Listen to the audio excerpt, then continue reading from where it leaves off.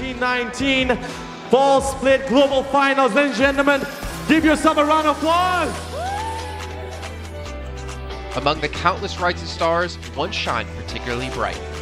Bigatron Red Aliens, a team from Indonesia, Bigatron Red Aliens just got first place in the PMCO Southeast Asia Fall Championship, earning the chance to compete in the PMCO Global Finals in Malaysia. In the subsequent prelim stage, intense competition kicked off immediately. And finally, they advanced to the Grand Finals in second place. BTR demonstrated impeccable strength in the competition. By the end, BTR was leading the lobby by a significant 106 points, bringing the first ever championship title to the SEA region.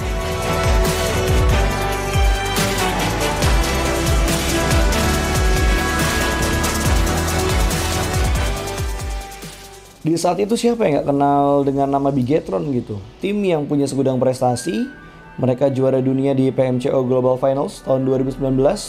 Mereka banyak banget melahirkan pemain-pemain berbakat, Zuxi, Luxi, Ryzen, Microboy. Terus habis itu Zuxi, Luxi juga saat mereka menjadi juara dunia, mereka berada di masa prime-nya mereka banget. PUBG Mobile Esports always strives to develop and grow year after year. That's why we made sure to continue the support and build the SEA region. In 2020, the improvement of the competitive schedule introduced the World League, which later became the World Invitational.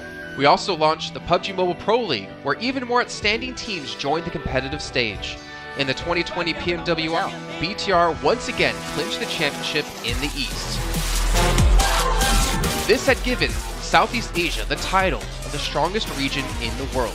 They hoped to continue their legacy at the PUBG Mobile Global Championship, the pinnacle of PUBG Mobile esports. However, BTR was not able to repeat their performance from the previous year. Top two teams is going to get those this round. Winner, chicken dinner, Nova XQL. With the rise of Team Nova, countless brilliant moments were had, but this also left many players with regret. After BTR Red Alien won at the Global Championship in Kuala Lumpur, we thought C region was the best. We thought nobody could beat C region except maybe RRQ Athena, maybe Illuminate the Murder, maybe Mega Conqueror, but C region was the best at the time. And we get to the league. We heard of a team called Nova. We thought maybe this team is not that good. On the contrary, they owned all the teams. They were very good. Let's move forward to the year 2021. With continuous efforts, more teams and players joined the Pro League. For example, Xavier, who placed third in the 2020 PMWI East League, also secured second place in the PMGC East League. FaZe Clan also made their debut on the world stage. Có thể nói 2021 là năm thành công nhất của Dingo Xavier trên đấu trường quốc tế, khẳng định vị thế và tên tuổi của Việt Nam vô cùng mạnh mẽ.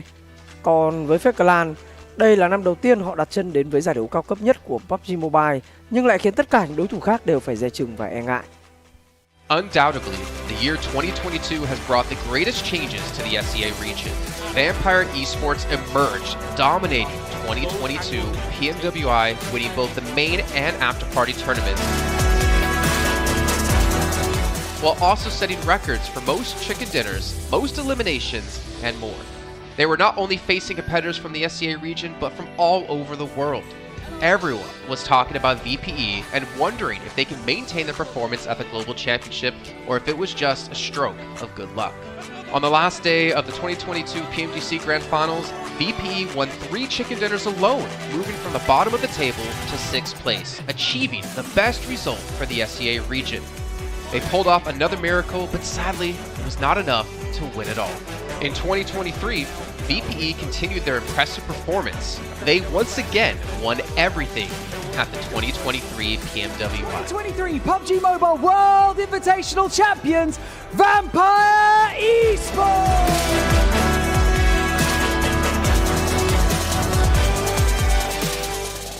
ก็ย้อนกลับไปในปีที่แล้วนะครับเอาจริงก็ผมมองว่าน่าจะไม่มีใครที่จะมองว่าทางฝั่งตัวแวมไพร์จะซักเซสได้ถึงขนาดนั้นนะครับเพราะยุคนั้นเหมือนทุกคนจะโฟกัสไปทางฝั่งตัวอินฟินแล้วก็เฟซแคนที่มีแบบว่าผู้เล่นดังๆ นะครับแล้วก็ถ้าจำมันได้เหมือน PMGC ปีล่าสุดมากินไก่แบบเบิ้ลติดกันในวันสุดท้ายเหมือนเอาจริงน้องๆก็เคยบอกเลยว่าเฮ้ยเราเครียดกันไปหรือเปล่ามันเป็นตัวเองดีกว่าเล่นแบบปล่อยจอยได้แบบจอยเลยสุดท้าย3เกมติดจบอันดับ6ของโลกซะอย่างนั้นนี่นะครับแวมไพร์สปอร์ตเดี๋ยวเชื่อจัด But don't forget, Alter Ego, an Indonesian team, showed a very strong performance by winning the Super League twice.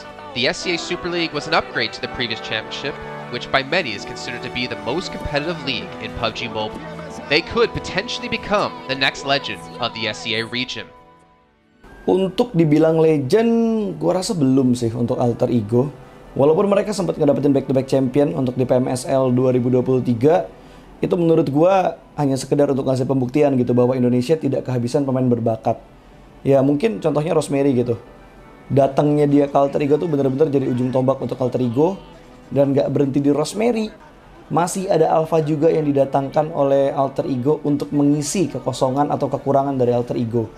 Dan gua rasa PMGC 2023 ini akan menjadi ajang global championship pertama gitu untuk Rosemary dan juga si Alpha. Jadi wajib banget kita nantikan performnya mereka di PMGC 2023 dan please di notes pastikan tonton Alter Ego sampai akhir. Of course, there are many more teams we haven't mentioned, but these teams will all take part in the 2023 PUBG Mobile Global Championship. So what do you think? Who will be the ultimate winner in this year's PMGC? Will they be from SCA? Well, there's only one way to find out.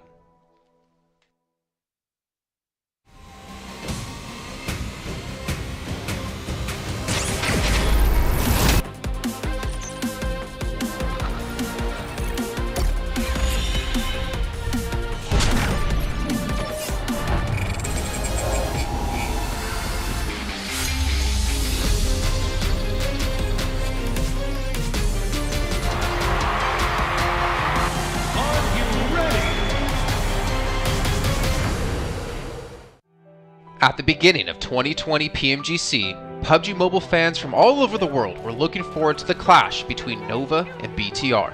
However, multiple teams from the South Asia region showed incredible strength and had shot up the leaderboards in the season. On the 5th anniversary of PUBG Mobile esports, let us turn back the clock to 2020 and revisit the story of the South Asia region.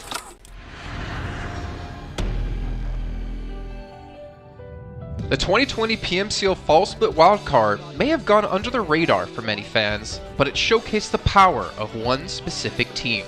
Zeus Esports successfully took first place, securing a spot in the 2020 PMGC. However, many thought they would just be a flash in the pan, but with the opening of the 2020 PMGC, Zeus became the focus of attention. They defeated many strong opponents in 4v4 battles and became the biggest underdog of the year, finishing in 3rd place. Now he's breaking the fight head on! Zeus! Their strength remains to this day, and they have grown into one of the strongest teams in the South Asia region. 2020 put South Asia on the map. That year, besides the unexpected success of Zeus, 3 new teams also made their world debut. They were DRS Gaming and ASL from Nepal, and A1 Esports from Bangladesh. While Zeus climbed all the way to the PMGC bronze medal, A1 Esports and ASL secured their spot in the top 16. Zeus Esports, I would say, were the first powerhouse from Mongolia, and they came out of nowhere and shocked everyone. They did so well with their gunpowder and their tactics. No one was ready to compete with them. As we moved into 2021, more South Asian teams continued to have their presence felt on the world stage. Stalwart Esports had a memorable 2021 PMGC, ranking 3rd in the East League and 7th in the Grand Finals, while 2 Nepali teams, DRS Gaming and Deadeye's Guys, didn't make it out of the league stage. The world at least started to take notice of the region's power. The expectations from the South Asia region were growing. The question was, could they continue to improve? South Asia सर्किटको सबैभन्दा successful Tim स्टलवर्ट ई स्पोर्ट्सको पनि global कहानी एकदमै राम्रो रहेको छ। 2021 को PMGC को लिगमा 3rd पोजिसन अनि त्यसपछि ग्रान्ड फाइनल पनि खेलेको थियो अनि उत्तिकै शानदार उनीहरुको 2022 को PMGC पनि गएको थियो। In esports, it's the determined, the relentless, and the driven that succeed. This was the mindset of many teams in South Asia, and that is why they continue to grow in 2022. In the 2022 PMWI, Stalwart Esports took 3rd place and Action was awarded the MVP. Later in the year, 5 South Asian teams, Stalwart Esports, DRS, Skylights Gaming, Train to Kill, and IHC earned their slot at the 2022 PMGC. DRS and IHC had a rough start and were placed in the brutal survival bracket after failing to progress in the opening matches. However, they both incredibly broke through in the last chance round and progressed into the top 16 Grand Finals. DRS found their stride in the finals and ultimately took second place. Torn apart there, DRS now have that control on the northern side flank. This was the highest rank ever achieved by a South Asian team in the PMGC, and alongside their success, STE took 4th place and IHC took 5th place. Furthermore, STE Player Top won both the Finals MVP and the Gunslinger Award. Jakarta for top! The South Asia region showed they can compete and beat the very best.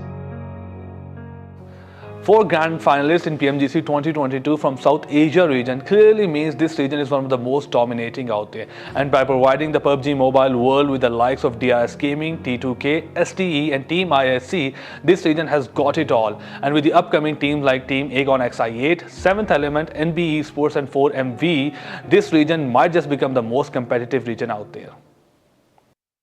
In 2023, we saw more growth and the emergence of new challengers across the region. Among them is Aegon XI8, who has won 1st place in PMPL Pakistan twice in a row and secured 3rd place in the PMPL South Asia Championship. They are about to appear again on the PMGC stage.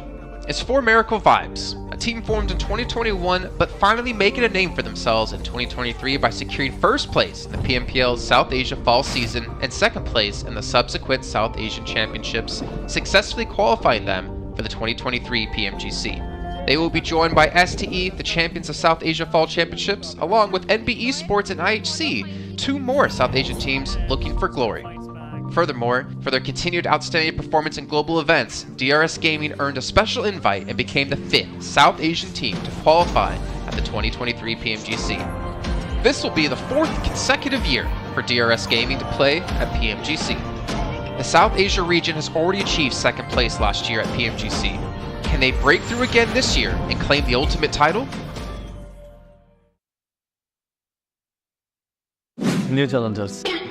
What do you say about them? New challengers. What do you say about them? New challengers. Just new challenge. New challenge. 네, MRPX 인상 깊게 봤는데. 네? 이 팀 꼴찌로.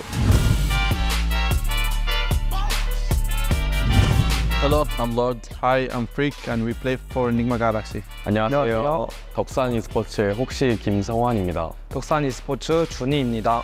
Merhaba, ben Nextüya'dan Dokunma. Ben de Nextüya'dan Frozen. Today we do power ranking for group red teams. Hadi geçelim. 잘 해보겠습니다. 일단 첫 번째로 소개할 팀은 농심 레드포스입니다. 이 팀 같은 경우는 이제 한국에서 잘하는 팀이기 때문에 네, 여기다 놓겠습니다. And then we have NB Esports. Yeah, they're from Mongolia. They have really talented young players. I would say dark horses. Mongolian teams are really good anyway, so. We have Red Force. I think they're a new team. Yeah, they're kind of newcomers. We haven't really met them before. New challengers? Yeah, new challengers. Aynen, ben de ilk defa görüyorum. O yüzden bunları... New challengers. Yep. 7E. I've never seen them. I also didn't see them as new challengers. Challengers. Ben de ilk defa görüyorum. Bunu da en alta yapıştır. Nova Hyper. Nova Hyper is the first time I think new challengers. Yep. Next we have Morph. New challengers. What do you say about them? New challengers. What do you say about them? New challengers. Just new challenge. New challenge. We haven't met them a lot, so I have nothing to say. I'm not gonna pass it to you again, because it's all next to me. I should just put it. Yeah. 세 번째 팀은 이제 NB e스포츠인데 이 팀은 제가 잘 몰라가지고. 네, 이 팀 저도 잘 몰라요. 그러니까 여기다 놓을게요. 그다음에 NH 팀인데 전 잘 몰라가지고. 아, 잘 모르는구나. 저도 이 팀은 잘 모르기 때문에 코세 야무지게 하도록 하겠습니다. There's STE. We've played against them 6 to 8, yes. A lot or only once? Not a lot, no. I think once or twice. 2021. Yep, once. Yeah. They're pretty good. They're top guns. I would put them at top. Yeah, top guns. Yeah. 2 SP. Bence bunlar direkt top tier yani. Her PMGC'de vardı neredeyse. 중국 ST. 이제 무조건 첫 번째. 1등 팀. Okay, we have next Trianek, our old competitors. That are our rivals. We've been top for sure. Yeah, they deserve top guns. Yapıştır. 이제 이 팀은 제가 제일 좋아하는 팀. 오 맞나? 맞는 것 같습니다. 제일 좋아하는 팀이라서 맞은 Nick Galaxy her sezon varlar ya. Nick Galaxy okey bir takım. 이 팀은 이제 그래도 해온 경력이 있기 때문에 이제 탑 건스에 Nick Galaxy. Nick Galaxy? Yeah. 바로 저희 팀이네요. Vay. 당연히. 친구들 당연히 이제 붙여야죠. 에이? 오케이. Duxon Esports. Duxon is pretty good team. They are really good. I like the way they play also. They have Juni from DWG. They all have PMGC, so I would say Top Guns. Oh yeah, let's go with Top Guns. They deserve it. 네, MRPX 인상 깊게 봤는데 네? 이 팀 꼴찌로. 아니 이번엔 리그에서 두 번째 붙여야죠. 에이? Okay. That's it. We have the Brazilians in co-gaming, which I like a lot. Yeah. They have a big play style, but yeah. I would say Top Guns. Top Guns, yeah. They had a really good result last year. So this is our power ranking for group, right? Güzel oldu bence. Okey yaptık. Bence bazıları belki değişebilir. Siz de katılıyorsanız yorumlarda belirtin. Katılmıyorsanız da söyleyin yani bu takım bence buraya gitmeliydi falan diye yorumlarda belirtin yani. Yani bizi 우리 이렇게 정리해놨고 이제 PMGC에서 이제 좋은 경기 하자. İzlediğiniz için teşekkürler. I hope you guys enjoy it and see you in PMGC. Bye. Bye bye. Bye bye. Bye bye. Güle güle.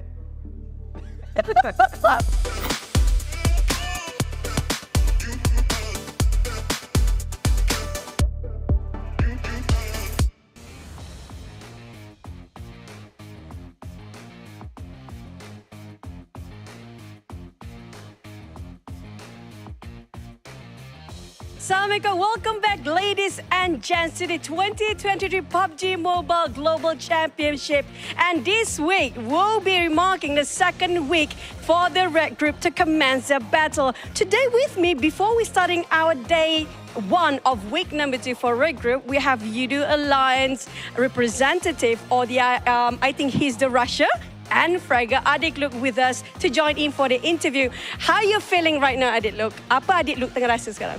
Rasa saya teruja sebab kita orang dapat main kat global kan. Yeah, it's kind of nerve-wracking because it's going to be a global stage, and for Yudu Alliance, it's going to be a lot of pressure. Speaking of pressure, there have been so many Malaysian fans waiting for you guys to play since last week, but we only have Malaysian teams starting this week. Do you feel the pressure, and can you tell us how you cope with the pressure with so much expectation since you're playing in your home country? Okay, Chu translate ya. So kita dah tahu orang-orang Malaysia ni, netizen kan, ramai lama dah cik tanya pada minggu lepas bila Malaysia nak main ni.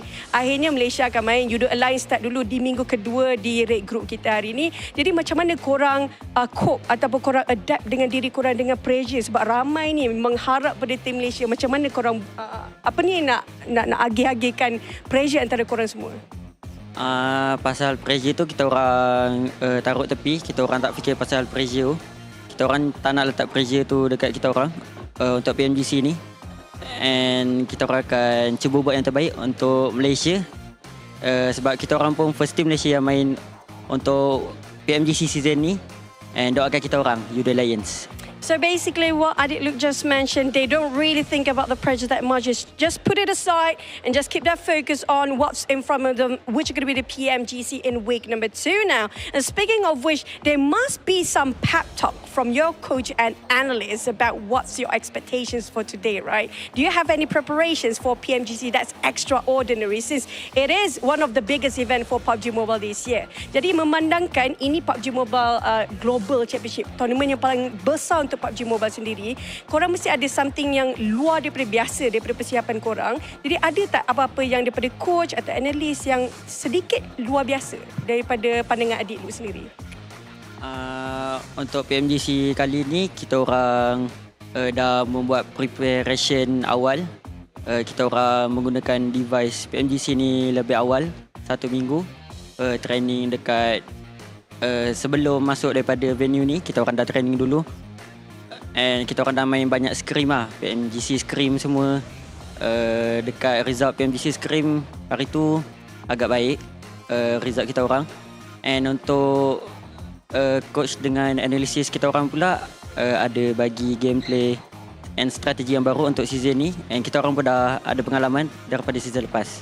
So basically what Luke just mentioned, that they've been preparing quite a long time and it been took them some a bit more longer for their trainings and the scrims for PMGC. Not just that, they've been involved with a lot of behind the scene with the analysts and the coaches.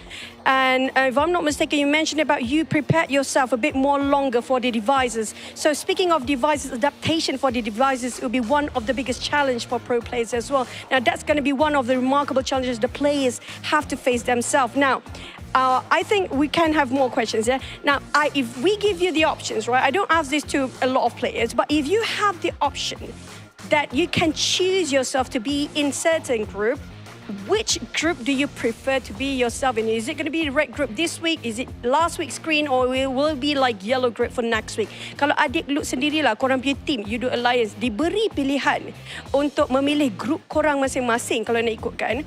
Adakah korang nak stay dengan grup merah ni atau korang nak kepada grup yellow ke atau minggu lepas mi hijau? Bagi saya, kita orang akan stay dalam grup red kita orang ni, sebab di antara 3 grup red ni bagi saya antara yang paling tak adalah senang tapi paling mudah lah daripada 3 grup ni. Senang dan mudah sama tu. Sebab mudah. Lebih mudah lah kot daripada 3 grup tu. Dan kalau yang 3-3 tu mana yang paling susah? Paling susah bagi saya dekat grup green. Sebab dekat grup green tu banyak yang berpengalaman.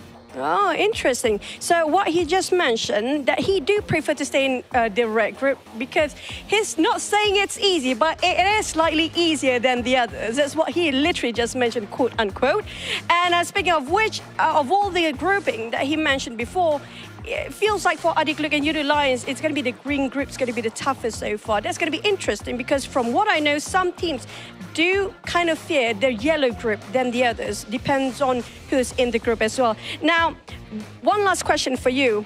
Last week, Green Group Stalwart Esports managed to set the most individual eliminations and the most team eliminations in one singular map. And that was in day 1, match number 5, the first Miramar in week 1.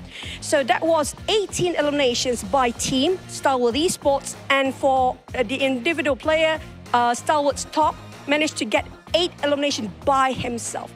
Now, speaking of week 2, do you think that you can outbest or outperform Stalwart Esport, or do you think that's pretty much like that's going to be a bit too high of a bar for the standard? Jadi untuk adik Luke sendiri lah kan, untuk Yudu Lions, memandangkan grup STE atau Stalwart Esport minggu lepas dapat mata singkaran paling tertinggi untuk pasukan dan juga untuk sebagai satu individu 18 mata singkiran dalam satu map, iaitu hari pertama Miramar yang pertama juga, dan untuk individu 8 mata singkiran oleh top. Jadi untuk Yudu Lions, korang rasa korang boleh match tak performance tu, ataupun korang rasa itu dah agak susah, tinggi juga bar tu? Untuk saing dengan STE bagi kita orang agak susah and berbeza sebab gameplay STE lebih kepada agresif sebab mereka punya firepower memang power lah. And berbanding dengan kita orang dekat PMGC ni kita orang tak agresif macam main PMPL kita orang, and kita orang akan buat gameplay lain lah. InsyaAllah menjadi. So, Adik Luke just mentioned it's kind of hard to actually match up with what Stalwart Esport actually has to offer last week. They set the bar pretty high up there, but when it comes to Yudu Lions, they'll try their best to meet up with the expectation of the fans, even their own expectation when it comes to this week's PMGC in Red Group. Thank you so much, Adik Luke. I wish you all the best later on, and we all Malaysians will looking, and there'll be a lot of pressure on you, but good luck, all the best, and thank you so much.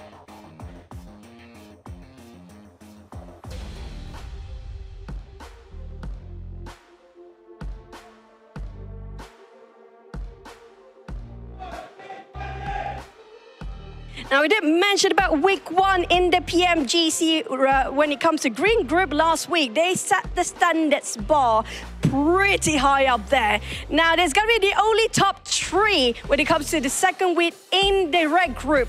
We'll have the privilege to sit and stay in the throne and just wait it out for the rest to battle it out to get themselves the slot for survival stage or straight towards the grand finals. Are you guys ready for week 2 red group performance of the 2023 PMGC? Let's head straight into it. Back to the casters.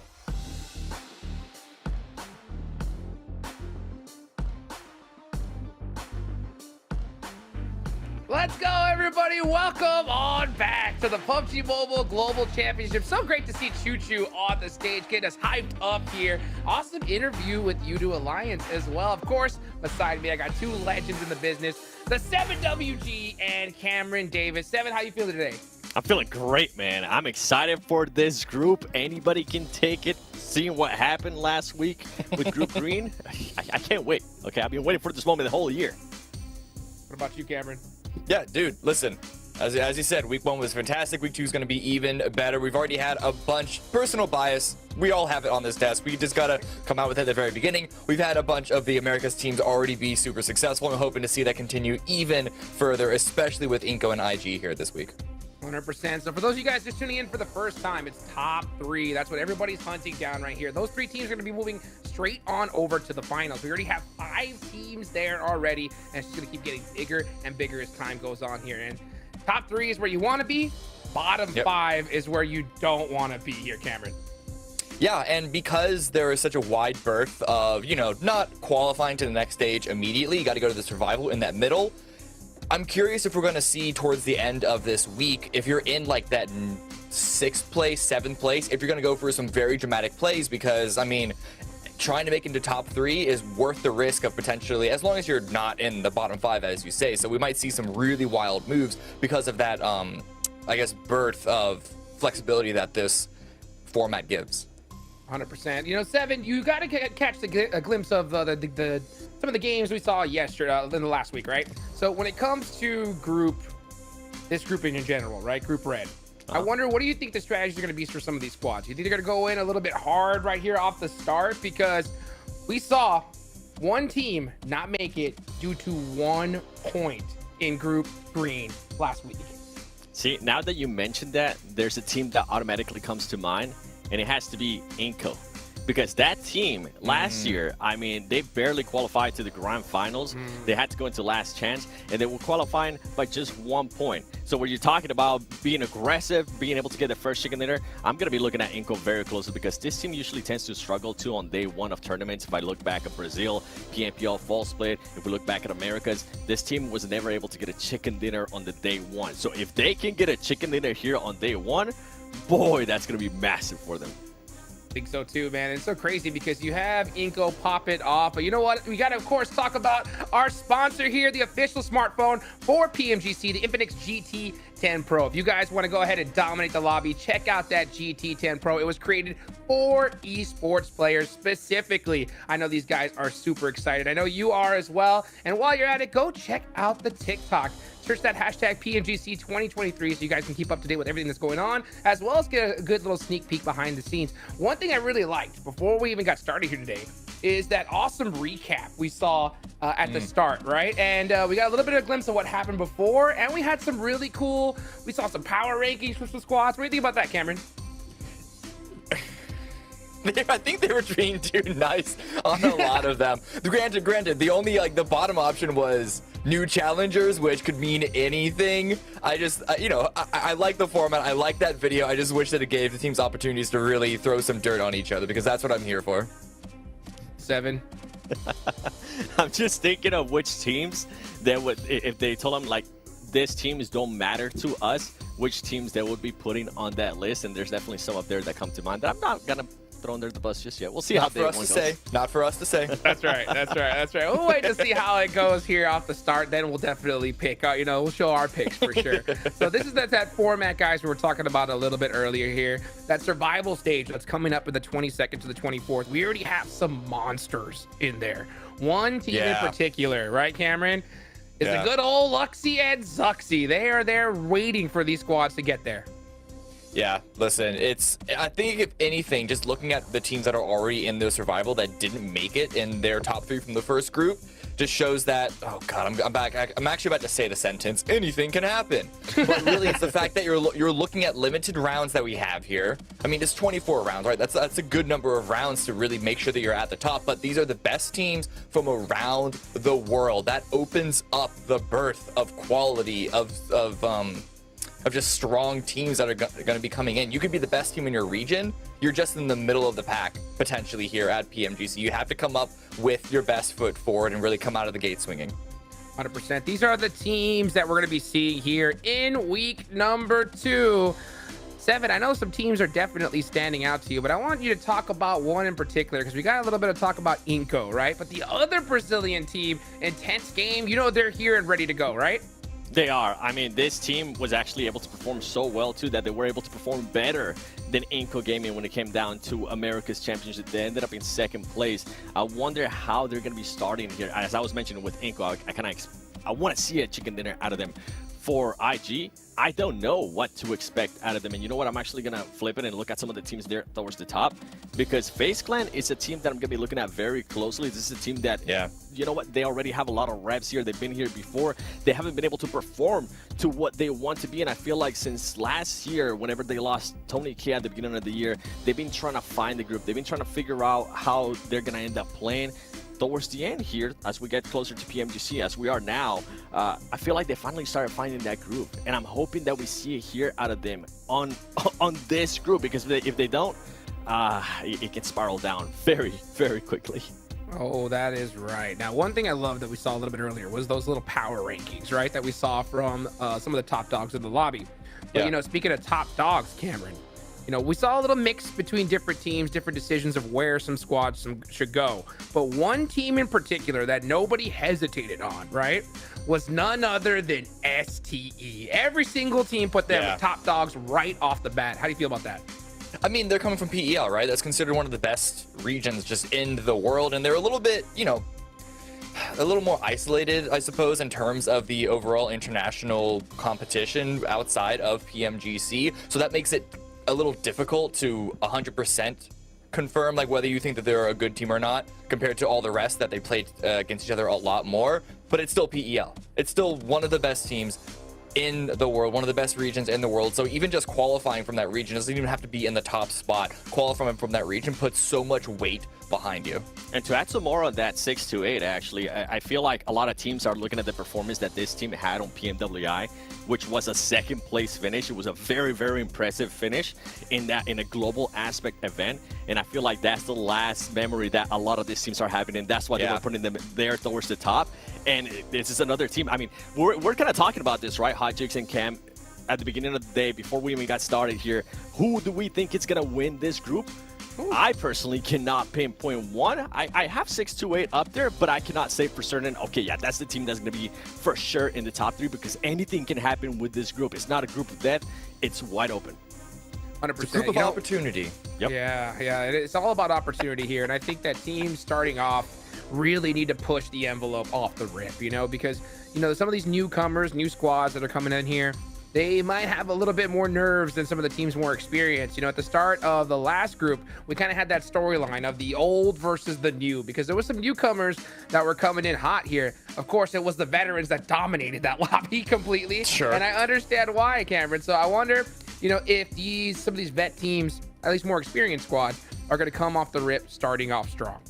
I mean, yeah, experience is always going to net you positive, especially with a stage like this. It is only group stage right now. It's not the same thing as being on like the main stage grand finals, but there is still a level of pressure. And especially if you struggle on the first couple of rounds, it's experience that generally is what's able to get you to get your team back together, get your nerves back together, to stop slipping, to stop sort of struggling and tilting. However, don't discount the new guns. I mean, they're at PMGC to begin with. They're here. They're qualified here already. They could be an unexpected threat. So you really want to be prepared for everyone. But I do generally, all other things being equal, give it to the veteran players to be able to pull it out in the end, to be able to make sure that they confirm the qualification, whether it's the top 3 or even just making sure that they stay above bottom 5. Well, you know what? I gotta mention something before we get started here today, right? You know, at all the teams I'm looking at, there's one name, Seven, that stands out to us Americans the most, right? It's good old Ed Hyper, baby, the only North American representative that is here. Now, I will say there are some other teams in this group that have some North American players, right? But they're the team coming in. But I did notice something huge, Seven, and you want to talk about it? 100%. I mean, this is a team that at one point, right, I'm gonna have to bring it back, Hot Juice. You had a hot take whenever we were doing our PMPLs, and you were like, I feel like this team, with the way they're playing, they can definitely make it to Grand Finals. And boy, you were cooking, and I was eating what you were cooking. But sadly, after the news that have unfolded recently, I'm not liking the flavor of what you were cooking anymore, because this team is going to be losing two big players that were part of the squad during their build-up to PMGC, and that's going to be Kindness and Rin.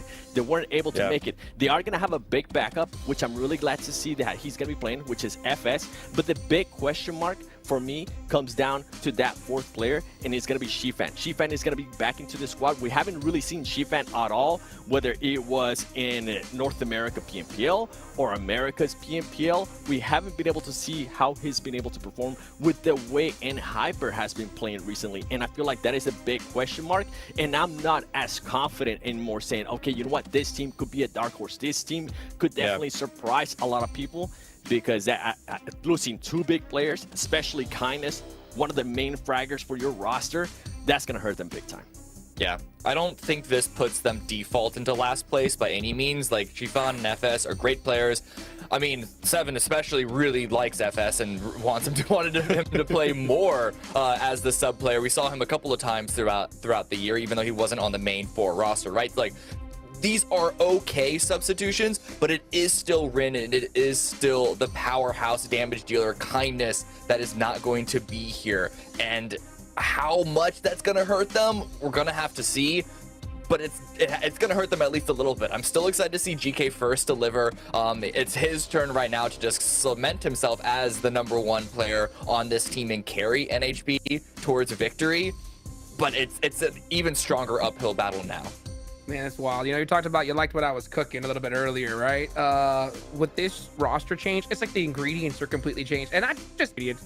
The ingredients are gone. You know what I'm saying? GK First is the sauce, so we still got that, you know? Yeah. But man, it's completely different here. You can see some of these historic performances here. So what we have for the record holders, winner chickens in a day. Look at these top 3 finishes. I wonder if we'll see any of these change over today, Seven, or even in this group in general. It's going to be hard because the bar is set pretty high. We're going to be looking at that eliminations in one match, sitting at 20. I think that's doable. Okay. I think we can definitely break that here day 1. Come on, Red, you guys got to bring it. I'm not saying it's going to happen in Sandhawk, but I'm hoping it's going to happen in Erangel or Miramar. Oh boy, this is going to be crazy here. I mean, this group is going to be interesting because, yeah, we were talking about at the start saying, hey, which team do we think is going to win? And we obviously had, you know, some guesses, but I'm hoping to see one of those dark horses come out strong off the rip, Cameron. Yeah, I don't know, dude. I think even though this team doesn't have the super strong squads like we see in green and yellow, like Red is, as we even heard from the interview at the top of the show, Red is considered the group that is the least brutal for the teams that are really trying to make a name for themselves. However, I am still putting a bunch of my weight behind FaZe, behind STE, behind Nigma, and ASR. Like, though, I think those are the ones that come out. Inko and IG as well, of course. Let's see if they're going to be able to get it done, though, as we're getting today started, guys. Let's go ahead and take it on over to our casters for the first time, Zute and John Allen. We are going hot into this first match of Group Red. As they said over on the desk, we are looking at teams trying to build that name and build their path towards those grand finals. And for a lot of these teams, towards that last chance stage as well, Zute. Oh, this is going to be a great week.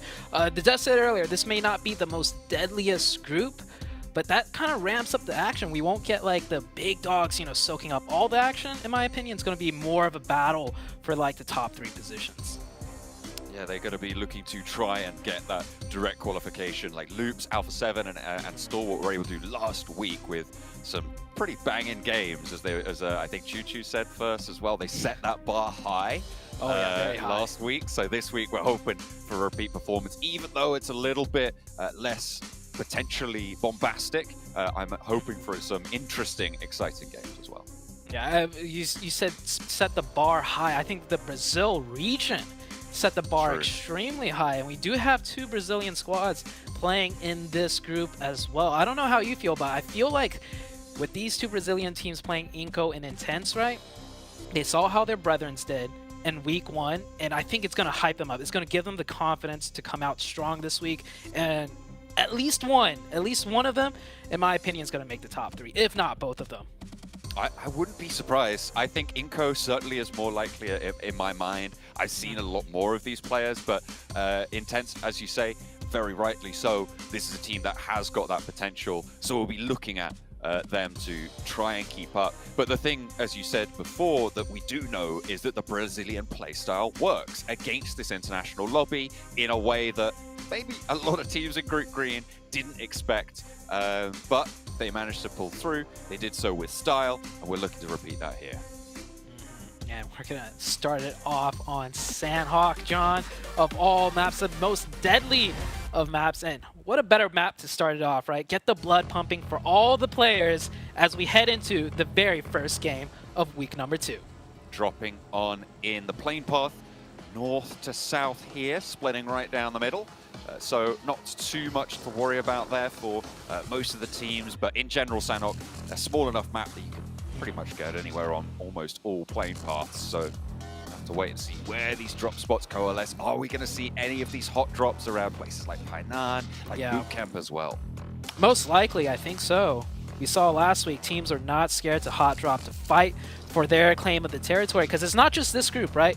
They've got, even if they continue on, they're still going to have to fight for their territory in future groups, so you may as well just start the fighting now. And looking at the map, no immediate hot drops, but definitely some scattered players here and there that is overlapping with one another. You can see right there on the bottom left of your screen, 2 teams going towards that northwestern island. Potential sightlines, maybe a knockout the sky. It's going to be difficult though, but they're going for it, and he's got the 4X in hand. Can he hit a shot? I think he's safe. Not quite able to tag it. Did he have to go down in the water? I think he just found land there, but not ideal. A little bit of a scrap as well going on through. This is down on the southeast side, just west of Kampong.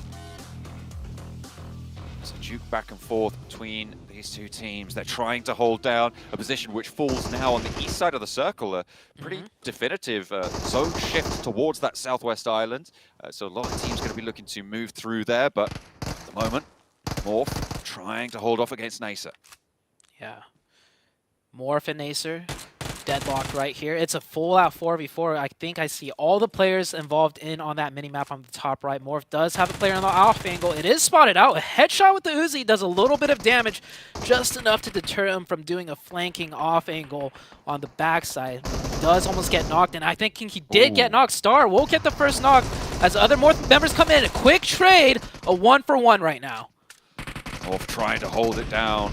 Boboho a little bit isolated, but as you say, there is a trade coming through there. This slows the fight down. This puts a little bit of a stopper on things, and Spec doesn't try and cut the cross, so allows the team to move across this road, allows them to get closer here, but Star has moved up, and they still haven't got control of this res. Now Rocky pushing in, has got backup as well. Morph still trying to hold down this wall line, allow themselves to strafe through it, but in hops Star. He's looking for this flush, he's looking to control. That's the cross control that we were looking for from Spec. He finds Cleon, and now Nacer down to 2. The flushes have come in, and it looks like Morph are really starting to flag, but Nacer have eaten a bullet or 2 in their time in this fight as well. It's not looking good for either of these 2 rosters. Oh man, it's definitely looking better for Nacer though, as they brought it back. It was a 2v3 with a 4th potential revive, but Morph just dropped the ball completely, all down to Rocky, and he's only got that shotgun. He ran out of ammo and his other weapon, and Rocky goes down. That's a win for Nacer, but losing 2 immediately off the bat may not be the best feeling. However, they contested the drop, and they came out on top, so that's a good starting point for them. Nacer coming through from the MEA Championship. A good start to their tournament, but they are down to 2. No big scraps over in Painan. I think there was some potential for a hot drop around that area, but it all sort of sorted itself out. No casualties to be found. I'm pretty interested around this ruins area. We've got about three teams on the north coast of the Southwest Island. So either they've all moved in there in just a moment after, obviously, that hard Southwest shift, or there's been a lot of elbow-to-elbow play from these teams on the drop. Oh, yeah, you can see these players are not expecting this many people close by. The DBS misses. Whoa. Quick trade from the distance. That's a good supporting sightline from the 7th Element player. Able to get across. I don't know how he was able to escape the DBS there. The chunk not quite doing the entire job, but manages to cross the opening, get the trade, but that knock should be rezzed. And yeah, so Hale looking to just lose that player. Yeah, we're going to see a lot of these players with not a lot of loot. That region of the ruins that you mentioned, because there's so many players there, and they definitely looted whatever they can, but that's not much. The first circle is on that southwestern side, like you mentioned. Teams from the north, northeast all have to start closing in, and the north side, that ruins area, is going to get very congested as the match goes on. Yeah, 7th Element did, in fact, drop on that northwestern island on the mountaintop near Camp Alpha. And they have moved down to provide that crunch. In the meantime, looks like we've got a little bit of a holdout on Hale, who have been suffering. They tried to move back down south after they were pushed away by 7th Element with that knock, with that flush. And Hale fleeing for their lives, and a lovely nade comes through from QX to find a knock, and almost the second as well. Tiger cowering behind the rock now as Junie with the oversight coming through.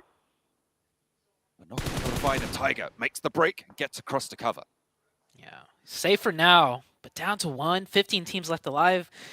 Only placement points is what they can really look for, and that's going to be difficult. Enigma Galaxy, this is on the far southern side as they're coming in now. A little bit of third party from distance. They got a knock earlier, no thirst. So Duskin will be able to get that reset. And Enigma Galaxy is pretty much looking towards dead center of the circle. That is where Duskin Esports, right there on your screen, are positioned. Just trying to get away from the hail of fire from Enigma Galaxy right now on that south edge. Fairly central position. We're waiting on this next shift. When it comes through, it's going to dictate if it is actually going to fully commit to that southwestern island, or if it's going to lurch back over to the mainland and cause a whole heap of problems. I think I'm most worried about the teams on this northwestern island right now. Yeah. You've got a lot of pressure sat on them, and there's not a lot of space. You can hold around them out of that west bridge or on the compounds, but trying to get across with the congestion around ruins is going to be tough.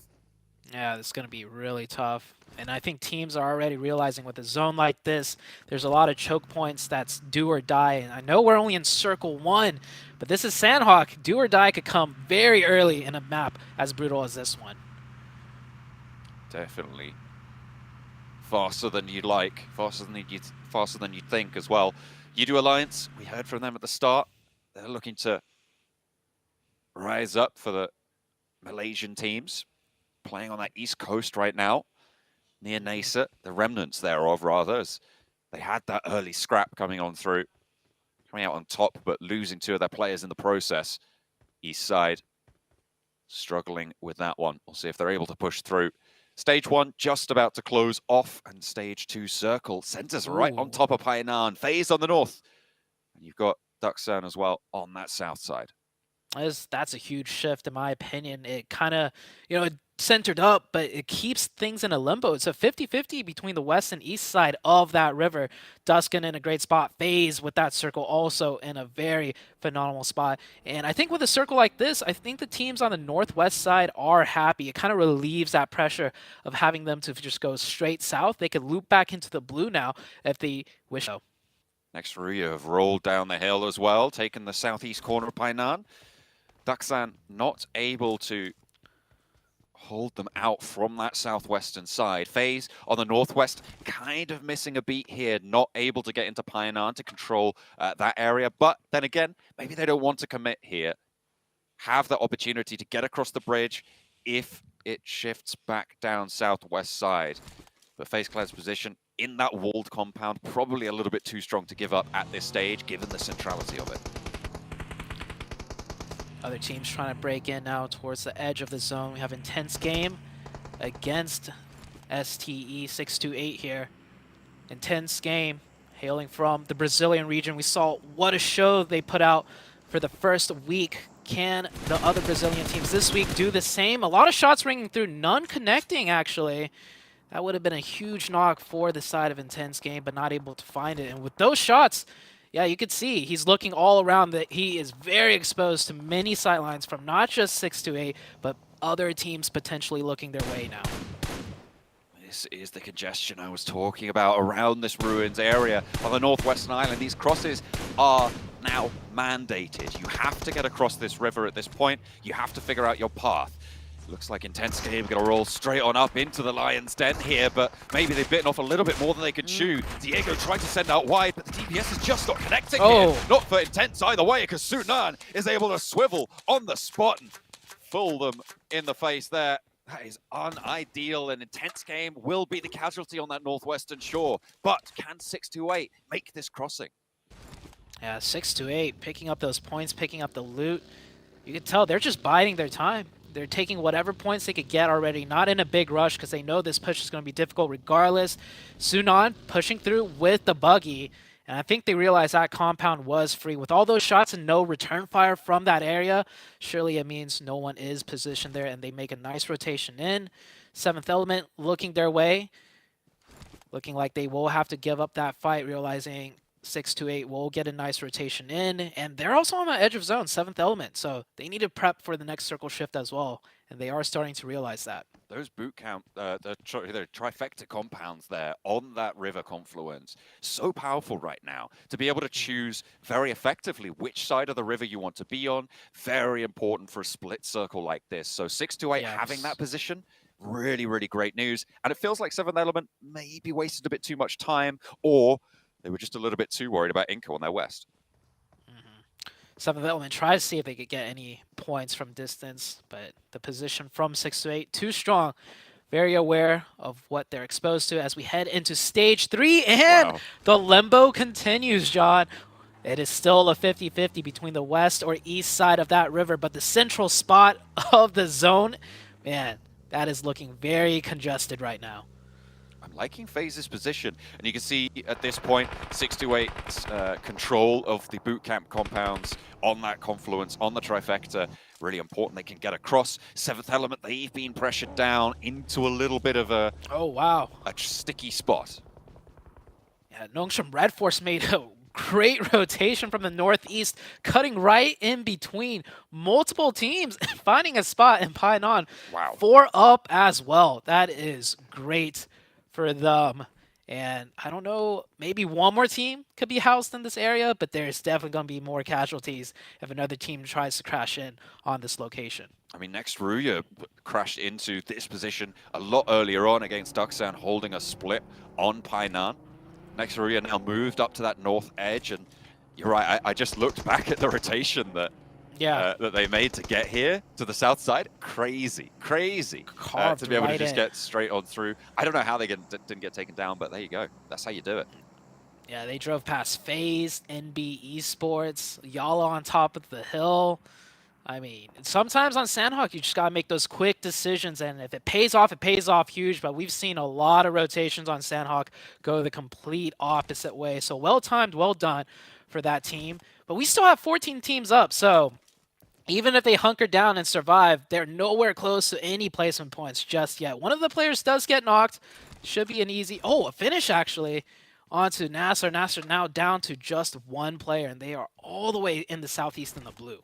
Yeah, they are looking at, I think, just Spec left over towards completely on the south side. Kanina Power just passing Cave now. They've been playing out in the blue up to this point, but they're going to have to find their way in. And playing on that edge on the southeast side, there's a lot of teams there looking to be in the way of that traffic jam.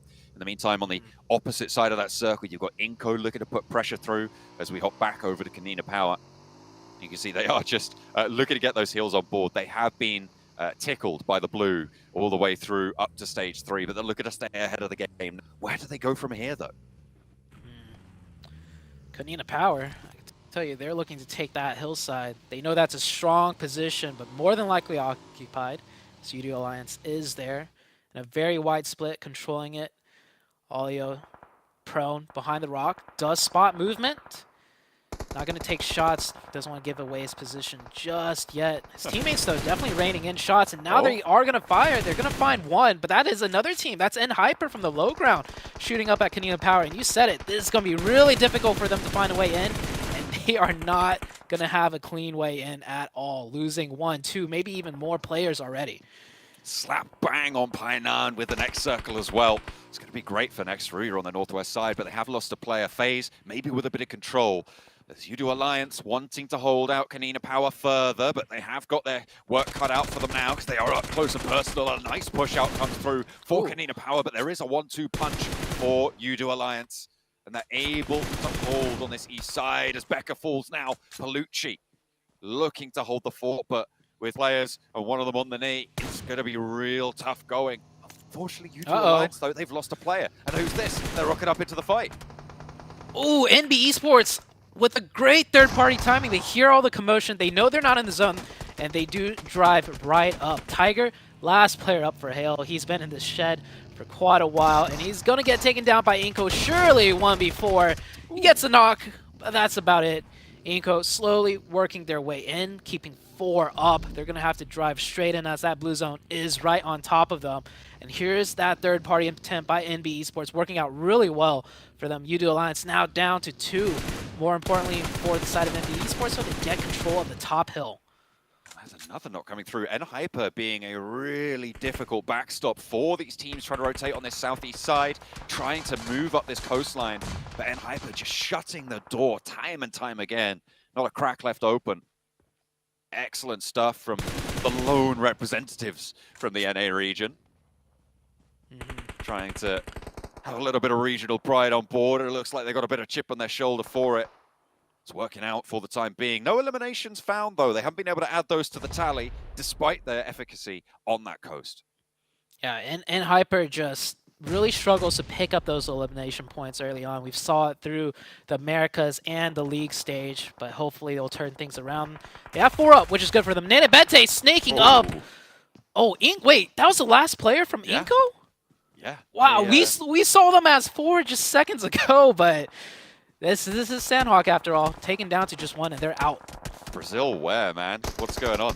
Both of our Brazilian teams getting taken out early with very little points gained. Inko 2 points. Intense game 0. They went down pretty early on as well. And yeah, Inko just tried to rotate past Enigma Galaxy and 7th Element, got caught in the crossfire, and just didn't have the strength to pull through. This Painan circle is brutal. Oh, yeah, this is probably one of the more brutal Sandhawk circles, especially with the way it constantly shifted. Painan is the focal point, and Hyper does have a great position on the edge. They doing that split across both riverways. I'm pretty sure they're hoping it swings to one side so they could stack, but man, it's still that 50-50, and no one's going to break into Painan for free at this point. It is very heavily fortified. Those hills that sit just to the north side may be able to house a little bit more for NB Esports, but FaZe have got their own problems. You see that in the picture-in-picture on the left-hand side of your screen. 628 trying to get through. They've been playing pretty well. I liked their rotation from that northwest island, playing up to that trifecta compound, but here it looks like they might really start to struggle. FaZe have got ahead of them, and getting around this headland is very, very tricky. Yeah. I'm thinking 628, it looks like they're going to try and just not engage that fight. It doesn't give them much cover, you know, playing down at those rocks. There are sightlines that will spot them out. They have 4 up. I'm surprised they're giving up that fight. It is a difficult fight, though. Instead, they're going to try and sneak into Painan. And we have next Ruya right here.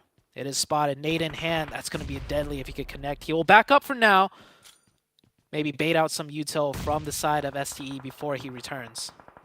Dokuma backing off the door frame. It looks like they feared the ordnance, but you've got that crossfire from Zeb Wolf. You've got 7th Element as well across the way.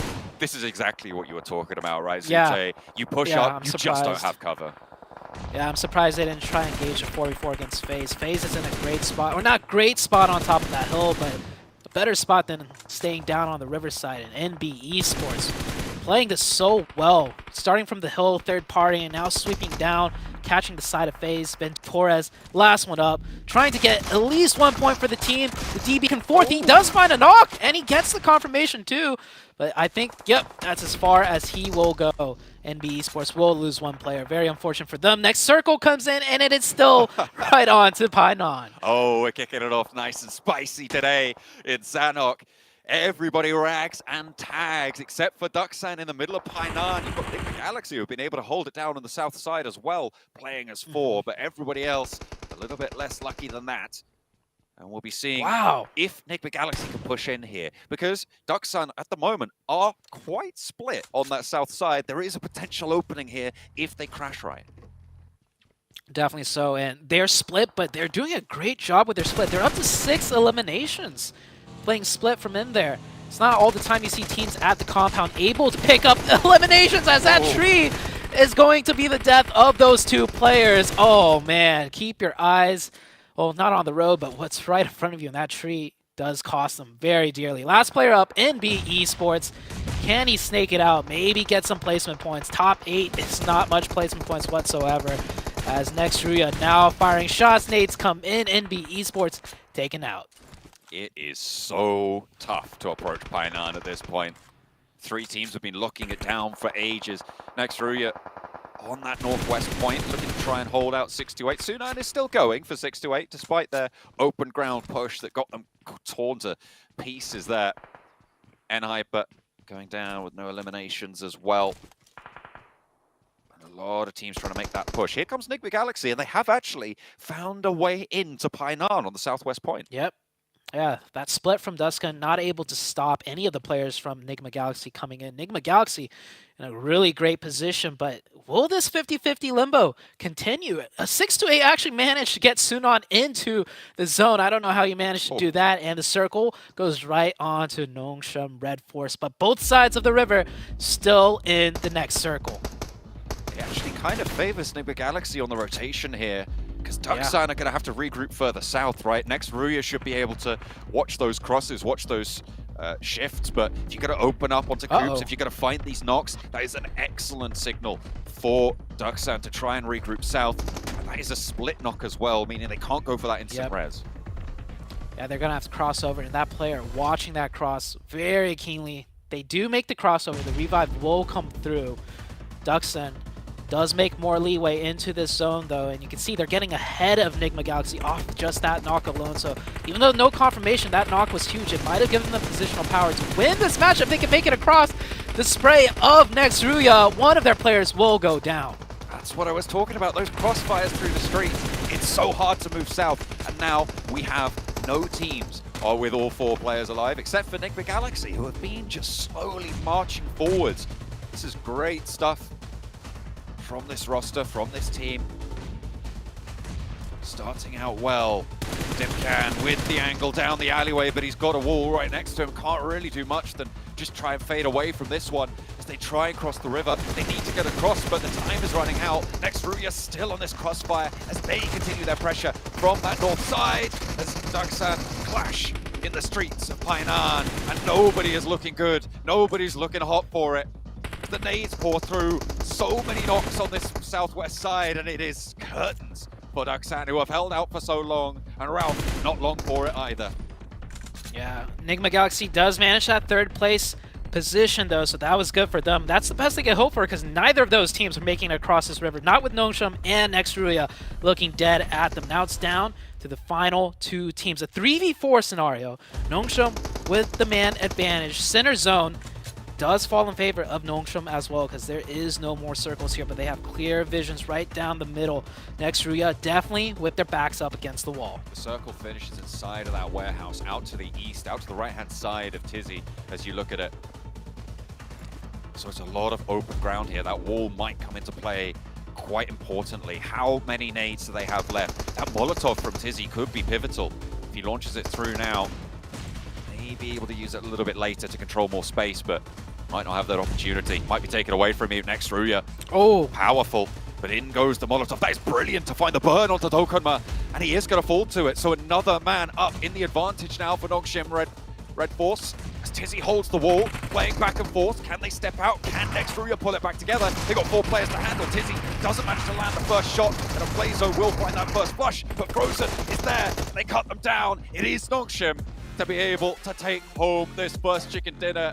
It was the burnout, the bleed out for Nextruya. And what a way to kick things off here for Group Red. The Pioneer finish over on that north side. Nongshim Red Force with an incredible rotation into their position that eventually won them the game. Yeah, you could say Nongshim Red Force definitely got circle blessed, but that rotation they made from the north, cutting past 3 different teams, I mean, that was a great rotation, and they were heavily rewarded for it. You can see the smiles on their face. They know that one rotation is literally what won them the match, and it's not often on Sandhawk you win a game off of a rotation, but a Pinon ending and you get the prime position, that is definitely one way to do it. I mean, to be fair, that one rotation was a little bit of a hedge, right? Like yeah, it was. You just send it into the middle. That's what they were looking to do, and you hope that the circle goes to you. And in the end, it did. It very much did. And they were able to keep all 4 of their players alive in that southeast side. They were able to guard out a lot of teams with the help of N-Hyper on that southeast edge as well. So not a lot of competition pushed them from that direction. Yeah, MVP of the Nongshim Red Force team, XZY, 2 eliminations, 479 damage. Them as a team picked up a lot of points as well. They were firing so much suppressive fire all 360 degrees around them, and they worked out great for them. You can see the distance traveled. Yeah, they didn't just get there and get circle blessed the whole entire game. They made those rotations. They traveled. If I'm not mistaken, they were probably one of the far northern teams that just cut their way in and got the chicken dinner. They were really, really heads up on their position. Dropping, yeah, they were all the way up in cow on the drop. So they did very much have their work cut out for them.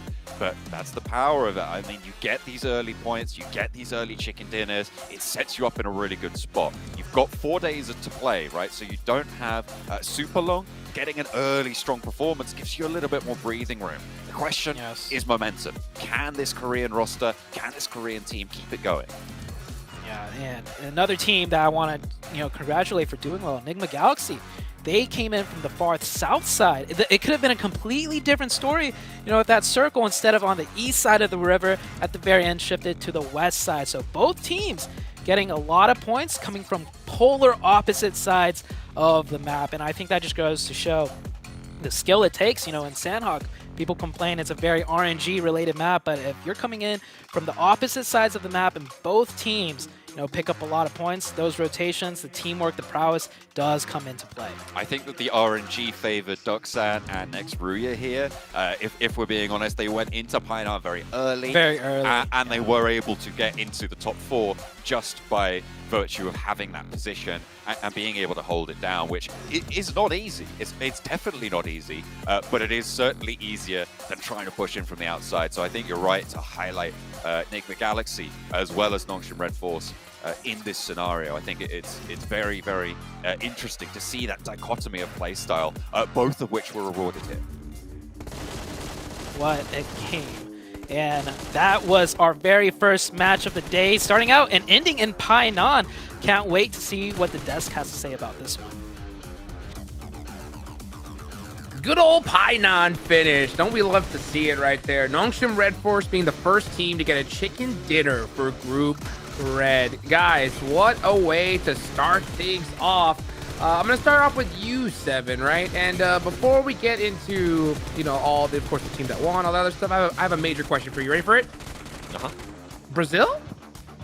Brazil? Yeah, question mark? Because, first of all, IG, one of their players got knocked by 628, and they just went full on. And 628 was able to counter that push by IG by just throwing his smoke, and the player was just hiding the smoke, being patient. Use that aggressiveness in their favor, I guess you could say that. And then for Inko, I kind of go back to what Sute was saying, that at one point we saw them with 4, we blinked our eyes, and there was just one player left, and he wasn't shooting, and then he got caught, and he started shooting. But I mean, can we talk about how they get blessed a little bit by the circle? You know what? The team that won, NSR. But the way they were able to finish there, that was amazing. Unbelievable right there. Yeah, just looking at that final fight against Nongshim Red Force and Next is the way that Nongshim were holding that final angle. They had all of their pieces in position. They knew exactly the angles they needed to take care of. And yeah, there were a couple of missed DBS shots in the end. That player really wasn't threatened at all, despite the wide open wall on his left side, because his teammates were covering that angle, and they just made sure that the grasp they had on the game, it was going to maintain theirs. They weren't one of the first ones in Painan. John Allen was talking about that. They weren't one of the first ones there, but they wedged themselves in. And yeah, the final shift towards their side of the river was really, really valuable in order for them to play proper defense. But getting the eliminations that they got and making sure that they confirmed the chicken dinner, really well done. What was impressive too out of them is the way that they were actually able to rotate towards where ultimately they did end up getting a little bit of a bless. They ended up rotating from North Paradise Resort and just find their way in. It's something, I mean, come on, you know we covered North America. We got to mention it just a tiny bit. And Hyper not being able to get any eliminations, man, that really hurt. But I did enjoy how proactive they were to kind of defend the compound that they were on. Usually, we were wondering, are we going to see the N Hyper that we saw in NA at least being able to try to be more aggressive? They weren't able to convert into any elims. But you know what? I like it. I like it considering that they have 2 subs and my dreams are crushed. Yeah, they're playing active. It was good to see them trying to defend that position. It's unfortunate that they didn't get any elimination points. I don't even know if they got any placement points. But the fact that they weren't just like trying to cower in and play super turtle does give me some hope that they're going to continue to swing. I agree, 100%. It was good to be able to see and Hyper just recognize that situation. Like, hey, you know what? Let's make sure this backside's clear first, and then we'll worry about what's coming up later. Unfortunately, they were never even able to even get into that finish circle, but still, it's good to see a little bit of sign of life from them. At the end of the day, though, it is Sandhawk, right? If you're able to get that zone towards the end, you're able to really benefit from them. I love the fact that we saw Nongshim Red Force actually be able to do that. They capitalized, right? But now we're going to start heading into Erangel, right? So, Seven, any team in particular that you saw that really stood out to you other than the ones we talked about? Next Ruya. I thought we were gonna have enough time to maybe cover them a little bit on the beginning of the show, and that's kind of why I was yelling there. And I was like, "Don't forget about Next Ruya." Even though they did end up getting the most points out of the region via PMGC, they still won their championship, and we didn't actually get to see that a lot out of teams that ended up with the most PMGC points. Usually, they took their championship as a way to throw in a way, but next year I was like, no, we want to come in hot into PMGC, and I feel like they did end up rotating super early. They were one of the teams that were first towards where the game ultimately ended up finishing off, but it worked out great for them, and I can't wait to see what they're going to do here in Erangel. Erangel's going to be insane. Everyone's going to be ready because we're playing 3 today, 2 Miramars at the end of the day here. So, other than Next Ruya, and Hyper, one thing I will say when it comes to them, right, that I have, and I'm going to theorize a little bit, okay? The advantage I will say that we seeing Shifan on the roster, okay? When it comes to interviews, right? Kindness refuses to do any, right? Because he says he's too shy, all right? Shifan clutches up every interview, hand steady, not shaken, right? So the fact that we're at a LAN, I will say this, right? Being able to not be so nervous on camera, I think is an advantage he's going to have opposed to a lot of other players. What interviews? Okay. Yeah, no. I see. It's a bit of a stretch. Duke. I see where you're getting that.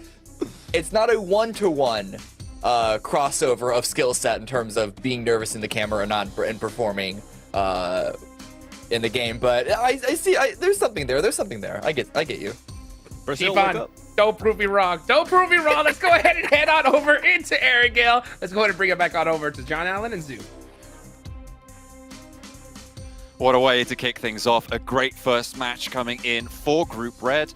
Pretty disastrous circle, pretty malicious, I'd say, on the fronts for most of the teams playing there. But we did see some pretty solid plays. We liked quite a lot of what was going on there. But now we're over to Erangel, which may be a little bit more calming for the nerves. Oh yeah, that last Sandhawk match was brutal. I feel like all the teams coming in from the edge just really did not play out well. Like Nongshim, they made work of that rotation. Enigma Galaxy as well from the south side. But every other team, they just had to fight for scraps, for points. Everyone else who was centered up, definitely got the better end of the stick. Oh, for sure. I mean, it was Painan all the way, right? You get into Painan, you get handed a top 4 position, pretty much just right off the bat. But getting there in the first place was the tricky barrier. And I think Enigma Galaxy, as we highlighted before, were the stars of making that happen in a position where maybe we wouldn't have expected them to be able to do so.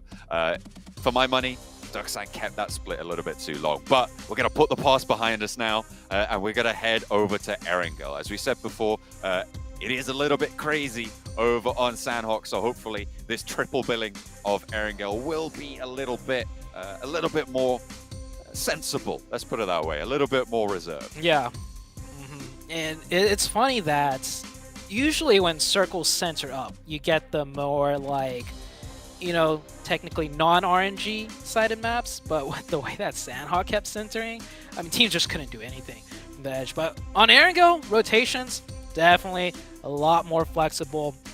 See a lot more strategy come out on this Erangel match, and teams, even if they don't get the circle, they have a lot more of angles to work with, you know, fighting their way in. We saw a lot of teams try and fight their way in on Sandhawk, and it just, I don't think any team was really successful fighting their way in, being the way the circle shifted. But Erangel, we'll see more of that strategical prowess coming out from many of these teams. We are going to be dropping into the first of 3 Erangels today. Plane path going down from Milta Power up towards Georgia Pole, up towards Zaki in the northwest side.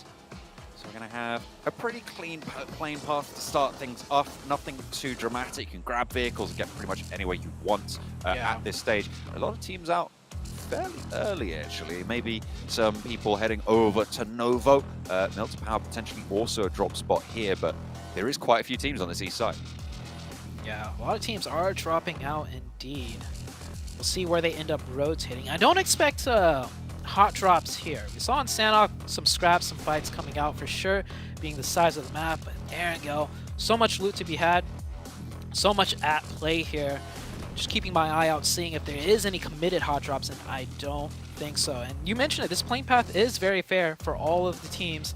A lot of rotations, the vehicles that they can pick up to get to their loot location.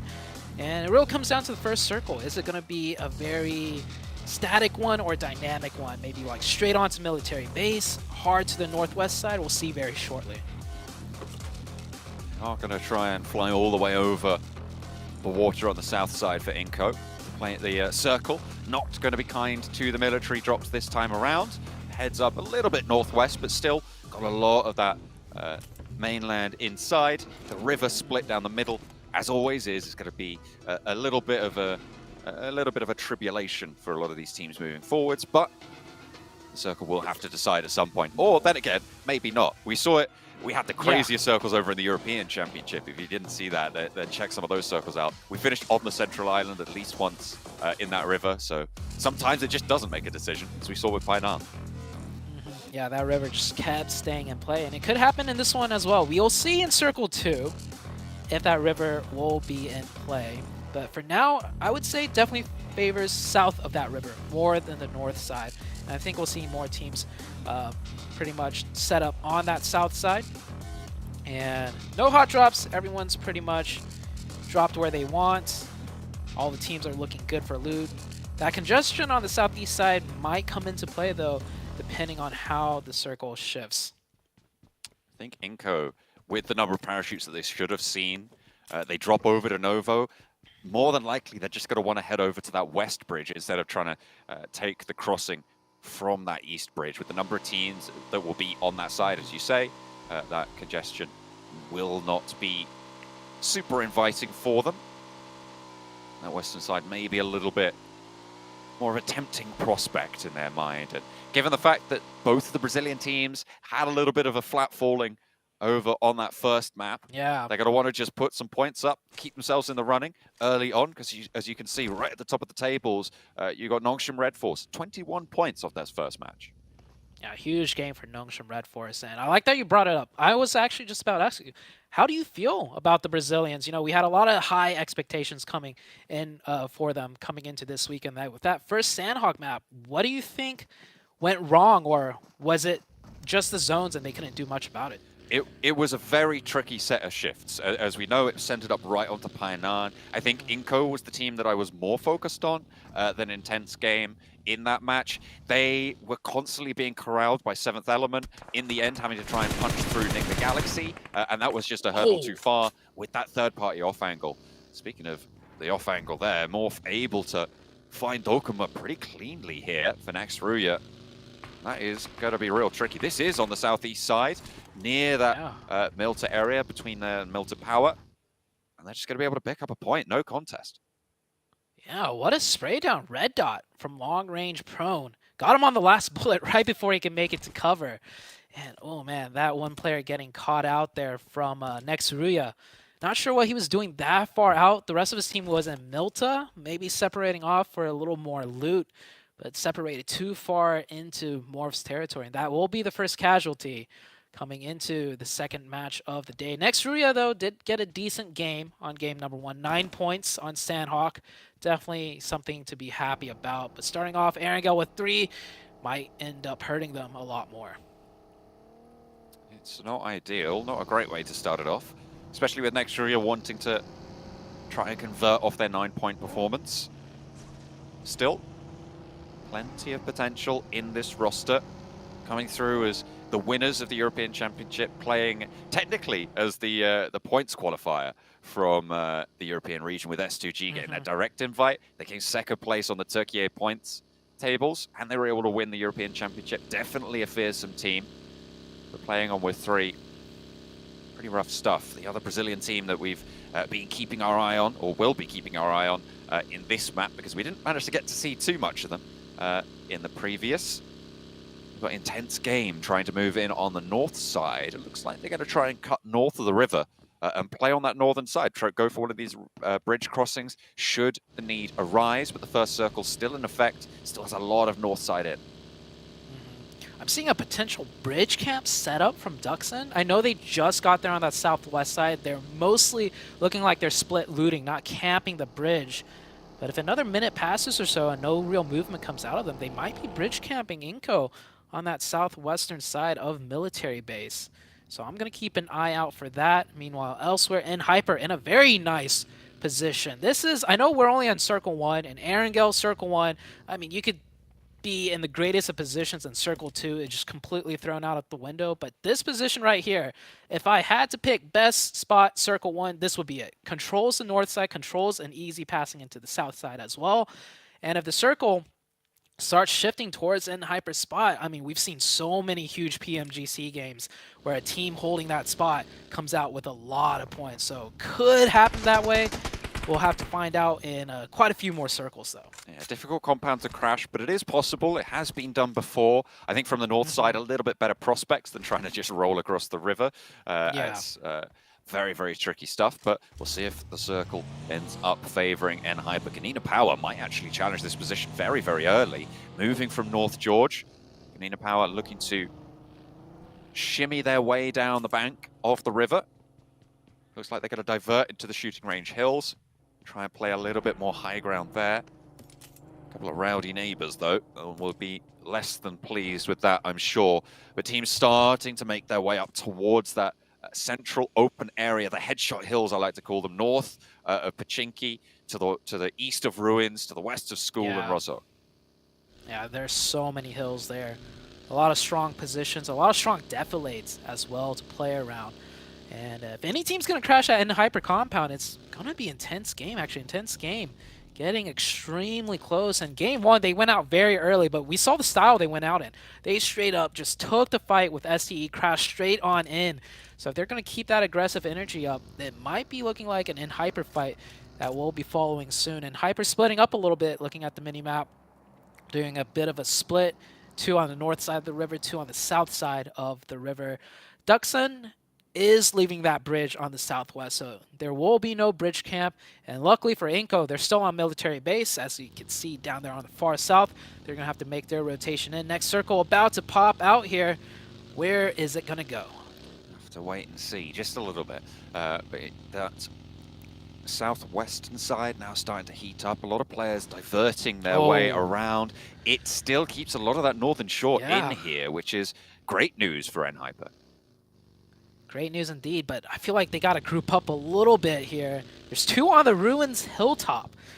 That strong position. There's no way they're keeping a 2-2. Yeah, N-Hyper is going to group up. They're going to center right up, give up the northern side, which is a good call because a lot of the playable terrain is on the south side. And you can see right here, Nongshim Red Forest in a spectacular position once again. This team really on top of their rotations, and Hyper, you can see them going on that top of Ruins, and Mount Everest getting slightly contested here between FaZe and 628.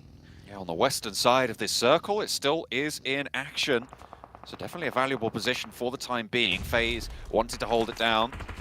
Onzen under threat as Jin crests that ridgeline with the Bison in hand, able to rattle off the right shots there. Ventora's trying to hold face with the DBS, but he eats too much damage for his liking, goes for the flush instead of the challenge, and now it's all up to the backline coming on through from FaZe. Mela needs to stand up for the roster in a 1 versus 2, I believe, on this position, versus Sunan, versus 33Z as well. The nade forwards, and Mela brought very, very low. Looking to move in with that auto shotgun. 33Z with the UMP close range. Wants to get the challenge spot to Helmet. Goes for the spray and the healer's through for Mela. And he's able to cut one down. Sunan launching the nade to the back line. And the spray is good. He takes FaZe out, and STE will stay alive on the top of Everest, but only as 3. Yeah, that's a great fight though for 628, losing only one member for 4 points. Could have been a little bit cleaner, but I'm sure they're okay with that, in a strong position as well. Luckily for them, no one third party. That would have been a disastrous occurrence, as you know, just down to the last player. And here we're back onto Nongshim Red Force dead center. So many teams surrounding here. In Hyper holding a 2-2. That's not a terrible one. It can get exploited, but seeing how other teams are positioned around them, it's almost like a buffer zone for them. So In Hyper should be sitting quite comfortable now. They just looking to control the areas around them. That high ground, they'll want to try and keep those sight lines available, but it is a risk. It is a risk at this stage. Enigma Galaxy playing really, really well, slowly marching in from that southwest side over on Sandhawk. Looks like they're going to get a little bit more in the thick of it right now, as they are much closer to the central areas of the circle. Some decent compounds under their control. A lot of cover that they've got. The south side, though, under threat. Duxan maybe looking to poke their noses in. We're about to head into the next circle.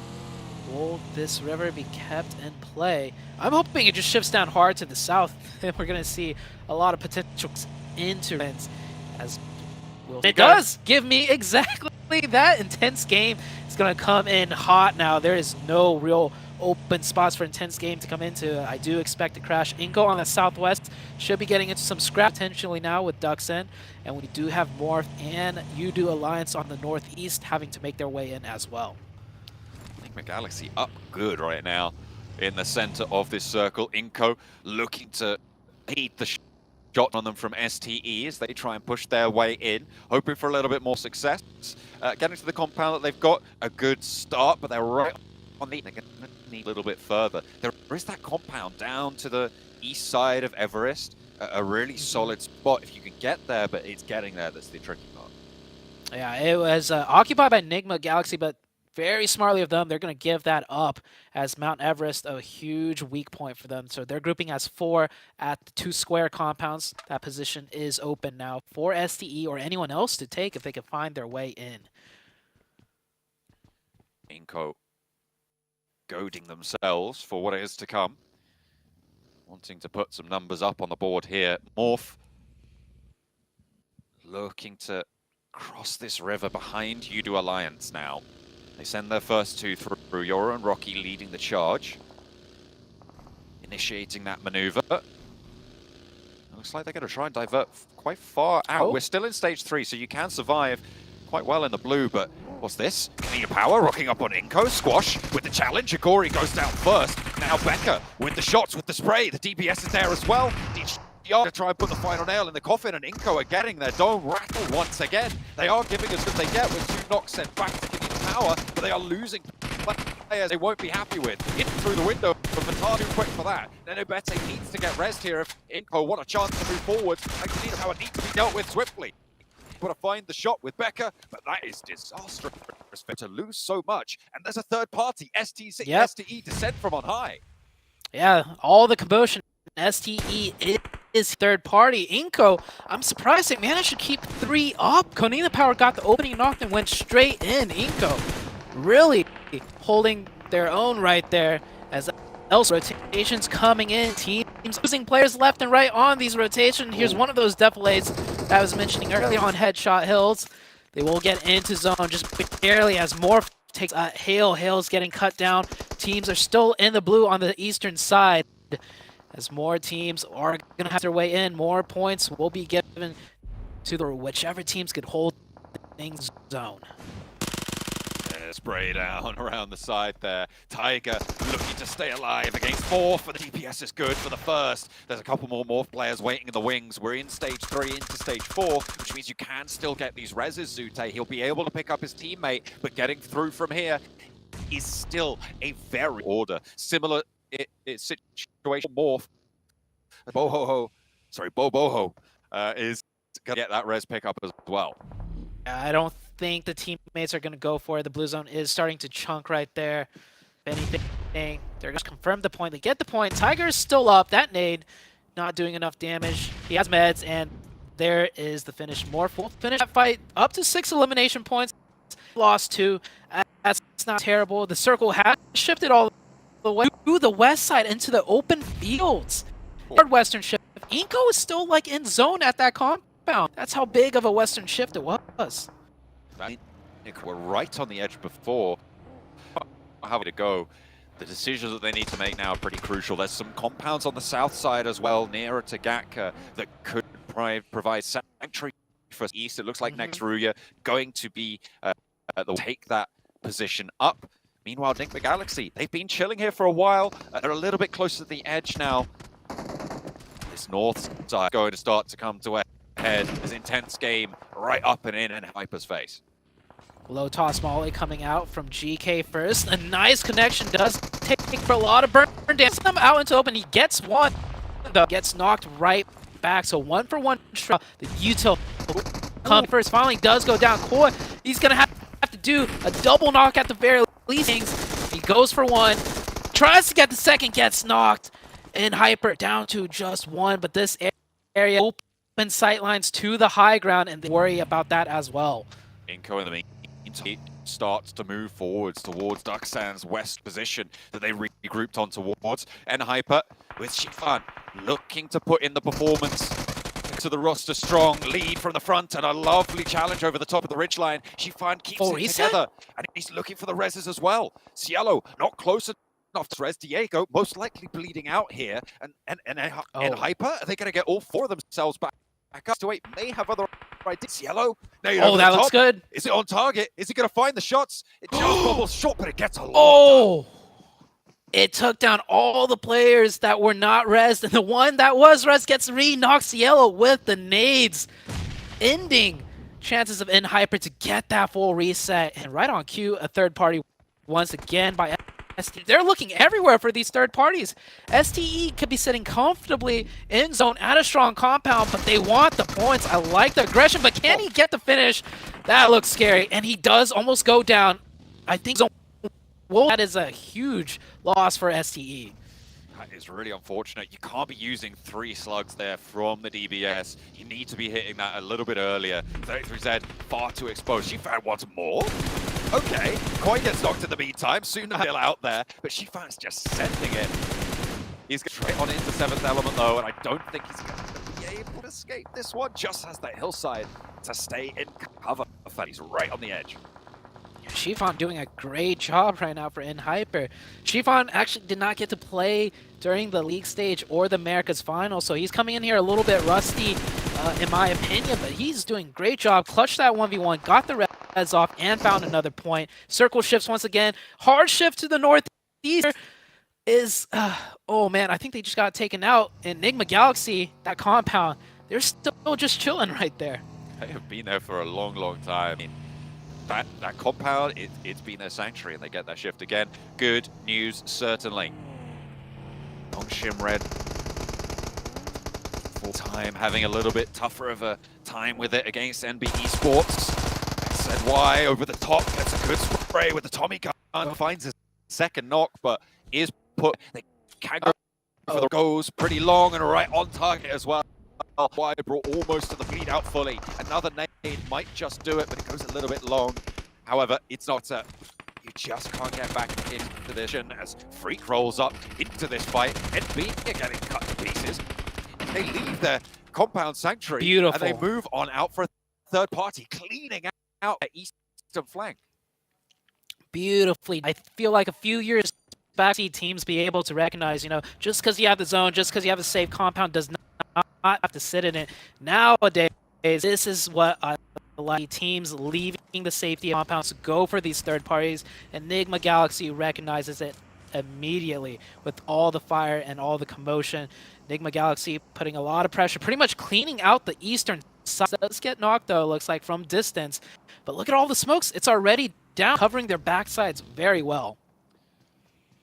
That's what I like to call a four-dimensional play, right? It now isn't the safest spot for you, but you're playing phone and the zone after that, where you don't have that pressure from inside. That allows so much more to go for Duxan with another challenge now. They were pushed off, and they were leapfrogged by it as well. This time Nasa looking maybe like they're just a little bit too much for Duxan to handle. Two players go down. He's going to fall in retribution. Biddy on the high ground wants to put a nade.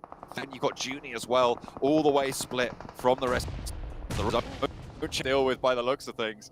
It's going to be a tough time for Duxan to try and pull this one through. QX low, bleeding out.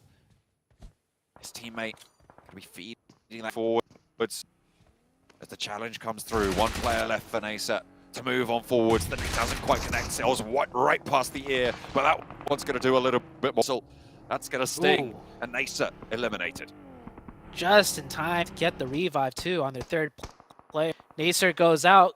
Beautiful defense out of Duxan. And Junie from around, just confident, supportive from the high ground, not needing to come close. It did get very dicey. Look at this from Enigma Galaxy. They're able to look at every which direction that they can because that eastern pressure completely relieved. There is Sporta still alive, but there used to be 7 to 8 players on their east side, and Enigma Galaxy cleaned out a lot of them. They didn't get the confirmation points themselves, but the point is they relieve that pressure. Now they have free reign on the south side onto Nexuria. I'll tell you who has been getting the confirmation. 2-8. They've had an elimination so far, Zute. They've been really dominant from that high ground. They have been cut down to 2 players now, though, so they'll want to get a little bit more value extracted for placement points, stay alive a little bit longer, and this will be a really solid result coming through for the Chinese team. 6-8 on that northwestern side with the hard shift that we see. If they can regroup on that compound, very likely they can survive a lot longer. Yeah, it is so scary. 2 players doing, and they're still playing very split up, controlling each zone on their own. Of course, given the positional power, that is exactly what they should do, even if they're down to 2. Sporta, don't know what he can do here, and you can see Enigma Galaxy rolling around here. They know there's still a straggler somewhere around here, but the Bushwookie, it's good. Sporta will get that point confirmation. Enigma Galaxy, I thought they knew, but Freak out there on his own will go. That is real tough. To lose a player like that, I mean, it's just a little bit not what we expected from Enigma Galaxy based on what they just did, right? It's unfortunate. They didn't have their wits about them. You just got to check those bushes sometimes, man, or way reveal themselves, because they're going to have to move. Below there as well, there's a high price to pay for that information. Yeah, that's definitely a huge mistake. Enigma Galaxy is such a veteran team. They knew that third party got really chaotic, really messy. You always want to make sure if there's like a team that's completely eliminated on that side or if there's stragglers. And that's a tough lesson to be had right now in the PMGC. And it's huge because with 4 players in Enigma Galaxy's position on the east side, they could very well win the match. But now with 3, it does cut down their chances of that happening by quite a lot. It will be a lot harder. Inco have been making some pretty solid moves on the western side. We asked where Brazil were. Right now they got 5 eliminations. They're in a pretty prime location with the circle likely to shift away from 6-8. Maybe even not having to worry about that, as looks like you got Duxan taking on that fight, playing as 3 for Duxan. to play on that western side. But I like Inco's position here. They're a lot further down the hill. They're on that low ground position. But I feel like they've got a lot of control over this fight as long as they don't get spotted from across the way. Yeah, Inco with a beautiful rotation to that spot too. They cut ahead of Nasser and I believe it was Duxon, right? And they just moved right ahead. That's not a very, favorable spot to be in, but the little dips, the hay bales does provide just enough cover for them to survive. Enigma Galaxy turning their eyes back down to Nextruya. Nextruya not catching a break whatsoever, constantly being shot at by the Enigma Galaxy team. Bombarded there. We saw Enigma Galaxy get their own back out to the eastern side. They did find the Lone Ranger, but it's too little too late. They could have just waited for that originally. They would have had the same elimination and still one more player, but that's just not how the cookie crumbled in this circumstance.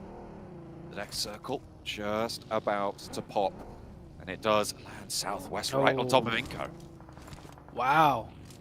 I feel like Duxon has just enough of the zone where they don't have to take shots at Inco, but for now they will.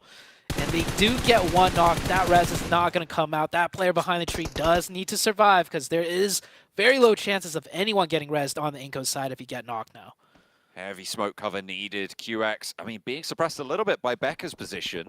He's probably more wary of it now. Nenebete hesitant to go for Vitali to get that res for the time being. Enigma Galaxy rocking right on up to Nextruya. Not a pause to be seen. A nade in response, but that's not going to do much when you're already dead from beyond the grave. Not much of an impact to be had. Becca spotted. This is Duxan opening up the bidding over to Becca. That's what was keeping their position together. And now it's just the res needed to come through from Nenebete. Can he keep his team together? Can hit that duo now down the hill for Inco? See Brazil to a higher placing here than fourth. Duxon getting aggressive here and try and go for that confirmation onto Becker. Duxon, they're impressing me quite a bit. Hopefully they don't overstep too much as that player does almost get knocked, but they're really trying to take things into control here and get full coverage of this zone. This is where Enigma Galaxy needed all four of their players. They could establish that line of fire way more effectively. Take down Inco, roll up to Duxan from the southeast side, but as it stands now, they want to try and extract a third-party situation from this circle, from this scenario. They're in a great position to do so as well. They have led the charge, in fact. Ralph moving forwards. Duxan eats a bullet or two from Nenebete. There's a nade in response over to Vitali. QX on the floor will be able to get that spray down, with the rest of the team not looking so healthy right now. Enigma Galaxy just biding their time right now. Teams are going down left and right. Enigma Galaxy still stay alive with 3. It comes down to 7th element, and Enigma Galaxy and the likes of Duxon down to 2. Junie will get confirmed here. And I was just going to say, the manpower advantage Enigma Galaxy, but they lose a big one. Ralph in the front lines does get knocked. Gets the information, though, of where these players are. And Coops maybe can land a nade. That is quite a far distance throw. Almost. The second to follow it up goes a little bit down the hill. A third nade. Everything's bouncing. It's taking damage. It's forcing him out of cover. There's another one to go for. And Coops, he just sat through that. That was a really ballsy play coming through. Hold behind that tree. Somehow doesn't get tagged up by that nade. 3 more still. And Ralph gets flushed away. Enigma Galaxy not in the circle, but then again, nobody else is either. That's what you need. Coops finally hits the mark. Coops threw at least 5 nades that way. He's still got 2 more to play with. Coops with 4 eliminations, however. So definitely want to hand him that util because he's making work of it. Now it's down to a 2v2v1 circle favoring more the side of Duxon, and they've got trees to play with. Enigma Galaxy not in the zone, and I think they will have to cross over a little bit into the open. Coops goes for a nade, will not find the last player of 7th element. 24 OP, crawling his way, elbows in the dirt, wanting survival, wanting to live this one out, but will be denied that opportunity. Now 2 versus 2. Duxan versus Enigma Galaxy. We've had this lobby in a chokehold for a while, and Lord, he gets into an open position, but nice trade. Has the response. So important for Coops to be able to find that. It was all over if he didn't. Takes a little bit of damage, but it's both ways, and both of them stop immediately to heal. The 1v1. I didn't think we'd see it so early into the tournament this week, but we will have a 1v1 wide open crossing for both players. Coop smartly has a wherewithal to confirm the point while in safety. Every point matters here, so he will take the patience to do that. But Blue Zone is closing in, John. Who's going to win this 1v1? Coops right now has 2 first aids. QX doesn't have any. These trades do go the way of Coops if he's able to just get 1 or 2 tags on, but he steps out wide. He's hard peeking the challenge. He's daring QX to step for it, and he's getting the winning shots in through as well. QX is winning out this trade for the time being, but can there be an answer? Coops eats 1 more, swaps out to the Bison. So low. QX hiding behind the tree. Coops, can he find cover? Can he make it to this next tree? If he can get this first aid off, he has a massive advantage. But QX cuts him down just in the nick of time, and it will go their way. What a way to close it down. A deserving celebration coming through as Daksan find the chicken dinner they were denied over in Painan. Wow. That last stretch, that was like a mirage in the desert where you see that pool of water, right? It's right there within reach for Coops. Just a couple of steps, and that baited him enough to just go for it. He knew he had the first aids. He was playing to it, just like you mentioned. He could get that full HP reset. But man, what a way. This is only match number 2 of the week, John, and we are already seeing some great, phenomenal play out of these players. What a way for the second game to end. It has been a great start so far. I mean, the first week set the bar high, but we're pushing up there as well now in Group Red. After these first 2 matches, pretty happy. Binny, 9 eliminations coming through from Binny. 1,183 damage as well. Daksan with a massive result. And remember, they finished pretty highly over on that first map. This is almost certainly going to put them in that top spot. Wow, look at that. That match. 9 eliminations. Incredible stuff. Pretty much, actually, to be fair, the Lone Ranger for Daksan right now has been. Yes. Yeah, 376, 1,200 pretty much, and then 134. Those are the damages coming out of Daksan. Daksan might have that star player that they're looking for in the form of Benny already, but I will say overall, the way the team played, the way the team positioned with whatever numbers they had up was also well done. The team synergy is there. It's not reflected in the numbers per se right now, but it is working for Daksan. I do want to give a shout out to Coops. So he played that 1v1 at a huge disadvantage running out in the open, but his pre-fires were timed so well that he almost won that 1v1 in the end, but it ultimately went to the way of Daksan. I mean, that final peak, that final break that he had, right? He was just trying to get to that tree cover. He could have launched, I think he still had a nade, if I'm not mistaken. He had bullets? He had a first aid, he had a nade. If he gets to that tree, I think it's Coops all the way. But Nigma Galaxy denied. However, I do want to say that Nigma Galaxy made some really, really good plays. The one glaring mistake, of course, is losing that player out on the eastern side. Yes. And with an extra player, this game goes so differently. What a way to close it down, though. An exciting 1v1. The Korean team stepping up. It's going to be good news coming through for them. We'll see if they can do more. Over to the desk. That's how you get started in Air Gale. Goodness gracious, that got my heart pumping. It was so crazy to see that finish. Daksan with the pop-off at the end. I kid you not, they popped off harder than Loops did last week, and Loops won the whole thing. You know what I'm saying? So that is how close that one was right there. Coops, got to give it up to the man, though. That was a close 1-7. Yeah, totally non-biased here, but I was really hoping he would clutch it. Dude, that was so well played. Going with what Sute was saying, he was at a huge disadvantage, and for him to keep the other player, the last player from Daksan, just behind that tree, not even letting him shoot, and almost getting behind cover himself for Coops, that was just wow. But yeah, I mean, overall, Daksan, wow. the amount of 50-50s that Coops had to take with trying to pre-fire the peak from the final player, like he did like 7 times, and at some point you gotta wonder, like, why don't you just make it to the tree? But this, you know, it's trying to fake out, like, surely he's gonna peek this time, surely he's gonna peek this time. He got his enemy down to like 10 HP, so close. just right before he could hit the tree. And I agree with John. If he made it to the tree, I think Coops would have been able to really secure that one. But man, what a great finish for Duxan. For Benny, the one-man army, the numbers coming out from just that one solo individual player, absolutely insane.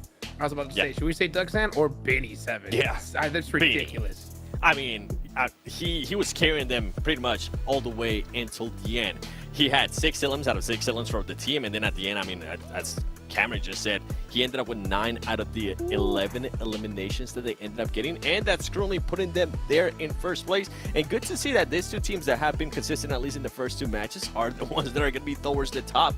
Duxan, with the amount of elims, that's really impressive. But the way 6-8, I kind of feel like we have to talk about it. I did enjoy how they were able to just push onto FaZe Clan in Everest. They didn't think about it twice. They sent it, and they actually ended up winning that big fight. Yeah. And only lost 1 player, which was really impressive to me.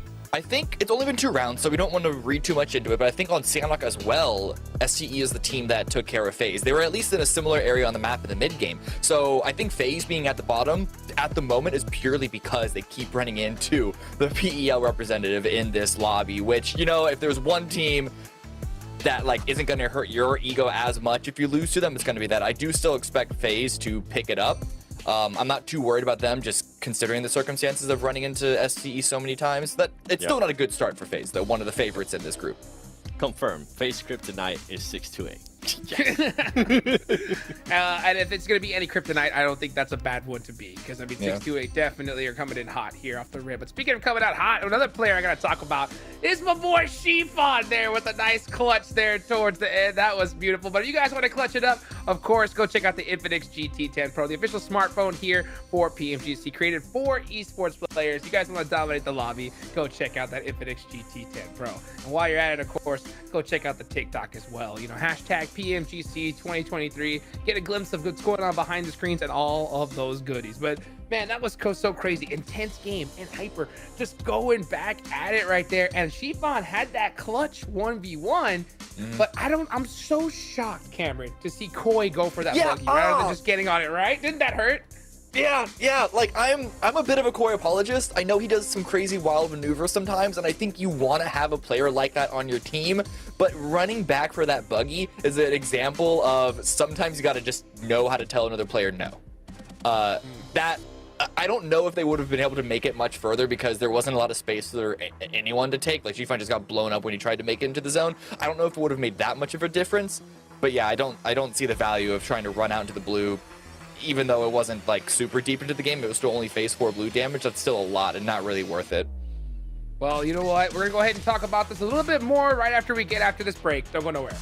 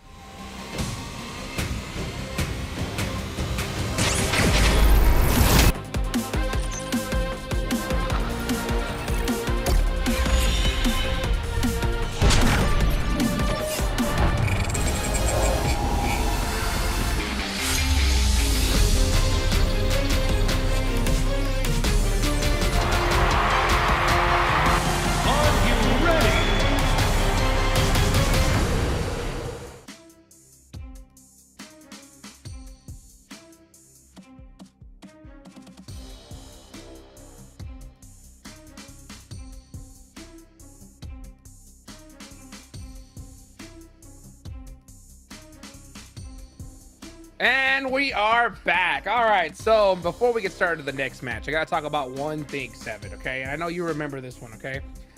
Good old Nongshim Red Force, Sporta, in the bush, taking out one of the players from Nigma Galaxy. How could this happen, Seven? Especially after what happened to Coops and Pittsburgh Knights so long ago with that player in the bush. How did Coops not teach his team this lesson? You can't expect it, man. There's so much stuff going on that you could tell Freak had no idea. He was like, all right, maybe there's a player over here, but I don't think there's a player over here. And all of a sudden, the other player was like, hey, surprise. Let me just eliminate you and get that extra point. But we were looking at Inco Gaming there. I actually wanted a chance to talk about them a little bit more because they did have a bit of a bounce back there from the first match that we saw out of them. Then being able to get 6 points, being able to secure, I think it was 4 placement points as well. Good to see out of them. We're wondering where's Brazil. Well, guess what? They're starting to show up. Not in the way that we've seen right from week 1, but it's a little bit. Not yet. Yeah, not yet. Will it be right now? About to find out. Let's go ahead and take it on over to John Allen and Zute. The Erangel filling of an Erangel sandwich now coming on up. The second of 3 Erangels that we're going to be seeing today on the cards. We've had some great finishes, some really intense and exciting matches so far. A difficult start to the day, but I feel like that last match was a little bit more fair. I liked how it all fell out. Yeah, the last match we really got to see a lot of teams shine through in difficult positions, right? We saw STE, they lost a player early on top of that fight with FaZe, but they continued to be very aggressive, take advantage of that high ground, and spread out in third parties as much as they could. And sure, they didn't get the chicken or close to, high placement points, but they picked up a lot of elim points. Inco did a great job with a sick rotation, cutting past 2 different teams and hunkering down, doing the most they can. And I think, that is why Erangel was one of the tried and true maps. Every team gets a chance to do, what they've been practicing the whole entire year and gets to showcase that. And we are heading into, once again, another Erangel match. And that last one was so good, John. I can't wait to see what teams will do with this one. We had a pretty fair playing path last time around. Let's take a look at where we're going to fall this time. Just to the west side of Severny, heading down towards Milton Power. It's kind of similar, actually, to the previous map in terms of accessibility. Nowhere really cut out here. Are we going to see that same congestion on the southeast side? I think it will be very different here, just simply due to the plane path, right? A lot of teams have alternate drop spots, and at this stage in the tournament, with so much research and VOD review beforehand that's done by the teams, even with alternate drop spots, I think teams will know, not to drop in certain locations. I won't be too surprised if there's no hot drops here again, even with the plane path this drastically different. And yeah, with a plane path like this, should be smooth sailing for all of the teams. It just comes down to, once again, that first circle. Sometimes it can be very dynamic in the form of a military base, or all the way up to the northeast, northwest, wherever it could go. Everybody looking to touch down here. Nothing really going on in terms of those hot drops, as you say. You weren't expecting it. Thought it's very unlikely that it goes through, but this is a hard northwestern shift. Yes. We saw a mild northwestern shift on the previous match, but this very much harder up to that Zaki corner of the map. Canina Power going to be happy about that. I think it was Hyper that we saw take the strong compound on the bridge to the east of Georgia Pole before, so maybe they'll make that move again. Definitely so. You can see that right in Watertown, next to the west side of Rozhok. One player, FS, already rotating to that square cube compound. Might be looking to just hold it down early for the team and wait for the rest of the team to get there. We'll see how this one plays out. Of course, you could still get a hard shift north, hard shift south, where it completely changes things on the second circle. This circle, though, a little bit familiar for all the teams, because it was pretty far in the north side in the previous match, so teams should have a good understanding of where teams might be. And Hyper just getting some of that loot on board. Getting across early, see if they can maintain. Hale on Rozhok. Have got Nasa to worry about on the south side of them. Potential for a little argy-bargy on the South Rozhok Hill, if they want to go for it, but it looks like Nasa just going to regroup over towards those apartments instead. Just pick through this loot. Really strong place to loot, of course. We know it's just littered with the stuff. Almost immediately hopping on through. Level 3 backpack. Easy does it. Yeah, level 3 backpack, always nice. Definitely would rather have that level 3 vest or level 3 helmet. Maybe you'll find it later. Rotations coming through, or actually, I don't think this is rotation. Teams are still trying to get to certain looting locations. I do imagine this match of Erangel is going to be a little bit more faster paced in that first circle. A lot of priority positions with a circle like this one that you want to take a hold of. And Hyper finishing up looting here. We already have 2 players now at that cube compound, so they know how important it is to hold that position in the very first circle of this match. Yeah, they've moved up nice and heads-up rotation. I'm looking at Junie from Daksan, who have sent actually 2 players from Daksan who have gone south of the bridge yet again. As we hop on over to them, they are actually now moving back up north. So they did just scout out towards the south side, but they did that previously, looking for Inco potentially. But they do just go over to that compound. They get back, though, pretty fast. I feel like that's almost like just a protocol thing. We didn't really highlight it in match number 1, but they had 3 players loot on the north side of the island, and 1 player go down to the military base. And the plane path was very far off in a way where it was purposeful that 1 player went to military island. So maybe it's just in case, they get a military circle, they already have 1 player across no matter what. This time, it doesn't really come into effect. It didn't matter too much for them last match because they won the last match. So sticking to whatever worked from the previous match coming in here. And I actually do have a question for you. Do you think Benny wouldn't have won that last 1v1 if he had a first aid kit?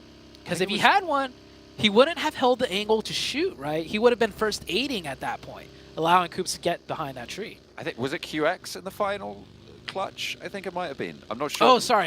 Yeah, it might have been. Yeah, I know what you mean. I think that is interesting, actually. I feel like if you are going to go for that first aid, Coops does have more free time, but maybe you have that advantage. I don't actually know how many nades were in the back pocket for QX, so it could potentially, as much as Coops could have got their heal and launched some util, it could have been the same story the other way around. So I do think getting to the tree would have been a massive benefit for Coops, given the exact state of play, but I feel like you just can't read into it as much, because Coops would have been higher HP by that tree, but he might have not taken shots back out towards him as much as well.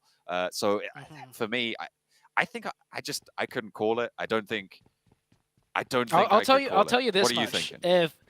If the player QX, if he had a first aid, he definitely would have gone for that first aid at 1 HP, and you're getting out-peaked by someone running in the open. Nerves are definitely kicking in, right? You have that first aid, you're 1 HP. There's no way you peak that player again. He's been out-trading you hard at a huge disadvantage. So he would have gone for that first aid, and both players, Coops would have made it to the tree, and both players would have reset.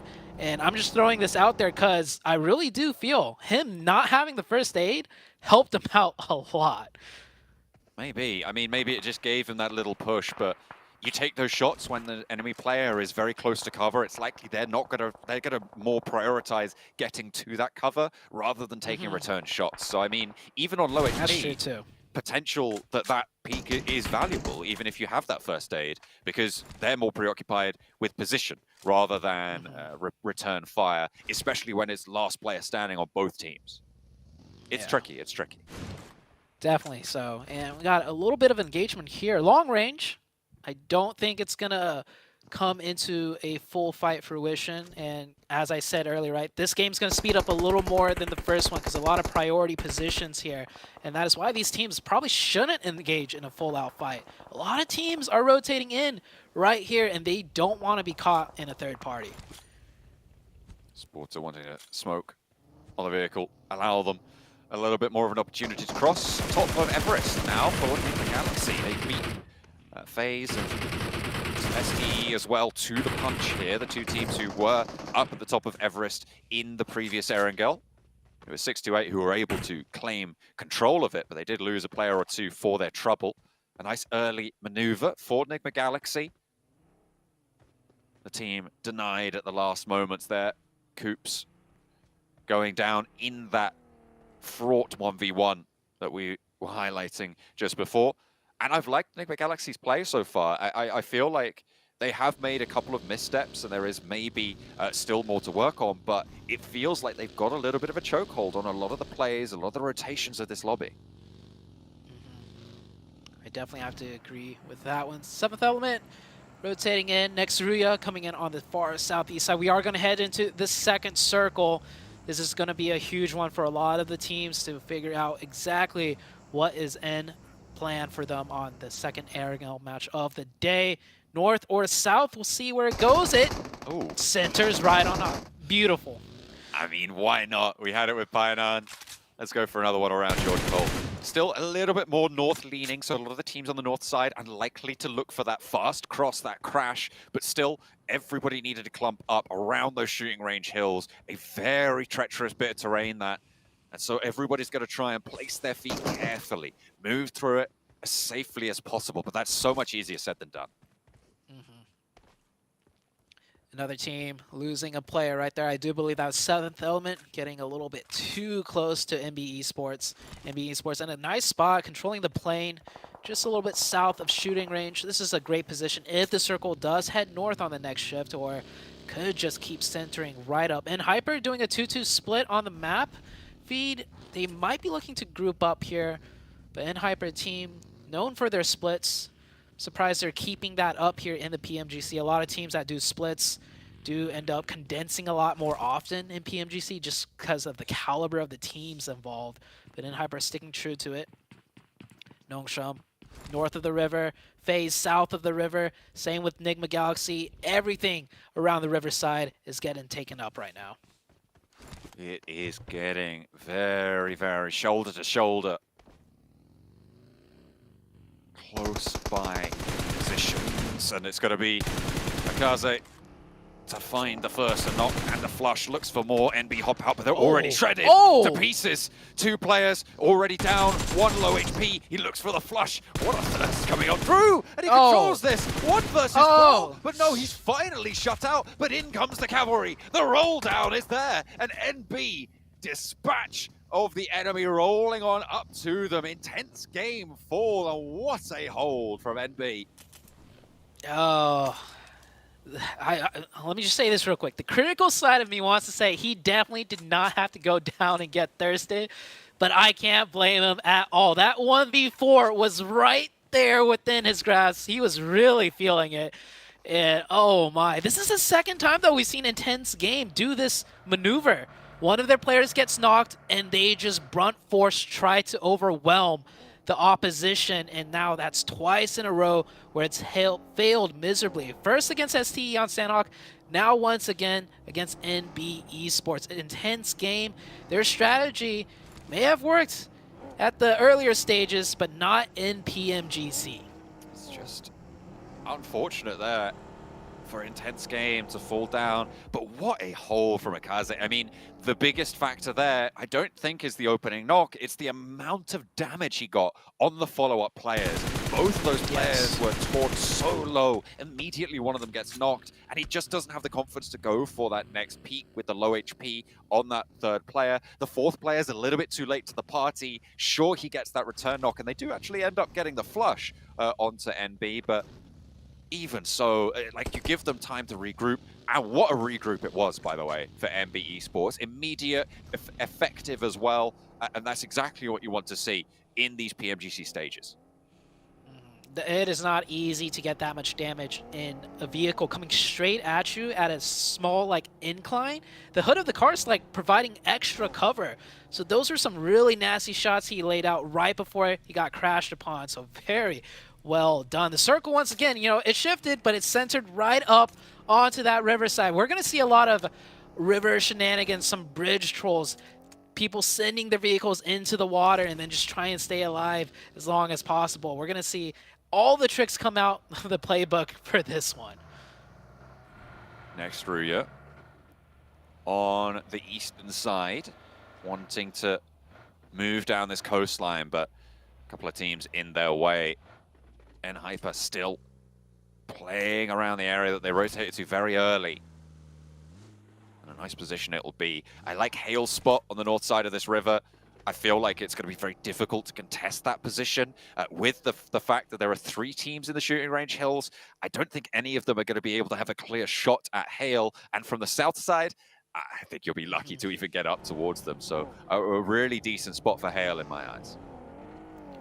Another team that I'm looking at, I do believe that's Nongshim Red Force already set up just on, or should I say underneath the bridge side. So they recognize where this is potentially going, and everything occupied around the river, the only spot open in the river itself. So that team's already set up there. More on the northeast, might get into a scuffle here with Next Ruya, as both of these teams looking to control the eastern side. I have spotted something. I know mysteries afoot. Morph have the high ground over Next Ruya, but Frozen's being nice and careful for them.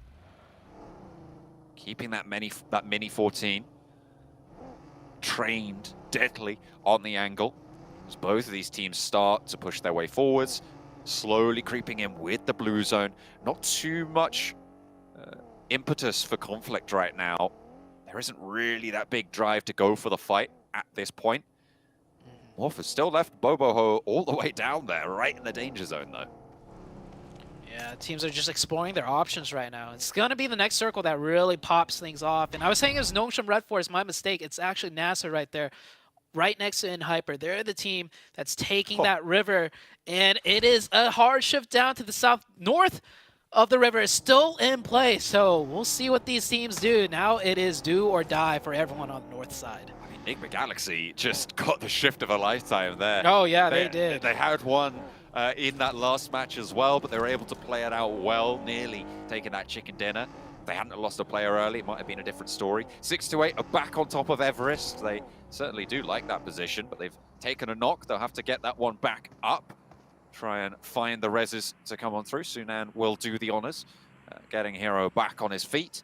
They'll have to move a little bit further south. You've got 33Z down in the foothills. Inco moving in from Ruins, and they are the sole proprietors right now over in Ruins. I think Inco is setting up for potential teams to try and take the Riverside down to the south. Because taking the road, definitely not a good decision. You can see already, yeah, teams using the river. They know there's not much left in play. NB Esports rotating from the plane straight into the water side, seeing what is open. Luckily for them, the bridge is open on the west side. And here comes Next Ruya right into the water. Yeah, you do not want to be fighting on land, but this spot's already occupied by Nasser. There is far too much to be going on healthily here. Next Ruya might have just put themselves in the losing spot on this scenario. Already the rocks controlled. A nade over the top from Xenox. That's pretty cruel. But hang on a minute. Nasa, they're taking damage. There's Coops coming on through. Is this a bit of cover for Next Ruya? Can they find landfall? These nades from Xenox going a little bit behind the progression. They might find Yekta. Sure, they get that flush, but the rest of Next Ruya can start to emerge. And Nasa now are struggling on this northern side. I don't think I would have predicted this, but what a turn of events. It looks like Next Ruya might just be able to hold on for a little bit longer. Yeah, Next Ruya definitely getting a lucky break there. The knock from Enigma Galaxy helping them out a lot. Now on the western side, Kanina Power trying to do the same thing. The water, the river play. And here comes Morph coming in the distance while this fight between Nasser and Next Ruya is still continuing. So Next Ruya have 3 up. I do believe Nasser is down to just 1. And it's Xenox. Xenox gets a nice knock though on the other side of things. Gets the confirmation, almost goes down to the nade. Just about sidestepped there. Ralph has moved forward. But in the meantime, there's another bridge to fight over. Kanina Power and NB. NB been on the warpath so far. 6 eliminations on their tally. Kanina Power struggling in the face of it. Sek wanted to get that spray down, get those flushes. They'll try and hold the bridge out for now. But in the meantime, Hale, displaced from their central strong position by a hard shift down to the south, have now got Yudu Alliance to deal with. They did manage to find a knock, but it did get picked back up. There's the re-knock coming on through, and now Tiger can move a little bit further forwards, but maybe not that far forwards. Does get pushed back there, has to realign his stripes. Yeah, standing on top of that hill, definitely open sightlines from multiple angles. Yudu Alliance might just have to send it in with the vehicle. And oh, he actually gets taken out right there, stopping the car short. Yudu Alliance down to 1. And we're about to get that next circle shift. Blue zone covering the last player up for Yudu Alliance. Can he do anything here? Get a knock? No. And this should be it. Oh, he gets that knock and gets the point confirmation.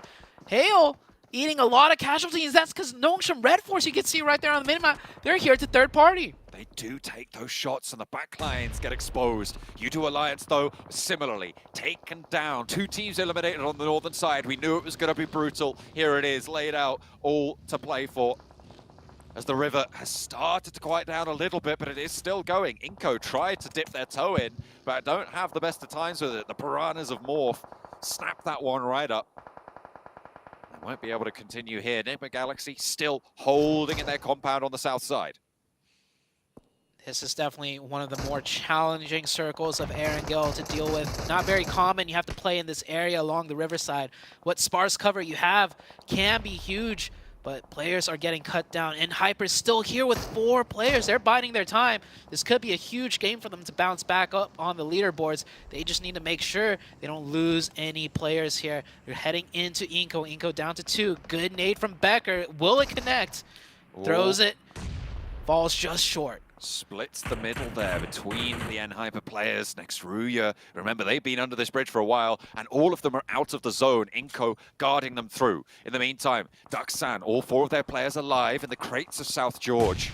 Wanting to get the reses over onto Binny, keep all 4 of them alive. No eliminations so far, but FaZe are right next to them. 628 make a mad dash in front of them, trying to strafe through this open ground, but 33Z is left in the dust. He's knocked on the back lines, and Vittorius nearly finds another. Not quite going to be able to do so, and it still seems like Duxan going to continue to be pressed against this blue zone. 3 teams now at the crates. STE, great rotation. They did lose one, like you mentioned. 33Z left in the backlines, knocked. He was in the zone too. If he just stayed alive, that would have been a crucial position for them. But the battle rages on. 3-way fight, FaZe, Duxan, and STE. Is STE going to pressure them from the north side? They could third party this as FaZe is in a full-out engagement. STE definitely had to make that rotate with 3 players. Can they hold this one down? FaZe, Duxan back and forth now. 2 players on the sideline, and Zipyan tears through them with the DBS. FaZe fall, and Duxan have to move on with 3 players alive. Junie, very difficult to get the res here. He might just be able to crawl towards the zone if they've got the time to make it work, but STE have other ideas. They might be looking to push. STE just a little bit too slow. The fight's already over. That res will come out. 3 players will be up for the side of Duxan and 3 for STE. I think they have the zone to worry about more so, though, because, man, this circle probably not going to go on to them in the next shift. Meanwhile, on the Riverside, what has happened? So many teams have gone out.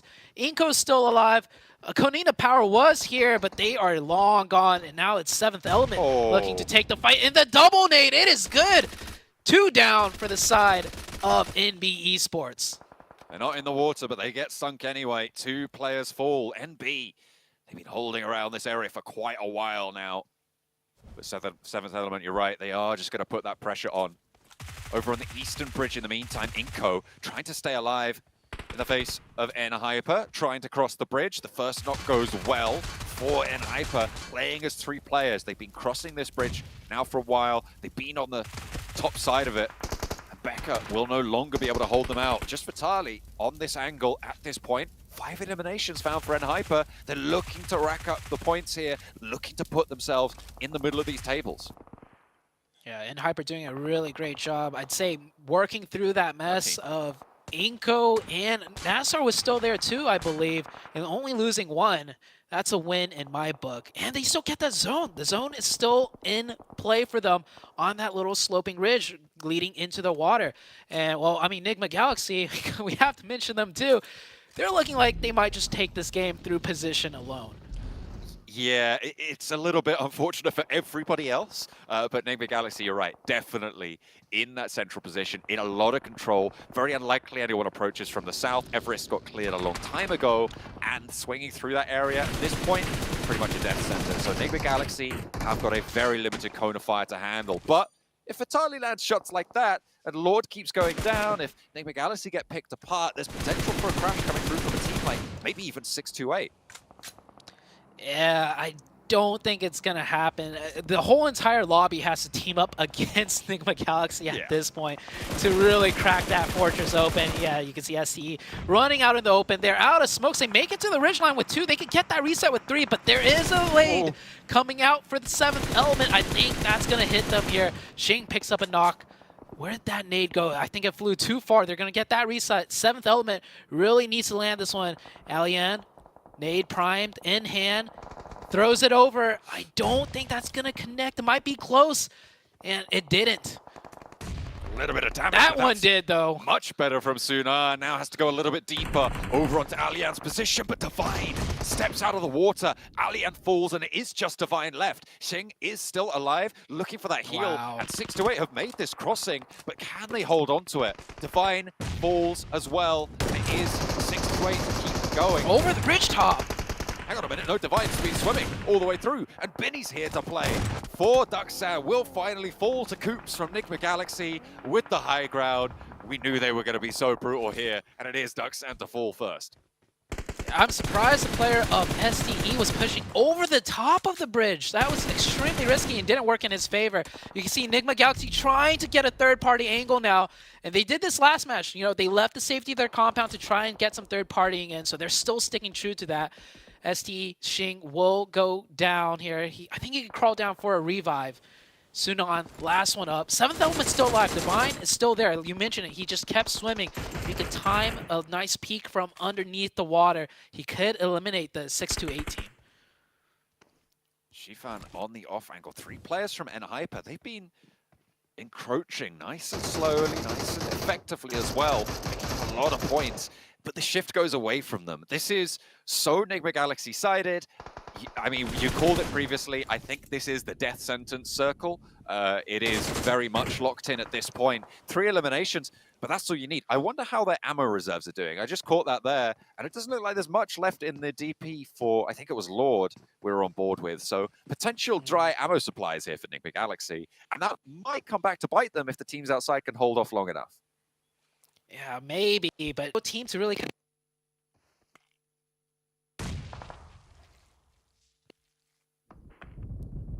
is up.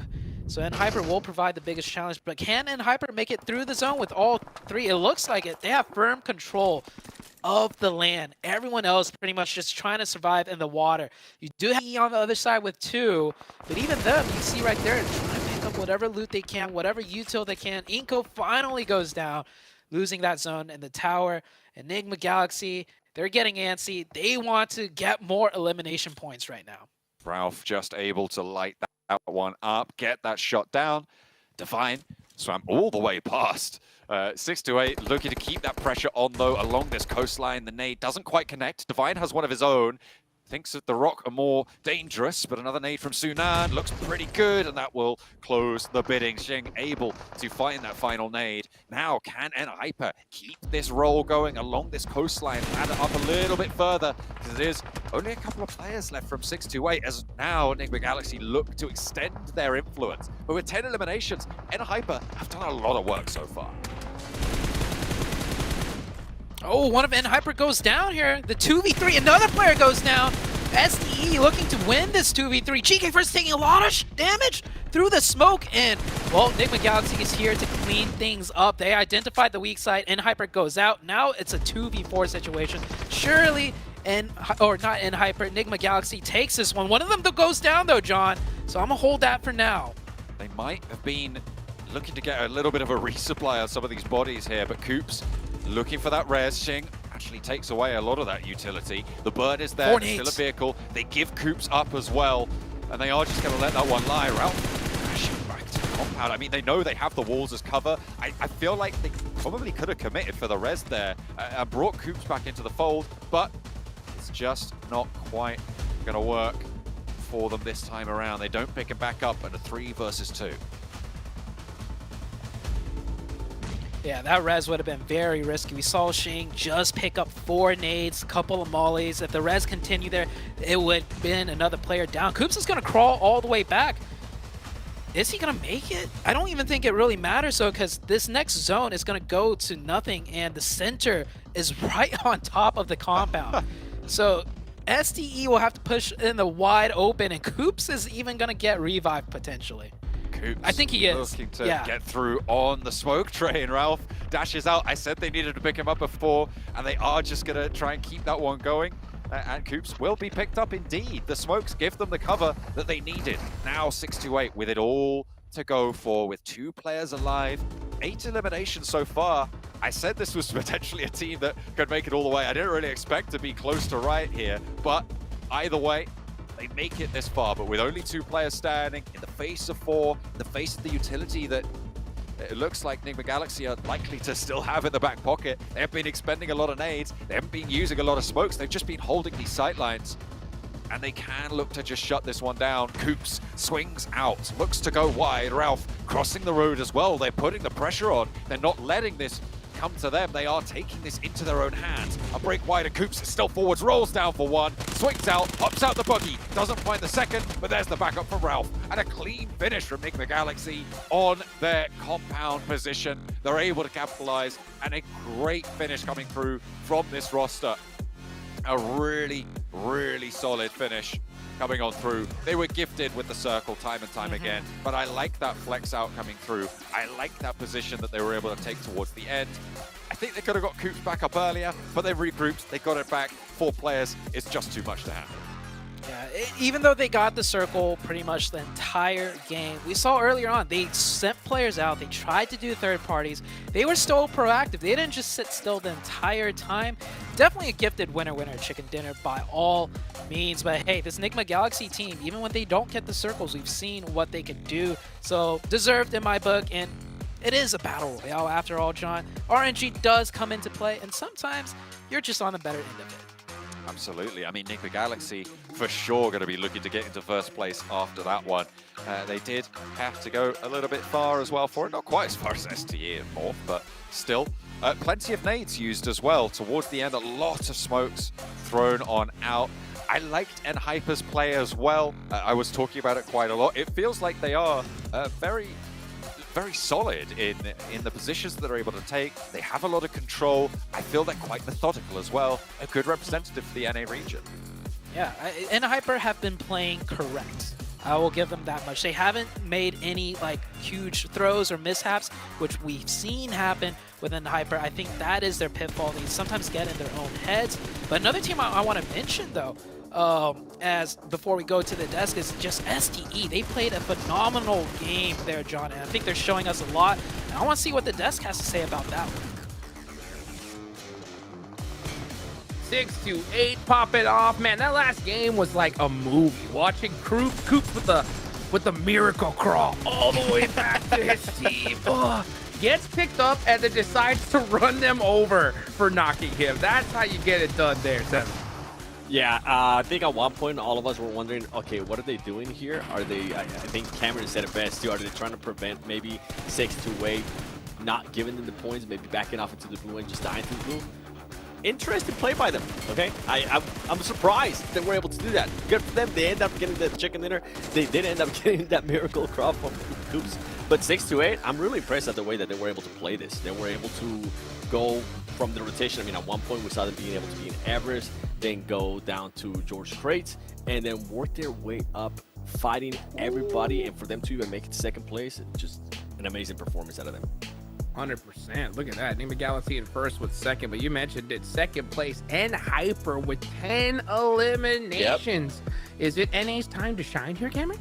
I mean, it's one round, but it was a really well-played round. Zute said it himself that Enhyper, they're playing correct. Previous round, especially the last Erangel, you know, a little bit of mishaps here and there, but they had to push through this game. A lot of rough positions, starting off with that bridge, water, river situation, not clean for any of the teams involved. And for Enhyper to come out on top as healthy as they were with 10 eliminations means that their communication, their team shooting, everything, their chemistry must have been on point. We'll see if it can continue further on, but this is definitely a good sign for a team that we still maintain a lot of questions about them considering the roster situation. And to add on that too, I mean, I gotta give FS the flowers, okay? I think at one point when they had 8 ilms and I was able to see who had the ilms there for the team, FS had 4 out of those 8 ilms. So good to see that he's currently having a good performance here as we're looking at the overall.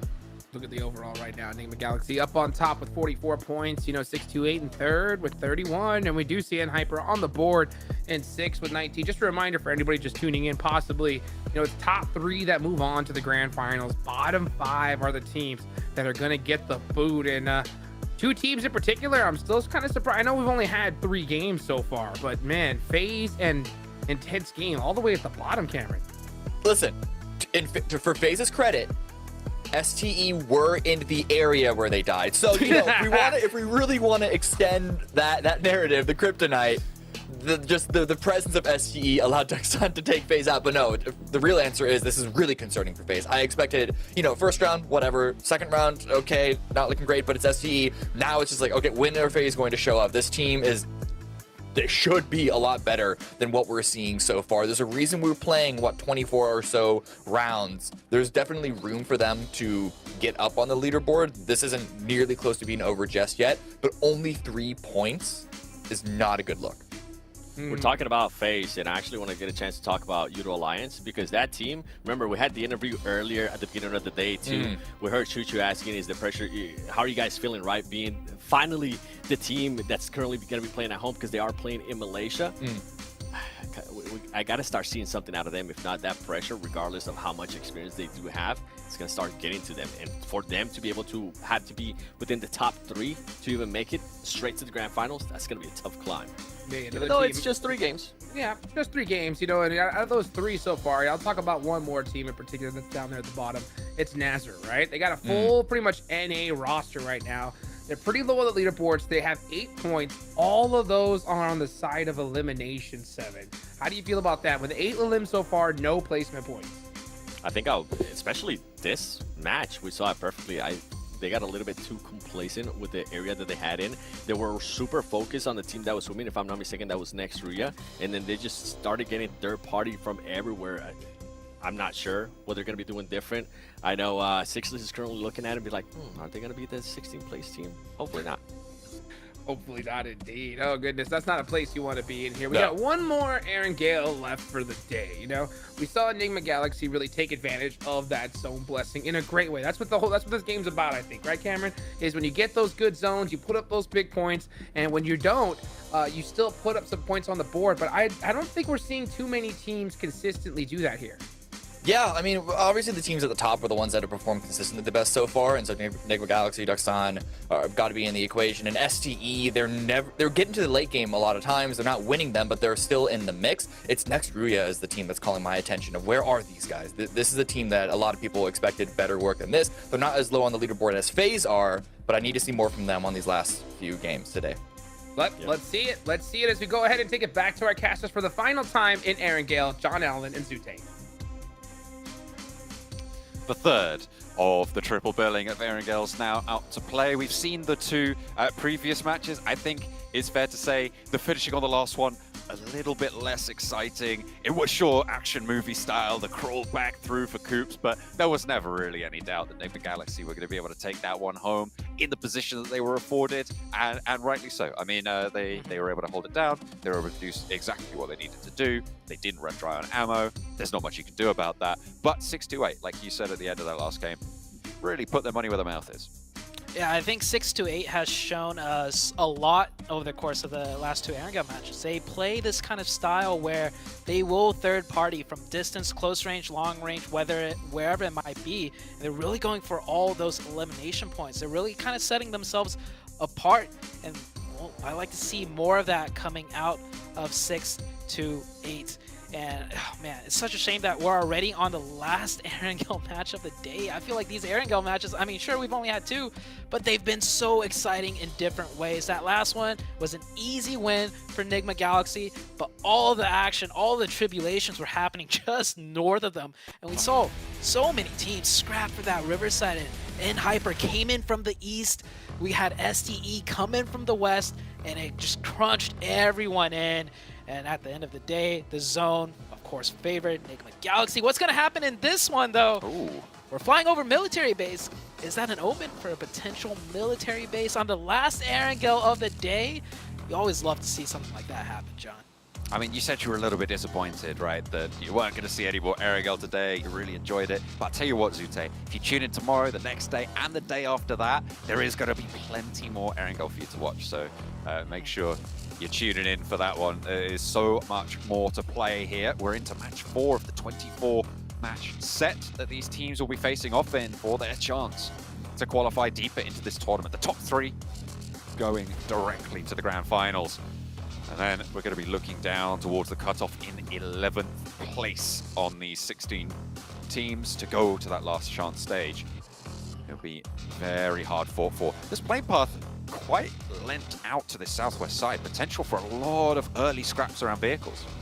Yeah, that is definitely a potential that I am keeping an eye out on. The northwest or the northeast side, not a lot of vehicle spawns. You can see there's only like a couple of roads, which is where the vehicles are, and we're gonna get the polar opposite circle of the plane path. Not just that, this type of circle does lead to some very interesting things, John. We know Stallber, a potential Stallber ending, and even if not, the foothills around Stallber with the scattered compounds always makes for a lot of exciting gameplay.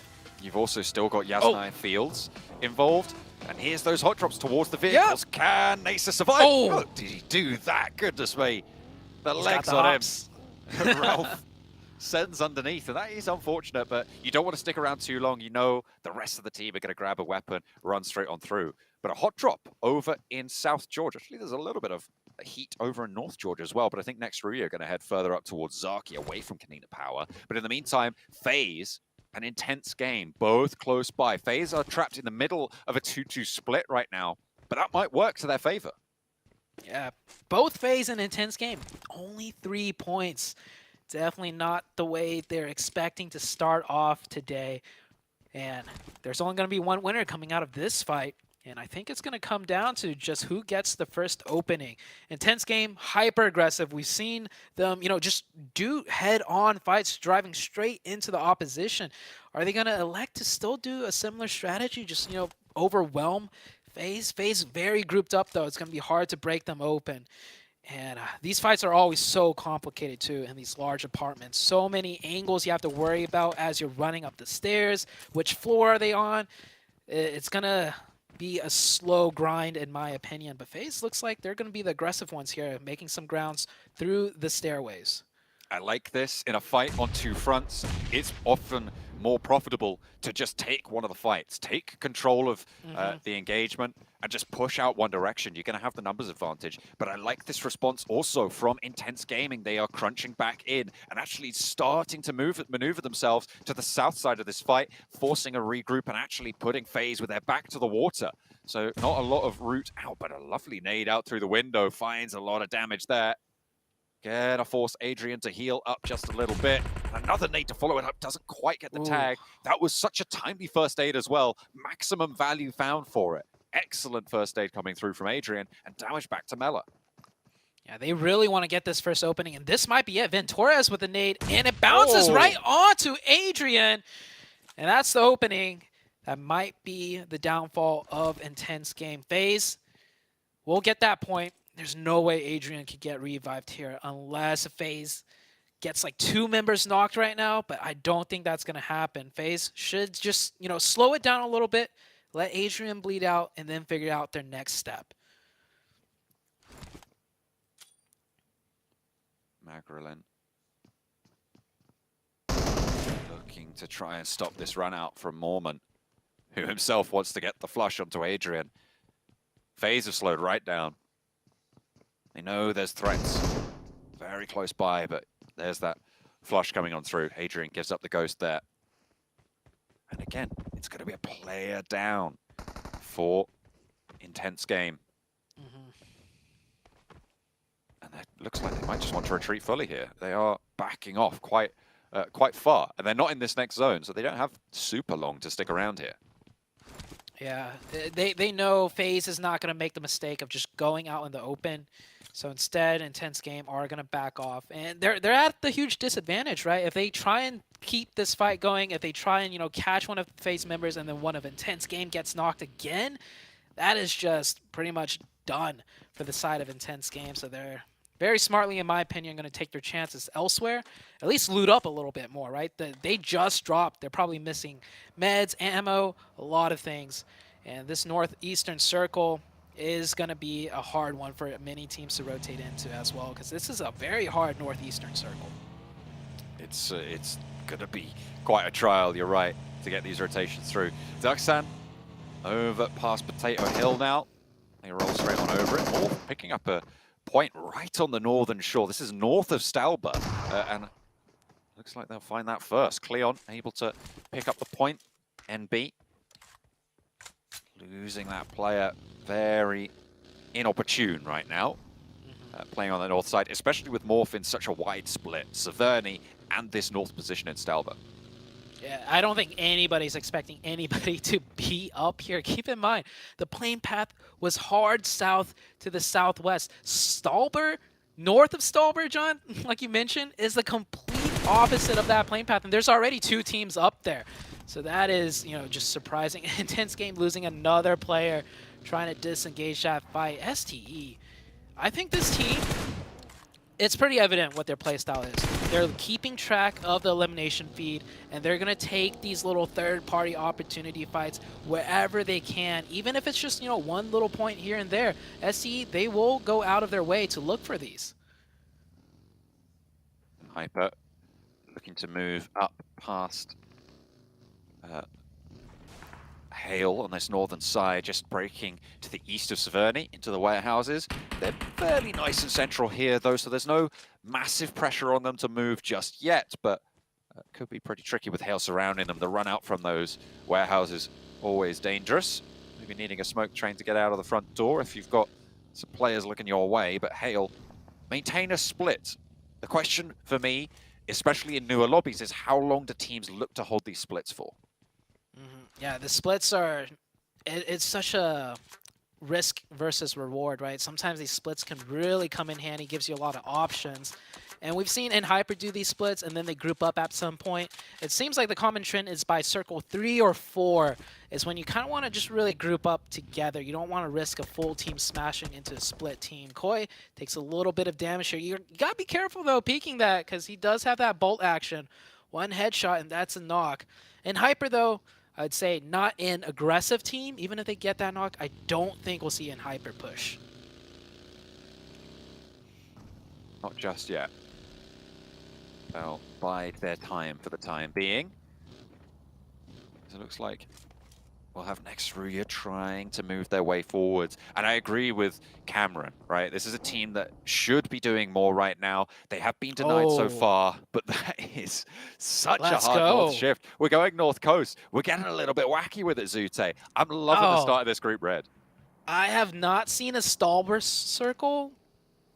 So I actually think the last Stalber circle was like years ago at PMGC. So the fact we might see it, we are seeing one already by circle 2. Once again, during PMGC, this is great. I'm going to be honest with you, John. I don't have much experience with a circle like this. All I can tell you is that it's going to get very hectic very fast. It is certainly chaos waiting in the wings, and both of those wings are descending. You can see those teams coalescing to the north side of this mountain, trying to find their footing now as Hyper make that break, swinging around past the forwards position of that Hale split, but the regroup comes through and they close that gap. Nice and timely as well, a couple of seconds longer, and maybe there was an opening for Hyper to find some sort of crack in the armor, some opening that they could exploit, but denied that opportunity. However, Hyper in the circle, and that cannot be said for too many of these other teams as well. Inco bringing up the rear on that east side flank on the north side, and it is just really, really tough stuff. The top of the mountain, not safe either. Yeah, the top of the mountain is occupied by quite a few teams as well. And this area of the map's so tricky because there's so many sight lines that you have to be aware of, and most of your cover is by elevation difference, right? The hills leading up towards Stalber, not a lot of hard cover, but teams near the top, they literally can't see you because of how much it slopes and drops off just like this, as you can see from the camera side. So the angles, the lines of sight is going to get very tricky here, and it's going to be a lot of fragmented pocket of actions, like each level almost like its own zone, so to say. Take the Galaxy wanting to maintain control of these hillsides, but Ducksand close by, skirting danger, teasing one another with their presence. They know they should be aware of the presence of teams nearby. They're using these vehicles. They'll be able to hear that, but there's a Another step up coming through, and Yudo Alliance are going to move closer to this duck sand position and actually leapfrog it on that forward part of the 2-2 split that Binny and Junie currently occupy. Onto the foot they go, and it looks like two players are going to try and descend onto duck sand. Not in the sightlines of Enigma Galaxy either, so potential for a little bit of a forced regroup for this duck sand position. Yeah, you can see on the minimap, right? You'd think a lot of these teams will be taking shots at each other. They're so close to each other, shoulder to shoulder. It's just the elevation drop off, the ridges, just completely, you know, blocking the line of sight for so many teams. Next circle just pulls away from the water pretty much. Everyone more or less in the zone. North side does have to scooch in just a tad bit as we do get some shots ringing off, and Hyper have to move in, morph along with NB Esports. No prizes for guessing who's slap bang in the middle of this circle, though. So, oh, yeah. Very much Enigma Galaxy, yet again. Goodness me. Second time in a row. They have moved for this position. They have claimed it as their own. So that is going to play to their advantage. And controlling terrain, I think, is a little bit harder than controlling the compound they were in. So a taller order this time around for Enigma Galaxy to prove that when given these circles, they do deserve these chicken dinners. Still, all 16 teams remain. Only a couple of teams losing a player. Ducksand down to 3, NB losing 1. Power maybe just about to lose a little bit more than that, or maybe it will go to Morph.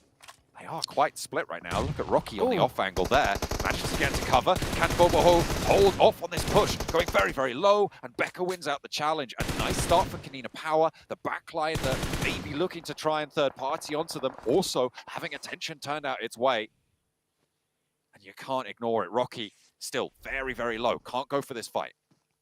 Head on a swivel right now. There's no hard cover to really be had, and teams could just easily backstab you from the low ground. You could get shot from the high ground, so players in a rush right now to clear out these fights, to finish the opposition that's close to them. You can see they're just nading whatever they can, trying to get into a more comfortable position, but not a lot of comfortable spots to be had here. Rocky, last one up. No, not the last one up from Morph, but definitely split far away from the rest of his team. You can see right there CMZ out in the distance, and Hyper still slowly working their way in. Not as chaotic of a fight as we saw earlier. They're just dealing with that one team of Hail FaZe, and then meanwhile on the west side just getting cut down from distance.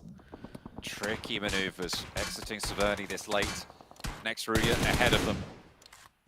Frozen under a little bit of pressure from Mormon, but that backline is going to have to move. They're going to have to readjust that angle. In the meantime, Enigma Galaxy and NB are going to clash, but it seems like Ralph and Coops will be sentinels on this south side for them. Mondo now the last to stand, and in the face of Lord, will he be able to triumph? It's looking pretty hairy, and it will be shaved away as well. That is NB falling, and a clean engagement from Enigma Galaxy. Yeah, beautiful defense. Clean that right up. Not even a single player knocked, and you saw that crossfire from Coops. They are in sight lines of one another. They look like they've even played this spot quite a few times with that setup. Beautifully done. Northside fight is continuing now, and Hyper, knowing it's a difficult task to get into the rest of zone, will go for the elimination points, but it is not working out for them. They're getting cut down here. Hale still have 2 players up. Oh, the DPS around the side, swaps the M4 as well. The knocks are coming through thick and fast. Hale are not going to escape unscathed either. Now just the backline exists for Hyper. They are down to 1. Hale trimmed as well. They're going to have a tough time moving south still, as it is a hard shift. Yudo Alliance may be pretty happy about this, as you see in the picture, there's still scraps going over. This is Nasa and Inko in the meantime. Flash getting torn apart. Is that Hyper cleaning out Hale? I think it might be. And this is the scrap I was talking about before. Inko needing to keep themselves alive. Nenebeti and Vitali down on the outside. Nasa looking for that challenge. 2 players alive. They move onto the inn and will look for the reses now to try and keep themselves nice and healthy, but a lovely spray now from Xenox to get the high ground position, wrestle it away from Inko, spots the drop, but a lovely nade through the window, finds 1 and the flush as well, and Becca on the warpath, back in response, Spec hopping, jumping, trying to survive. We saw him hop a bucky earlier in the match, but now it's bullets flying his way, and they're a little bit tougher to control, as Spec keeps it together for Nasa for the time being.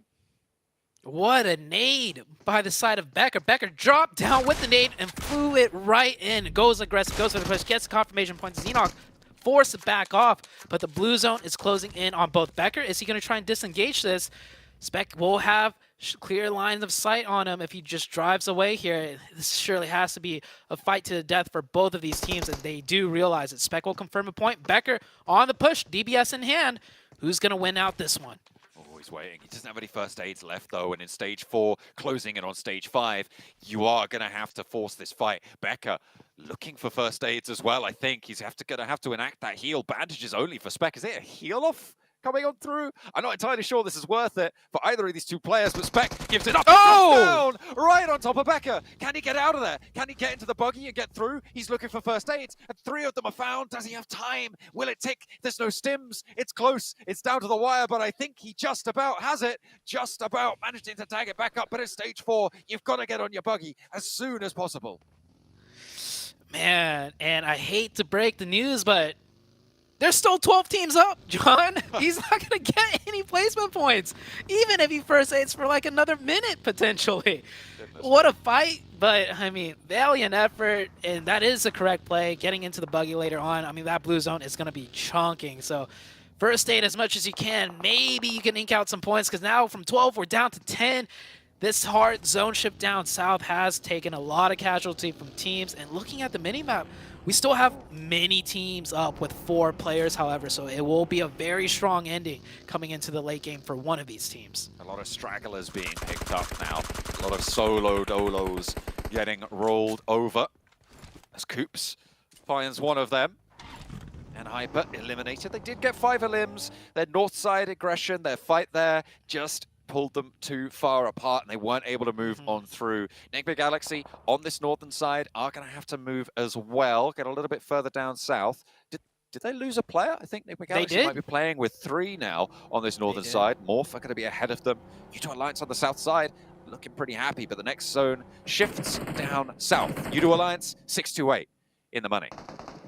6-8, finally not having to chase the circles coming in on the south side. And we're going to see a 4-man team of 6-8 into the late game. So this might be their chance to potentially win the match. U2 Alliance, of course, with a strong compound, could be sieged by 6-8.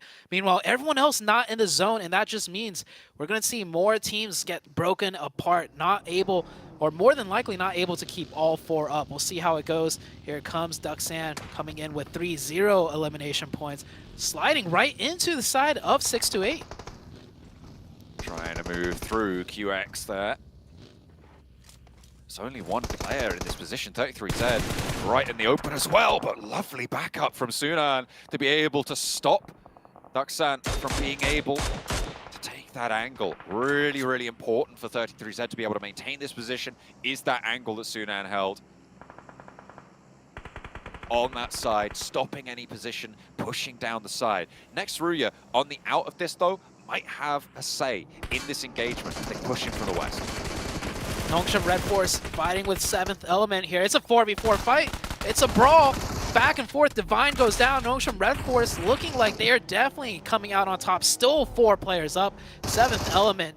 Where did they go? They're down to just 1 player, and he is forced to drive off and just find whatever he can in the zone. And looking at the minimap feed, there's actually quite a lot of open terrain in the zone, unoccupied, but the sight lines, the angles, they have to be wary. Certainly do. Just Alien remains for 7th Element. He's going to try and survive for as long as possible. Cable cars being abandoned there by Enigma Galaxy as they roll on with 3 from the north side. They're going to have to push past Morph. Next Ruya have got themselves tucked in close to Benny though. A nade, 6 in the back pocket. But he is spotted. Really nice pickup. Next Ruya, not going to let that rock surprise them. Zip down a little bit further down. They're wary of it. They see the smoke. They know what's up. A nade resupply as well for Yekta. Next Ruya coming in very strong here with a squad of 4. They should clean that one out, right out. Nade's coming in. Enigma Galaxy on their end, getting cut down to 2. Good nade. Doesn't get the knock, though. Does force that player down. And Enigma Galaxy not even in the zone yet. They still have to fight their way in. And Nongshim Red Force coming out over the top with 4 players. They're probably going to look to clean out the entire northern side from their position.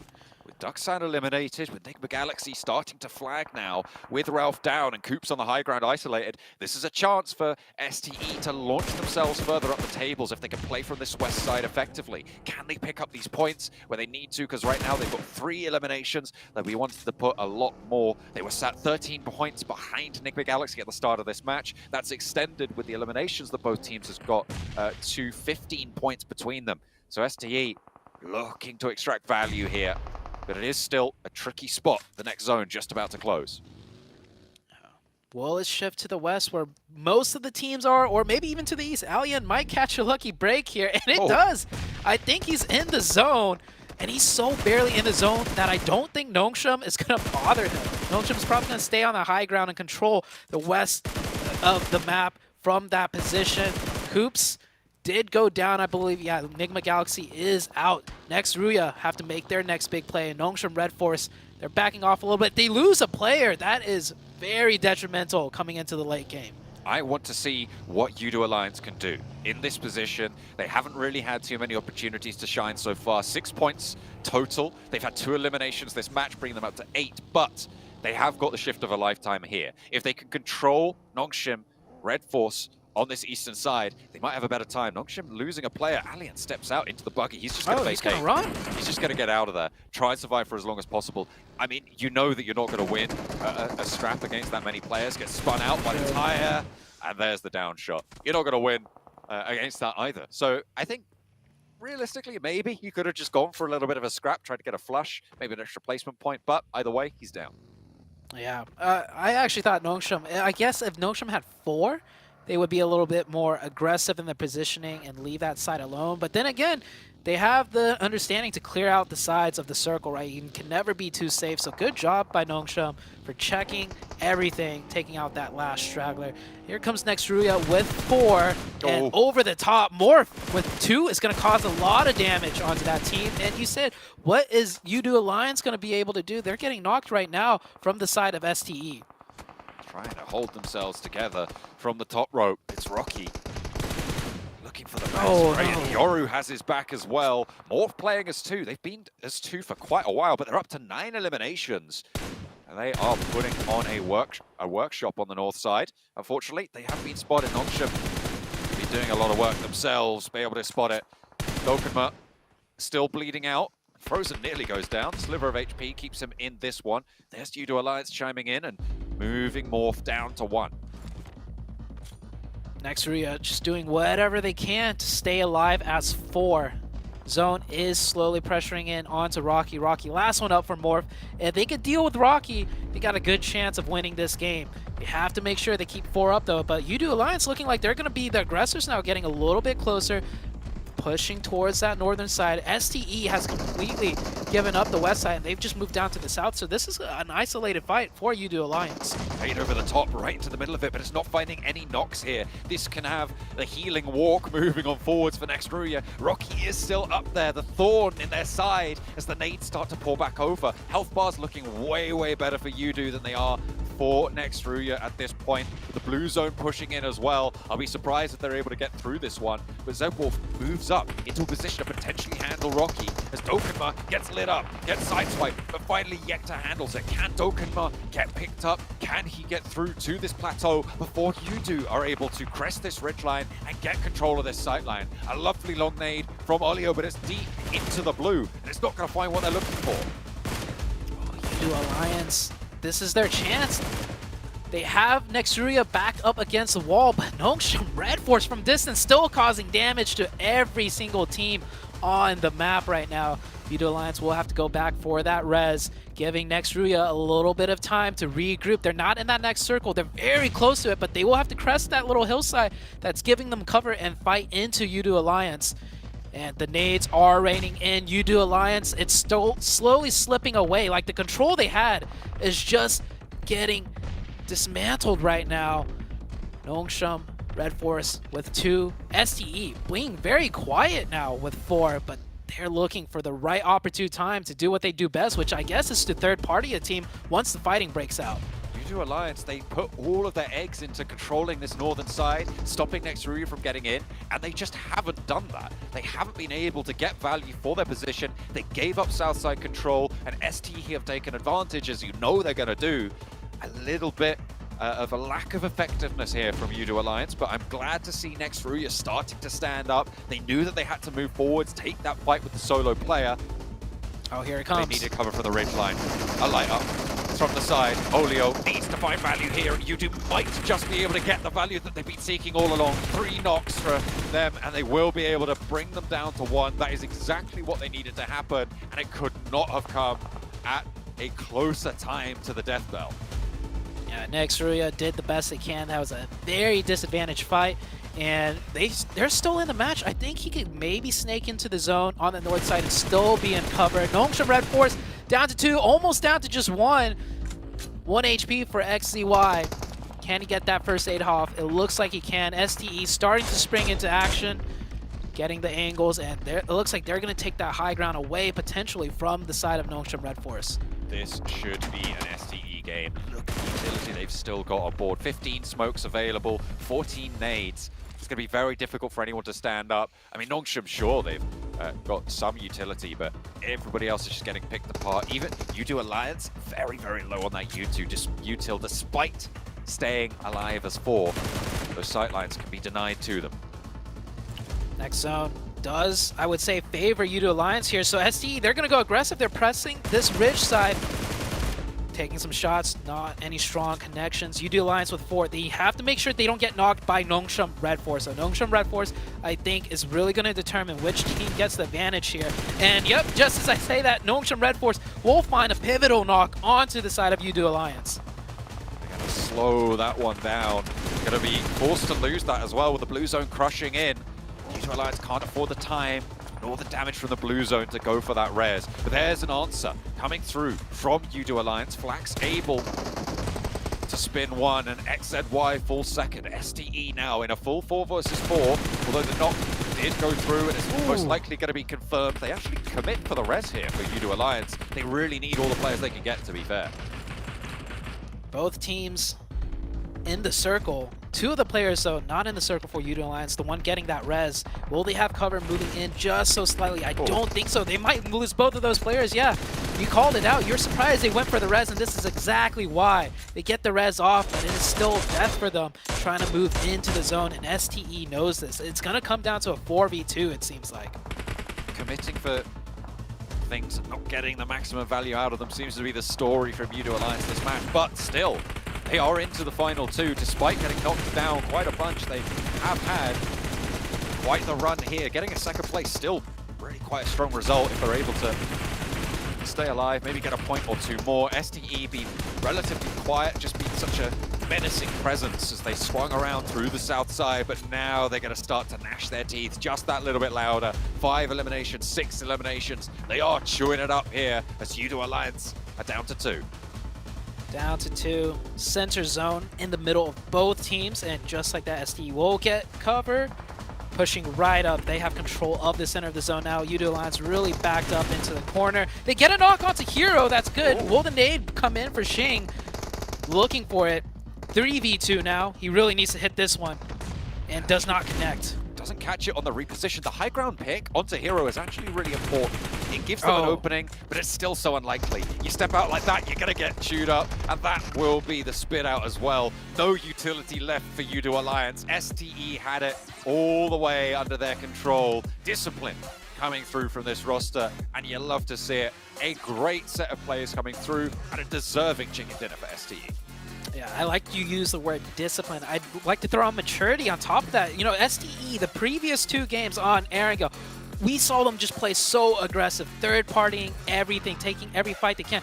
I'm so surprised that wasn't the case here. They had so many opportunities to push up into U2 Alliance earlier on, but they played a completely different style. They remained quiet. They swung down to the low ground, the south side, and they waited and bided their time and very strategically finished the game off with a chicken dinner with a couple of eliminations to boot. I think this STE team is a lot more developed than I originally thought, right? I thought their playstyle was going to be more aggressive, just fighting teams. but they switched it at the very end, and very surprisingly too, with 4 players up. They didn't play aggressive with 4 players. They played more passive, John. Yeah, they knew that it would all come to them if they waited. They made the right call. I think Judo Alliance, there were a couple of things I would have fixed there, but they still managed to get second place off the shifts that they were given, and they did quite well to hold out next Ruya and finally get the value for committing to that northern side position for Judo Alliance. So I'm happy for the Malaysian team to be able to get that far into the game and start to put some numbers up on the board. But it was STE to close things down for this match in disciplined style. They sure did. It's about that time. 628 getting their first chicken dinner on the tournament. It was only a matter of time, Seven, and they did it right here now. And it was the way they did it too, especially towards the end. I mean, they were on towards the west of the circle, and they figure out that they were going to have to fight Judo Alliance. They didn't want to take that fight, so they decided to rotate on the south and go towards the east. I know we're talking about the compounds that were there towards the east. The way that 628 was able to play this, it was actually really, really well. And I'll have to go back, because I was kind of pointing this out to you guys too. That player that was all the way to the right, that I cannot tell what was his name, they seemed like they had a picture, a printed out picture of the zoomed in map of that area. Yeah, right there. Dude, that is so awesome. GG's 628. That was pretty well played by you guys. True indeed. I mean, look at this. 18 points. Judo Alliance in 14th. Cameron, how do you feel about these guys performing this way? Especially, you know, since 628, they dropped all the way in Primorse. We finally had that Stalber-ish circle, but they had a long way to go. And then, you know, Judo Alliance dropping, I believe it was near Apartments. Yeah, they still were able to get it done. Yeah, I mean, it was a good defense by Alliance so far to get 8 eliminations from that point, but just 6-8, I gotta continue to celebrate them, right? They've been in, like, the top 4, top 5 of each round up until now. This is the first time that they've been able to win it, but so far today, every single round, they are playing it very proactively, but very intelligently as well. Just what Seven was saying with trying to wrap around the low side to really maintain that control, get multiple lines of sight, get the crossfire angles. Rarely do we see them have no option but to send it. They had to send it the previous Erangel because of the river, the Enigma's like God compound situation, but just these guys have been playing out of their mind so far. Only 1 point behind Enigma after that win, and honestly, I think they're going to overtake them on Miramar at the rate that they're going right now. They're just so consistently good every single round by round. Beautifully done, beautifully done. Another team, of course, I gotta give a big shout out to is Morph GPX, right? Yes. They moved up all the way to 5th place after that one. Real fortunate circle for them, Seven, especially since this team that goes and lands all the way up north. Yeah, and the way they've been playing, I'm glad you mentioned it, because I've been looking at the way they've been able to play. They've been getting a lot of eliminations. You can see it right there. It's reflecting. Most of their points are from those elims, 23 and only 7 placement points. And this is kind of a pattern that I was seeing out of this team. Yeah, they do get those elims early on, and then they just completely disappear. The last 2 Erangels, though, they've been able to at least get within the top 5 or within the top and still being able to frag out, which is massive for them. And if they continue to do that, they're going to put themselves in contention there within at least maintaining a top 5. Oh, yes, indeed. Now, Cameron, one fight in particular I really liked watching. I think it was the highlight fight of the match, right? It was none other than Inko versus Nazar right there. You saw Spec with that crazy jump down shot onto Becker. How'd you feel about that one? Oh, man, that was... both of those players had so limited resources. I think Becker was trying to use his last first aid kit. Specs dropped down, I think cut it off, which allowed him to then pick up that first aid kit and use it and try and stay alive for just a little bit longer. But it was down to the wire. Again, just fighting in the blue, it just shows how chaotic it is. But neither of those teams loved the situation that they ended up in, especially when it went down to the 1 versus 1. But having just the killer instinct of knowing how to finish that off, like Spec dropping down. Granted, Spec had no other option. He ran out of bandages. That was his only play, but he was able to execute it and get it done. Yeah, big nade from Becker to be able to go ahead and clutch that there onto Zenix. But of course, we got to give a big thank you to the official smartphone here for PMGC, the Infinix GT10 Pro, a phone created directly for esports players. Guys, you want to dominate the lobby, check out that GT10 Pro. And while you're at it, of course, go ahead and take a look at the TikTok as well. Hashtag PMGC 2023 so you can get a look at everything that's going on behind the scenes. Now, You know, unfortunate for Inco, unfortunate for Nazar. Another unfortunate, you know, team as well was Hyper 7, right? They were all the way up in the north there, but man, they got taken out just there at the end. But we'll talk more a bit about it as we get back right after this break.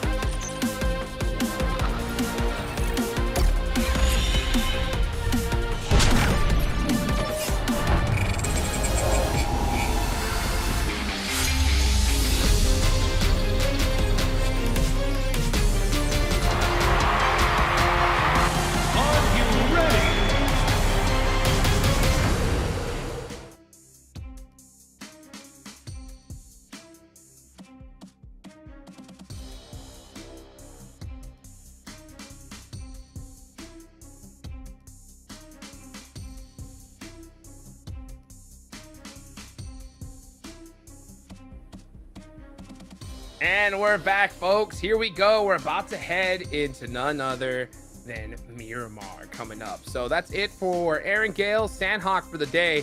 One team in particular, Seven, that I know you really want to see pop off in Miramar is none other than Intense Game. How do you think they're going to do here? I hope that we see an intense game that we kind of saw, especially in Americas, right, where they were able to take advantage of the Miramars. Currently, with their position, we were expecting Brazil, especially with what we saw last week in Group Green. Okay, maybe Brazil's going to dominate this week as well. That's not the case. Right now, IG only has 4 points, and all of those points are from eliminations. They have been very aggressive, something that we've been kind of pointed out. They've been super aggressive when it comes to the car crashes and getting a little bit too hyper-aggressive. Slow that down. Give it a break. And I feel like Miramar might be able to do that for them, and they might be able to take full advantage of it. Yeah. Yeah, well, let's see if they're going to be able to do it here as we head into Miramar, guys. About time we take it on back over to our casters, Zute and John Allen. Well, I know it's going to be intense, but we'll have to wait and see if it's an intense game for Intense Game, as we are going to be going into the first of today's Miramar. We got our sand boots on. We're ready for the Dusty Dunes. And Brazil, they haven't really showed up yet, and I don't know what it is. Maybe it's just this lobby is a little bit different. Maybe it's more challenging even. But I'll tell you who has been showing up. The Korean teams. They're 3rd and 4th right now, respectfully. I think they've been very consistent, and it's a region that we don't really talk about too often. We'll see how much more they can keep this up as we do head into Miramar, which I think is definitely the most difficult map out of all the ones that we are playing today. I think it's certainly the most rotation focused, and maybe it'll help teams start to get a little bit of a mental reset coming through. I mean, obviously Intense Game, one of those teams that's looking to try and push their way further up the tables. But you're right, Brazil, where have they been? They have just not been in the mix so far. I'm waiting for them to show me why Group Green was so impactful when it came to Loops, when it came to Alpha 7. I feel like those two names are a little bit more prevalent when you think about Brazil at a global stage. Those are the two teams I think you would come out with first, but Inco certainly has a legacy at the global stage, and right now they're not living up to that hype. You can see they're not letting that get them down. Smiles in the Inco camp. They are ready for Miramar. Yeah, both Brazilian teams on the camera just now looking pretty composed, pretty relaxed. That's always great to see. Let's see if they can start turning things around. Miramar, of course, like I mentioned, one of the tougher maps, very rotational focus, and it could help them out because they've been more or less on the aggressive side, right? And it is not working out. Maybe this map will slow down the pace of action for them just enough to get them like a footing on things, and then give them a chance, you know, to make it into that late game, to make those execution plays later on, rather than losing those fights earlier. Just trying to keep themselves together, keeping 4 alive. Paramount importance here. As you can see, they are starting to get locked and loaded into the lobby. Ready for the final 2 matches of the day. They've only got 2 left to play in 30 seconds. They will be dropping in, getting that plane path going already. Looking at that planning going forwards. I think the Galaxy, they had a little bit of a stumble in this last match. I feel like on that northern side, controlling that terrain, I think was always going to be very, very tricky. The sides of the Stalba Mountain are notoriously treacherous, so yes. I feel like I can't quite blame them fully for not being able to come out of that one unscathed. But they weren't able to outlive 628, who now are biting right at their heels, 1 point behind on the overalls. 1 point behind. Cameron said STE is probably going to overtake Nigma Galaxy with the way, you know, how STE has been performing, very consistent. Nigma Galaxy getting a lot of those zone blesses in the form of their points. So I'm very curious to see how this one goes, but I'd have to agree with Cameron. I feel like STE, they've been challenged way more often today so far, and they're showing us they can really navigate things and change pace too when needed, not just be aggressive and third party all the time, but slow things down and go for a chicken dinner win too. They managed to take it in that last of the Erangels for day number 1 of Group Red. So we are going to keep on dropping in. We'll see if we get any hot drops, if we get any close fort positions around those vehicles that are so important on this map to get out, because it is the largest map that we play. A lot of teams dropping out near Impala, near Los Leones as well. People kind of start to spread out. El Azahar claimed by Nexruya. Over in Campo Militar, you've actually got Nesa over on that northeastern side, so they are really isolating themselves into that position. They'll be having to play on from there, and we'll see where everybody else starts to fall. Looking for hot drops right now. No teams dropping right on top of each other just yet. Another really polar opposite circle. Plane path on the east, circle on the west. Could open some doors up for some teams to make those quick rotations. Just get out, get looted as fast as you can.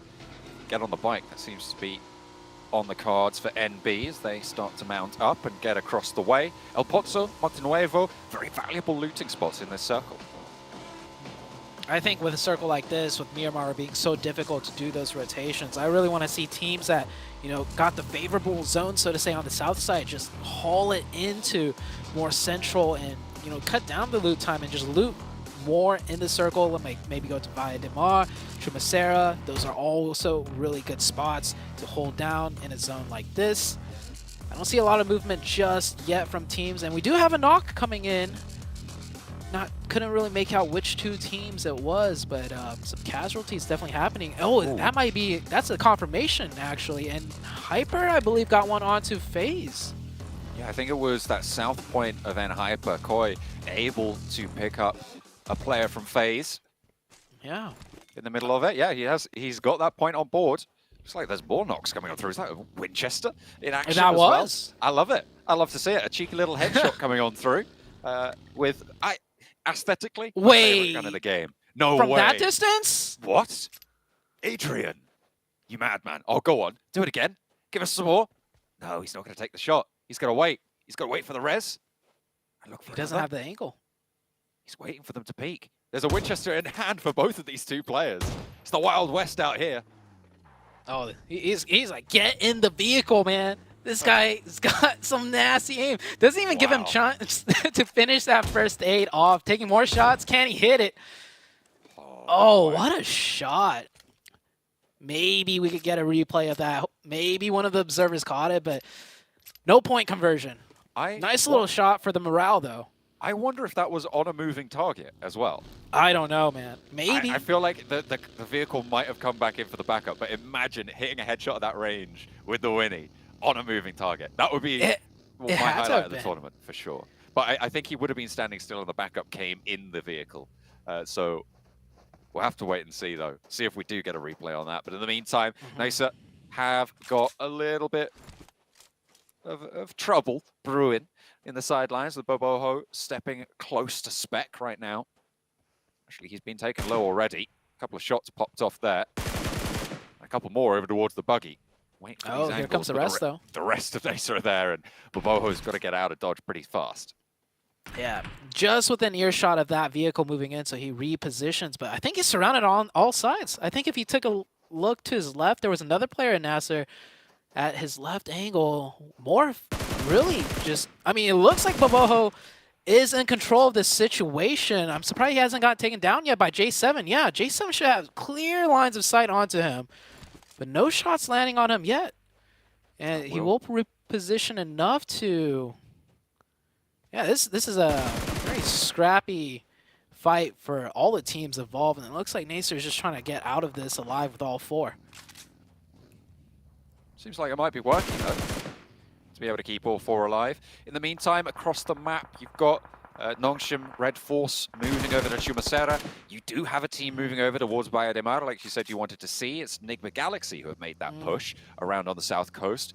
And over into El Pozo, you've got NB Esports who have taken up residency there. No one quite in Montenuevo just yet. I imagine all of these teams are going to be fully looted at this point, though, even just through picking through the compounds that they move past. But STE potentially moving into Montenuevo, but Inco also on that road, potentially moving in there as well on the south side. Yeah, rotations are coming in heavy now. With a circle this far off the plane path, all these teams know even if the rotation's a little bit slow, they can still get in time due to how treacherous the terrain is. FaZe did lose that one player very early on to Hyper. It's going to hurt them for sure, as Hyper, the team to look out for coming in for the North American side. The North American representative, they've had a terrible finish to the America's Championship, but I will say they are looking to have bounced back fairly nice. They're not too high up in the leaderboards, but definitely high up enough that there is a good shot of them potentially making the top three. Top three already in the hands of STE. They have their split moved through by Daksan, looking to get a little bit further in around the mountains that border the north side of this circle. Oh, QX out in the open a little bit there. Tag. There's a headshot, but Hero doesn't quite find the last shot. Just about getting away for QX. But now Zipian has a challenge to cross this open ground. QX very lucky to escape with his head there. Yeah, nice priority of targeting there. I thought for sure he was going to spray the buggy when he went for the laydown, but his eyes were looking like everywhere on the screen and spotted the player out in the open standing still, almost getting that knock. Yeah, a level 2 helmet, so that was a double headshot, not just one headshot. Yeah. Wow. Almost. So close.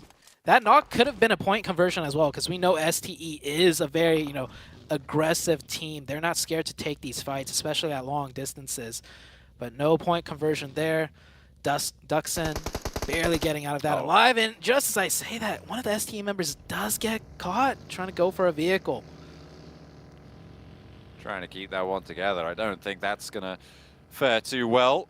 Diego rams the party bus out of the way. Doesn't even see the player down there. But to be fair, Hero is fully isolated here and will not be picked back up by STE. He stays a little bit too long and overstays his welcome. Hey, good news as well for Intense Game, right? They have managed to find this early point, the first point on this Miramar. Can they keep this train rolling, though? Will they be able to keep it through where they haven't so far in today's matches? Only 4 points, and this is their 5th in as many matches, so they definitely need to pick things up, pick up the pace a little bit. Is he just pinched a vehicle from behind? Nasa, what are you doing? Cheeky. Yeah. Wow. And there's a lot of teams. You deserve that. You deserve that. You can't be doing that. That's not allowed. Oh, you try to get away with things, but at this stage, very hard to get away with some shenanigans right there. Next circle does come out. Oh, a lot of high ground on that south side. This is going to get very tricky. Enigma Galaxy in a great spot to get center zone if they do so to go for it. Nongshim Red Force also with great rotations, pretty much close to center, and Hyper as well. So it is not, you know, by luck that the teams that are rotational focused find center zones. This is like maybe 3 times in a row where we see Nongshim and Hyper and Enigma Galaxy in great positions on the map. So definitely getting those rotational priorities, very rotational focused, is going to reward them. I don't think for Enigma Galaxy, I don't think I'd go directly center. I think maintaining control in the south side as they maintain control on the eastern side, or tried to rather, back on, I think it was the second Erangel of the day, or was it the first Erangel of the day? First yes, Erangel. it was the first Erangel of the day, where we finished in the 1v1.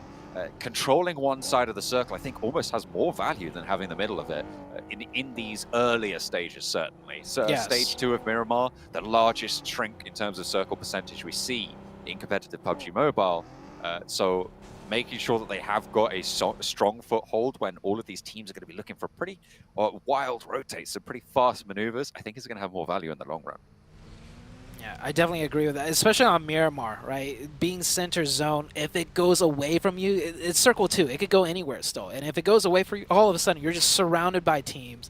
Hard to rotate on the high ground, you know, with all the hills. You don't want to find yourself sandwiched in there. Of course, it does just depend pretty much on where the circle goes. If it centers up, it could be the complete opposite story. Duxin coming in on that northern edge now, coming into the city. A couple of teams taking positions in the city, and right further south is that high ground mountain, which is even more difficult to rotate down south into. Chumacera starting to become very populated, but everybody looking to be up in the mountains. Duxan holding on to their corner of it. They are right on the edge of the next zone. Hale a little bit more centralized, but they're still on a little bit of a split as well. Controlling a lot of ground on the north side of these hills, close to Chumacera. Not too many teams super close by, and I don't think that Hale will go for a direct push onto this one. Not for the time being. It is only circle 2. Teams are just positioning to see where the next zone goes. They do have some battle plans in mind, should it be a hard shift away from them, I'm sure. But everyone just coming in here, and ooh, things are going to condense even more onto that high ground. And I don't think we'll see full-out fights just yet. We'll see scraps as teams try to navigate this one, but things are starting to heat up. I think we could see a scuffle on the south side here. If Enigma Galaxy and NB Esports both come into contact, it could be a really important position on the map as well. I wonder who's going to break for it first. The north side condenses further. Inco in a pretty decent spot. They regroup as 4. Nasa, they've been sneaking around the edges here, and finally they get cut back. Xenox will get knocked, will get flushed. And Nasa really haven't had a say in this match. Not at all. They've just been trying to rotate their way in, and they're just getting caught one by one, little by little. And it's difficult. We said Miramar, one of the more difficult maps to rotate around on, very rotational focus. And you can see, if you don't get those rotations timed in well, you do not have a fighting chance whatsoever. Here on the west side, every ridgeline almost taken up, sightlines everywhere. North, east, southwest, you got to be careful. Peek your head up over the hill just a little bit too much, and you'll get knocked. STE finding a knock onto Inco. Now, STE are starting off this match very early on as a 3-man. Will we see that aggression, you know, out of STE that we saw in the previous games with only 3? Yeah, getting that knock up towards the north. Oh, and they got the flush as well. They get the flush, and that's going to force Intense Game to try and look for a crash. It kind of, I think, baits them into making a move that just isn't favorable. They aren't going to be able to make this one work. They might extract a value, a point or two, but in the long run, they just aren't going to get too much value here. Trying to push into Chumacera. You've now also got FaZe on the backstop, and SDE have sort of forced this fight to happen in this way, just from playing on this position. Maybe not actively, but certainly just their presence there has sent these teams into the blender with one another. A lot of damage from a nade, but doesn't quite find the knock here.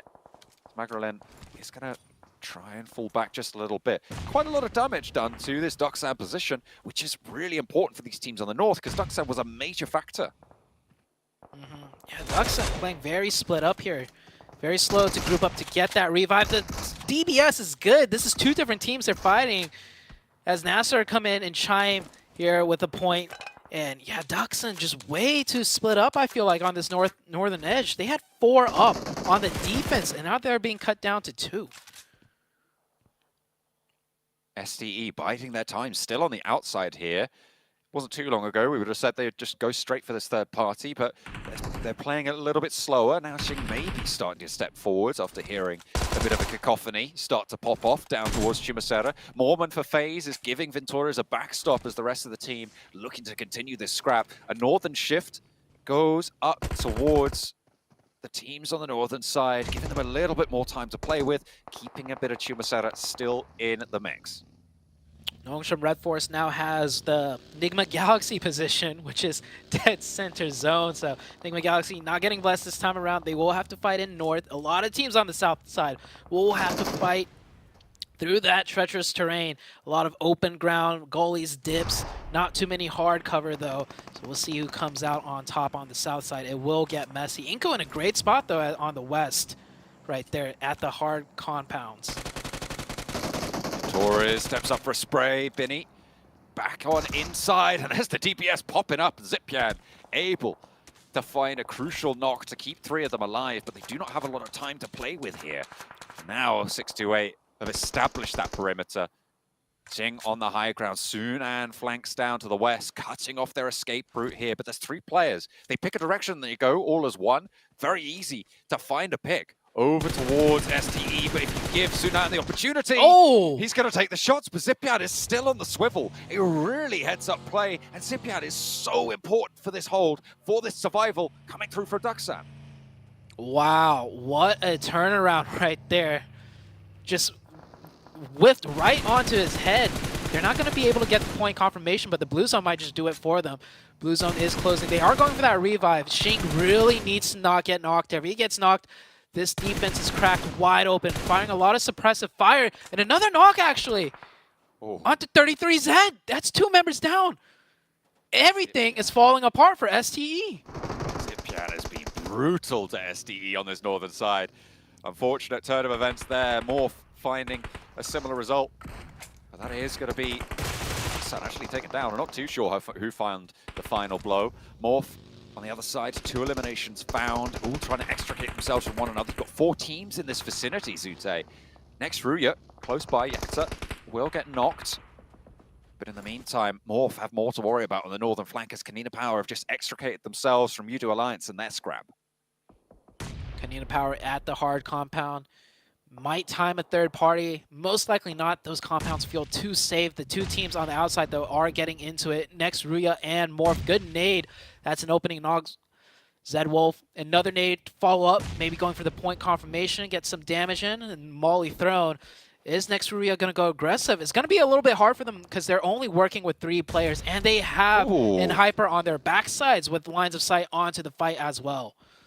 Moving the buggy, but eats a nade. A little bit of damage found there. Nigma Galaxy, they've taken a knock, and it's NB on the south side to look for this clash that has been brewing for a while. Nigma Galaxy didn't move forwards early enough to take control of this ground. They lose route for it, and now NB with the advantage, with that position already in this next zone. They've got a lot of control on the south side. In a pretty important hill position as well.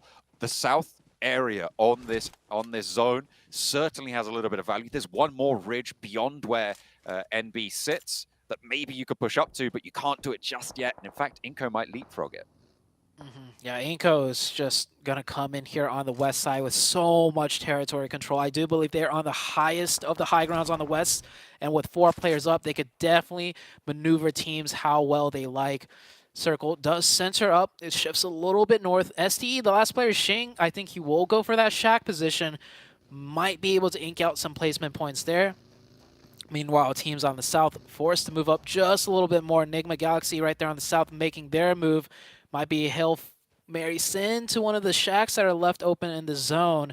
And as well as Nigma Galaxy are playing, I'm seeing a reoccurring pattern where they just lose a player here and there early on, too often in my opinion. That was a difficult scrap with NB. Now they're trying to play the central area against Xing, but he gets turned away. Okay, Coops doesn't want the trouble for that, and will fall away. I mean, Nongshim, Red Force right now in a pretty prime location. The compound that they hold on the northern side will have quite a decent bit of oversight. Maybe from that western edge they could struggle just a little bit. It's going to be maybe tough to fend off the teams once they conclude Chumacera, but a lot of those teams in Chumacera have been cut down quite a lot. Hale are super split on this northern side, and they haven't got the foothold to launch themselves into a take of that compound. Yeah, Hale, I think just looking for some potential long-range third-party elimination steals from distance. And Hyper with 4, slowly, and once again, this is like the N Hyper that we're so used to seeing, just slowly, methodically working in towards the zone. No fast, sudden pushes or moves. Sometimes that does, come to bite them in the butt where that aggression is needed. This time, however, it looks like they can buy their time, work the terrain in their favor, which they are so good at doing. Hyper shot so towards 7th Element. Both of these two positions are outside the zone, but Hyper have a position they can regroup on towards the north with Koi and GK First both on that forward area in the next zone. It looks like 7th Element instead going to turn their attention to NB, and right up to Sek goes, but looks like the spray won't even find any damage in response. He was more preoccupied with the backline, and Sek holds it out. 7th Element, they are losing players. They are down to 1. And it's going to be very unlikely that Divine can get much further here. There is no respite. There is no sanctuary out in the open. The barren grounds of Miramar will be his final resting place for this match. NB, they're going to close it down, and in similar fashion, next through eliminated. Here comes Inco, though, the team that all the teams on the west side need to worry about. They're slowly starting to make their appearance. Oh, Onesin's going backwards in the buggy. He could have kept it going, maybe. But he does decide to hop out. Here's Hale, and they are getting the elimination points. They're very split up, like you mentioned, but they managed to find points here and there, up to 4 elimination points. Still working the very edge of the zone in a very comfortable spot. They might have to make a decisive play on the next circle shift, however, and with 4 players up, they can easily do that. And Hyper, wow, and Hyper on the south with a huge 2-2 split. Is that 2 players on the west and east side of the goalie of Hyper? It is. They have gone really bold on this one. Right next to Morph with 4 players. Are they going to be able to hold this one off? I'm not too sure if they've got the power there. They've got Koi and GK First in that position, and Morph are going to back them off seemingly for the time being. But there's nades pouring through. Is that... It's still just them there. Looks like Freak may be able to get a third-party angle as the center shack gets contested and 1 out by Nigma Galaxy, so potential for them to get a little bit further against 628, who did hold that one before. Morph, in the meantime, still being held out. NB on the western side, 2 full 4 teams getting held out by each of the 2-2 splits right now for Hyper. Somehow, they haven't figured out that there's only 2 players in the way. Yeah, and Hyper may not be an aggressive team, but the splits they hold is very aggressive. Holding out, like you mentioned, 2 full teams on their each respective own. But look, the sightlines are there to cover one another. If Morph come out over the top of Hyper, the 2 on the west side can cover, and vice versa. So Hyper just playing the positions very well, can easily change any second though if a nade hits them and everything falls apart. But it works out for now. The zone did shift. They're gonna have to group up on that west side. Nigma Galaxy was very proactive too. They didn't have to move from that original shed, but they did send 2 over and take out the center position of STE. They certainly did. This circle is pretty brutal, to be honest, for anybody who isn't Nongshim Red Force. Over on that northern side, there's a lot of open ground that we saw, that approach to the shack. Super open. This east side as well, really very minimal cover. I think a lot of teams are going to struggle here. If Hale can take this compound from Nongshim Red Force, that will be their lifeline on this northern side. The teams on the west, I think they're going to take care of each other at this point. Inco may be able to get through relatively unscathed though, so that southwest side may be the second challenger to this compound. I think Hale might actually just share that ridgeline with Nongshim. They are exposed on the east, but every team on the east is pretty much cut down here. They don't need to even worry about their exposed east side. FaZe running in the open. Surely Mormon gets caught here. Nongshim Red Force, no one looking this way, but then again, you don't expect a player to just run down the hill in the wide open. So he will get to safety in the zone, goes prone. Nongshim Red Force still with 0 elimination points. Very hard to find those confirmations from this position. It's a very safe spot, but doesn't give them a lot of opportunity to get the points. Here's Inko coming in with 4 now. This is a team we want to watch out for. In Hyper up to 7 eliminations already, by the way. And they have regrouped. Delibete down first. A lovely place nade. Spray over the top to follow it up with the UMP, but it's challenged. It's backed off. Can they find the trade? Yes, they can. Squash is also down. 2 players down for either side now. There's both Koi and FS both falling on the front lines. Becca holding his own, and the back line's taken out as well. GK first leads Shifan high and dry. 2 players for Inko to deal with, and it is the heal looking to come through. Shifan launching utility forwards, looking to slow Inko down. The res crawls towards for the knocked player of Inko. It looks like Hyper want to bring 2 back into the fold as well. Both of these 2 teams taking care of one another. Leaving these hills was never really an option without going for this fight first. The shift is all the way up north.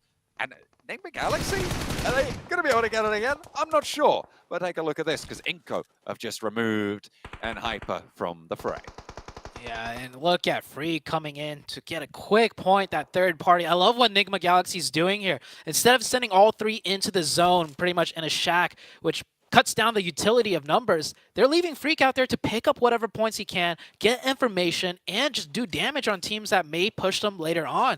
So good job on Enigma Galaxy to not just have everyone in one shack and stay alive. Freak doing a good job on his own, getting damage here and there, putting out suppressive fire. It's going to be tough for him to make it into this next one, though, as I don't think he has a vehicle. Inko lost another member to Enigma Galaxy, so Inko down to just 2 players. I feel like you've got to land a couple more of those shots, Freak. Unfortunately, with the Mini 14, he's even got the ATEX on board. He's just not quite landing them on the target that he's looking for. He's really suppressing Morph, sure, but the blue zone's pushing him out. He hasn't done enough damage to give him full safety, but he rolls on down the hillside nonetheless, as Inko are going to be eliminated in the meantime. They try and move further north, and they were shut out. Yeah, shut out about Enigma Galaxy, actually. So the one finish from Freak on the south side does help out with that. It's just Coops here, along with his teammate Lord. Dead center zone. They could just kind of wear things out here, as everyone else is going to have to start fighting now. Nongshim Red Force still with 4, still with 0 elimination points. They're biding their time, and hopefully they'll pick up some points here. And we have to worry about Morph as well. Morph may not be in the best spot, but they have 4 players up. Spotted Flash, just an ankle pokes through, not quite safe behind the tires there. A really good forward pick. Hale's position on these ridge lines down from the Nongshim compound. Really, really solid. This ridge line, though, is about to run out of value for Morph. They're going to have to cross it and into the open ground that I was so condemnatory of before. The ridge, really their last bastion. The more value they can extract here, the higher their potential scoring in this match. They do have a little bit of a crossing to make, but I think it's good. Hale losing that 1 player. I think Hale actually down to... they still have 3, but with 4 players up from Morph, if they just send 1 player over, they have multiple vehicles. The cover fire should be good, and it's not too big of a distance. They could get under that ridge line and then start suppressing them with nades and smokes. So Morph has a really good shot at taking up a lot more points here and potentially even winning the match, I'd say. Said before this one, but STE were looking good to take that top spot. Unfortunately, they're already out. Enigma Galaxy are still going. They've got more limbs this match as well. So STE, maybe. Just a little bit. Stuxan gets the nade over onto Coops. I mean, they had the door side available to them. There's no way you can't put that nade through, really. As they close on in. Looking to jump in through the window. That's the first knock. That's the first flush. And they want more as they push in, but Zipian's cut through. It's Lord to stay alive for Enigma Galaxy. The challenge of 1, knows there's a reposition, doesn't have any nades, has a Molotov to jump. Binny, he's showing exactly where he is. Both of them know exactly what the other one is doing, exactly what the other one is thinking. But Lord is biding his time. No nade in front, Binny. Scare shots, but nothing more than that. Doesn't have a nade of his own either. Maybe looking to loot his teammate. Maybe blast the door off its hinges, but he's backed off the angle. He's going for it, but he's fouled. Lord able to hold it down for Nigma Galaxy to go even deeper into this match. 5 eliminations from what we thought was a match in tatters for this roster. Now, the time to descend has come through from Nongshim Red Force. Dogson with that 2v1 definitely messed it up, doing a fragmented push. Lord now in another 1v1. Tiger here giving Lord a challenge, and Lord just playing on points, winning 3 1v1s in a row, and Nongshim Red Force fighting with Morph. I was saying Morph could win this match if they could take this fight. One of them does go down. Nongshim Red Force down to just 2 players. They're taking out. Morph wins the fight on the east side, but who's still up? We have 3 color. Mormon is still alive, John, and he could potentially ruin things for Lord. Lord on a tear though. 1v3 scenario? Yes. Can Lord pull off a miracle here? 7 eliminations right now for Nigma Galaxy. 3 more needed. A 10 elimination chicken dinner, but it is such a tall order. Although, look at the util for Morph. They are really bare right now. They are going to have to push up and maybe take this challenge fairly clean. As Cleon cooks that nade, the one and only in the back pocket. He steps up, takes damage. Close range as well, but the Grows are sure, but can you win out the challenge? 1 first aid still in Lord's back pocket. The side angle for Cleon. He's taking the challenge. He might have overexposed, but there's the push, and he's on the swivel. Lord is still on for more, but he's so low on HP. He steps out for the challenge, and it is just too much. It was close, and Lord fought for all he was worth, but in the end, it was Morph to be able to cross through, to crunch hail against the side of the compound and force their way on through. Down through the mountains they go, and a chicken dinner for Morph. Very well done by Morph. The line was there. I called it earlier. They had 4 up on the east side. They just need to make that passing to the ridge side, which they did. They kept all the members up, lost 1 in the process, but that got them the chicken dinner at the end. Of course, though, Nigma Galaxy Lord took down a lot of the opposition on the west side, leaving just Nongshim to fight off against Morph. Morph won that one, and it was a great chicken dinner victory for the side of Morph. And I like how the desk actually even touched on them in the previous match. They've been doing really well today, and it goes to show they still got more, and they get the chicken. They've managed to, they pushed up into 5th place, and after this match, I'm sure they're going to go a little bit higher, with STE not really having a performance late into that game. Ducksan as well, I mean, they did have some impact on those Western Hills, that has to be said, but I don't think they managed to get the big bonanza of point scoring that maybe they were looking for here. Nigma Galaxy, though, I mean, to be able to extract that sort of value from that late of a game where they lost a player so early, they were playing a salvage game for quite a while. Really, really great stuff. They are definitely looking to lay claim to that top spot here in Group Red. Yeah, Nigma Galaxy was just down to utilizing shack positions on the low ground, you know, for the more than half the game, I'd say, and they used it very well. Lord, of course, clutching it up, winning 4 1v1s in a row, because there was the 2 from Duxan, then the player from Hale pushed him, and then he caught the snake phase, Mormon, just snaking it all the way to the end game. Won that 1v1 as well. And that 1v3, I wouldn't say it got close, but it looked good the way he was playing. Yeah, man, without the utility as well, maybe he didn't know, but Morph were basically dry there. He could have maybe gone another way if he'd have gotten a heal off, but it wasn't to be. Right at the end, Lord was snubbed, and it is Morph to take the chicken dinner. What a game. Goodness gracious. That's how we're starting off in Miramar. I'm going to be happy. Nigma Galaxy Lord wins 4 1v1s in a row, 7. Yeah, that was I was not expecting it. I was hoping he would clutch it there at the end, but to be fair, Morph finally answered what I've been wondering out of them. What was happening with their placement points? Guess what? They decided to come back and be like, 7, we just got a chicken dinner. So you can't pick on that anymore from us. By the way, going back to this team, it is their last 3 matches where they have been able to perform really well. They've been able to get the elims, as I was mentioning earlier. First match, 16th place, 2 elims. Second match, 12th place, 6 elims. And in the past 3 matches, they've been within the top 5 and still being able to back it up with a lot of elims. So it's good to see for a team like this to get the chicken winner out of the way right away.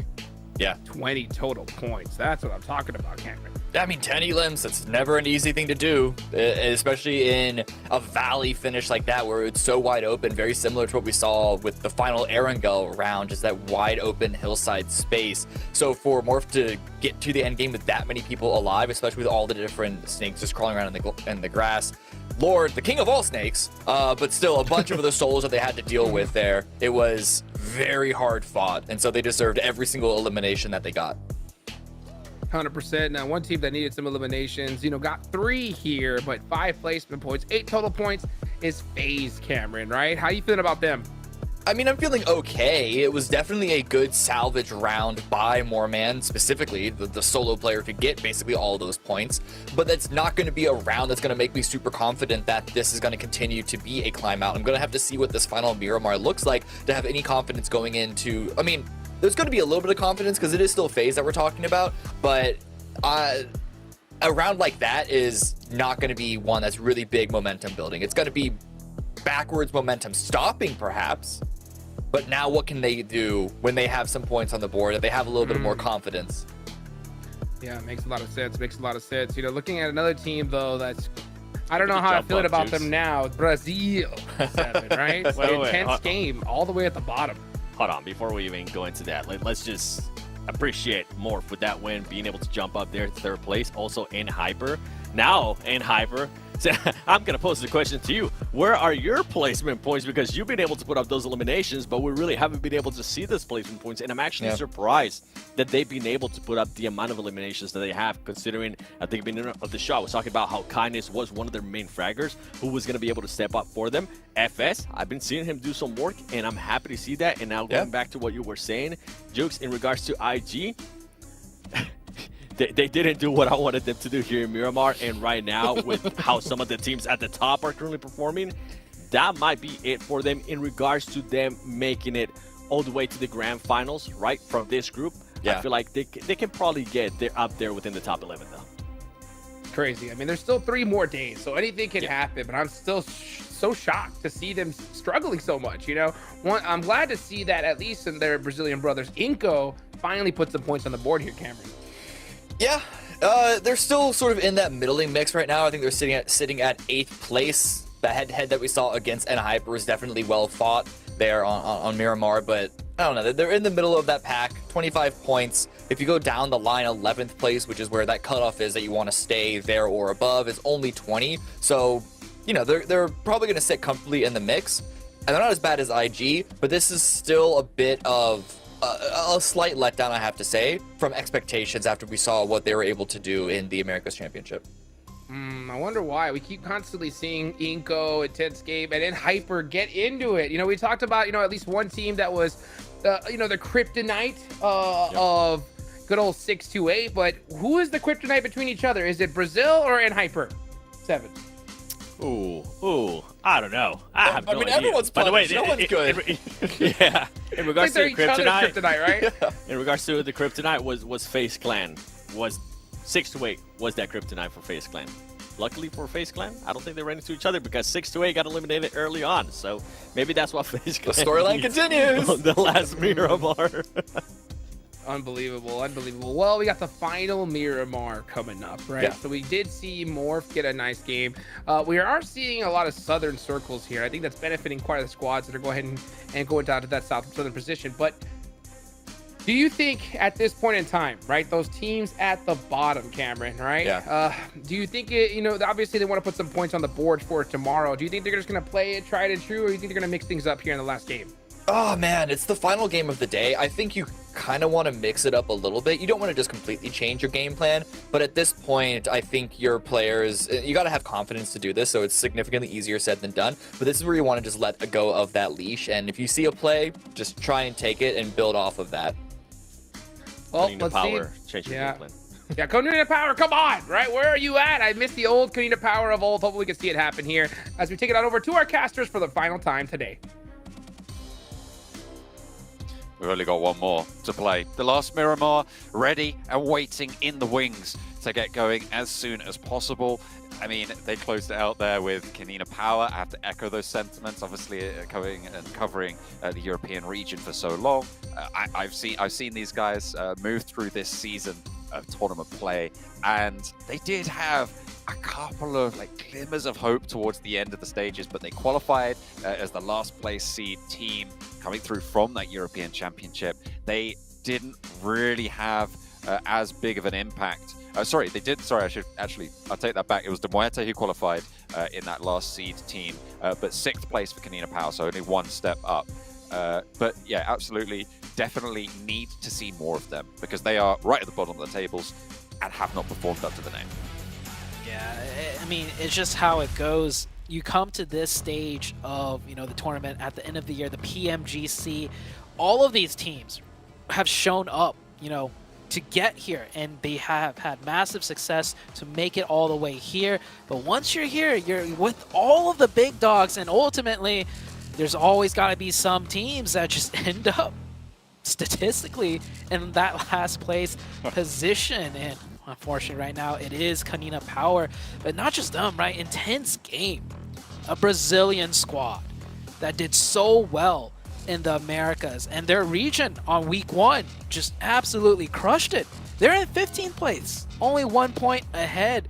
So just goes to show, man, once you get here to this very big stage, it is not forgiving whatsoever. All the teams you're challenging, all the fights you're taking, it is just against the top-notch players of the entire world.